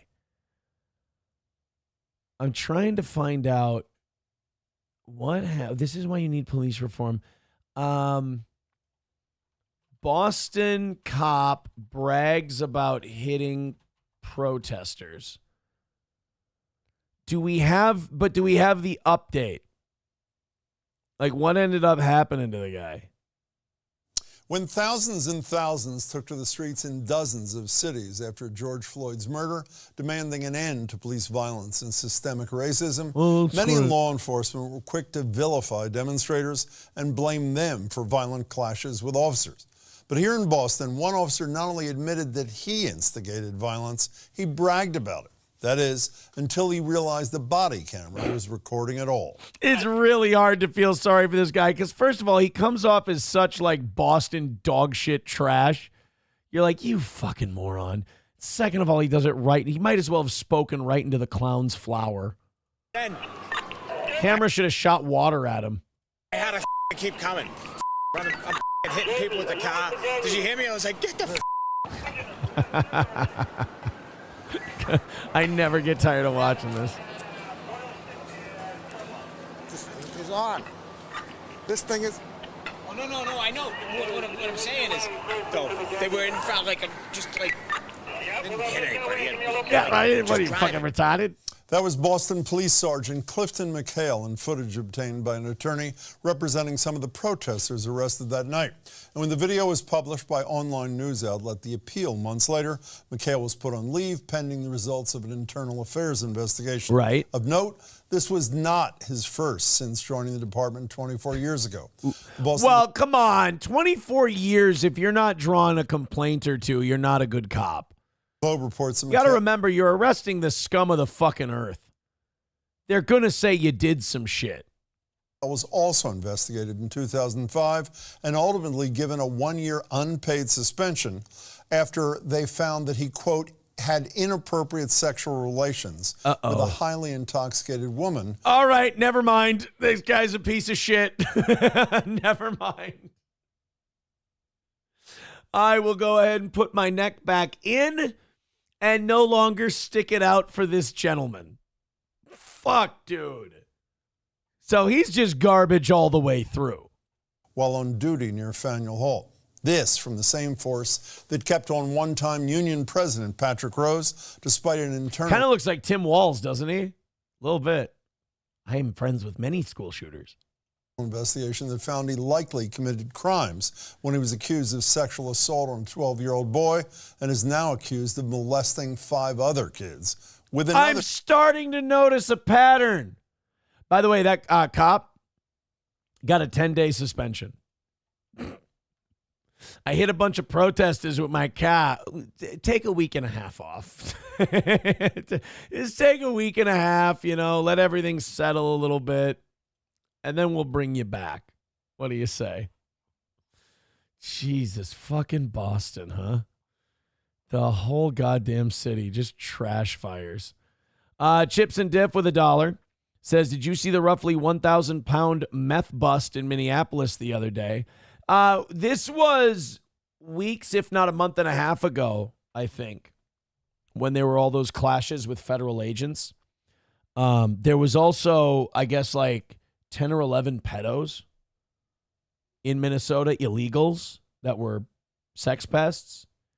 They were just kicked out yesterday from Minnesota. So yeah, we've had a bad run on those kind of stories lately. All You Can Eat Negro says this man is now the chief of police, right? Nomo says censoring yourself when you're politically incorrect 98% of the day is rough. I mean, he really is a piece of shit, though. Like a highly intoxicated woman and he fucks her like on the job, was it? Dude, like that guy, you're fired. MSO says the real question is how much did he get in workman's? That's true. How much did that one guy who maced and punched the dude, how much did he get in workman's comp? Grand Poobah says, what I want to know is, what happened to the groceries? Approachable says, I just looked it up. That Boston cop was suspended for 8 days without pay. Yup. Nomo says, Southie DEI hire. Bill Burr hates that when you say everyone with that Boston accent is from Southie. He's like, you all just watch Good Will Hunting. He's not wrong. Numero Uno says they investigated this and it turned out there were no cop car hit and run victims.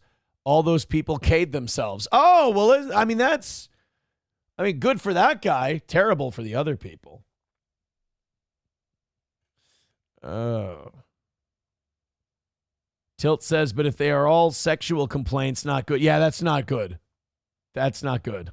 That guy is a bad dude. Cinder blocks around his ankles and toss him in the harbor. Nomo says he's a molester. He's a molester who hit protesters with his car.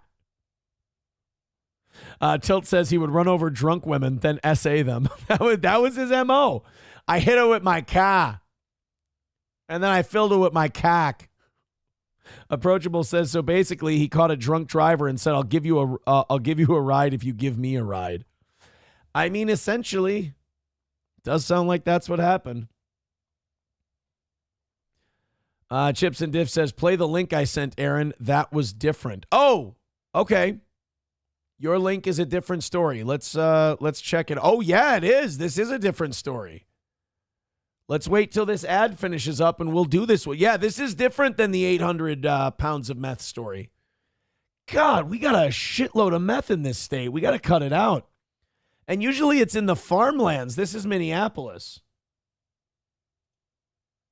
Let's maximize. Here we go. Is being billed as one of the largest in Minnesota history. A Ramsey County task force and... Hey, we keep breaking records. Ramsey County, that's where I'm from, boys and girls. That's where I grew up. I'm going back there today, going to do a little, picking up a pressure washer, sprayer. It's deck, what do you call it? What the fuck? Why can't I think of the... You can tell that there's 10 minutes left in the show. My brain is shutting the fuck off. How are we going to do members only after this? It is deck staining weekend. You know what? I should ask my neighbor if he wants to help out. We could smoke some meats. That's fucking gay. No un-gay way to say that. And we'll stain the deck. Federal agents pulled in 960 pounds of meth in 2 traffic stops yesterday. The sheriff's office says 2 men are facing charges. The massive meth bust even caught the attention of FBI leadership. Deputy Director Dan Bongino said in a tweet that the busts were part of operations targeting drug trafficking rings. He also hinted Hey, great. That's awesome. Deputy FBI Director Dan Bongino. Any news on Epstein? Never mind. Dan Bongino, when he was making that announcement about Epstein, he just looked like a guy in those Al-Qaeda videos who's got the Kalashnikovs to his head. That was a sad, sad sight. Hey, before we do go to the members only show, can I thank you guys very much. You did a whole week where we were ahead on goals for the 3rd fucking week in a row. It's been the funnest 3-week stretch of steel toe since the Twitch days. Honest to God, this has been such a blast. Thank you very much. And I think you guys are like 170 away from, we're going to go back and count, but I believe you're 170 away from Monday's goal. So it's even going to be a nice day Monday. I appreciate it. Thank you so much. If you feel like keeping us ahead, you know where to go. Get your tickets to the anniversary show. Get your tickets to the golf tournament. And thank you guys very much. If you want to sponsor a hole at the golf tournament, AaronMHoltRadio@gmail.com. I'm going to go. Here's what I'm going to do. I'm sorry that I'm cutting it like 6-7 minutes short, but I'm going to go pee. And then I'm going to set up a members only stream. And then we're going to do the members only stream. And then I got to get right out the door to pick up the kids after that. So I'm doing everything back to back to back. Thank you guys very much. We will talk to you very soon, especially if you're one of the members.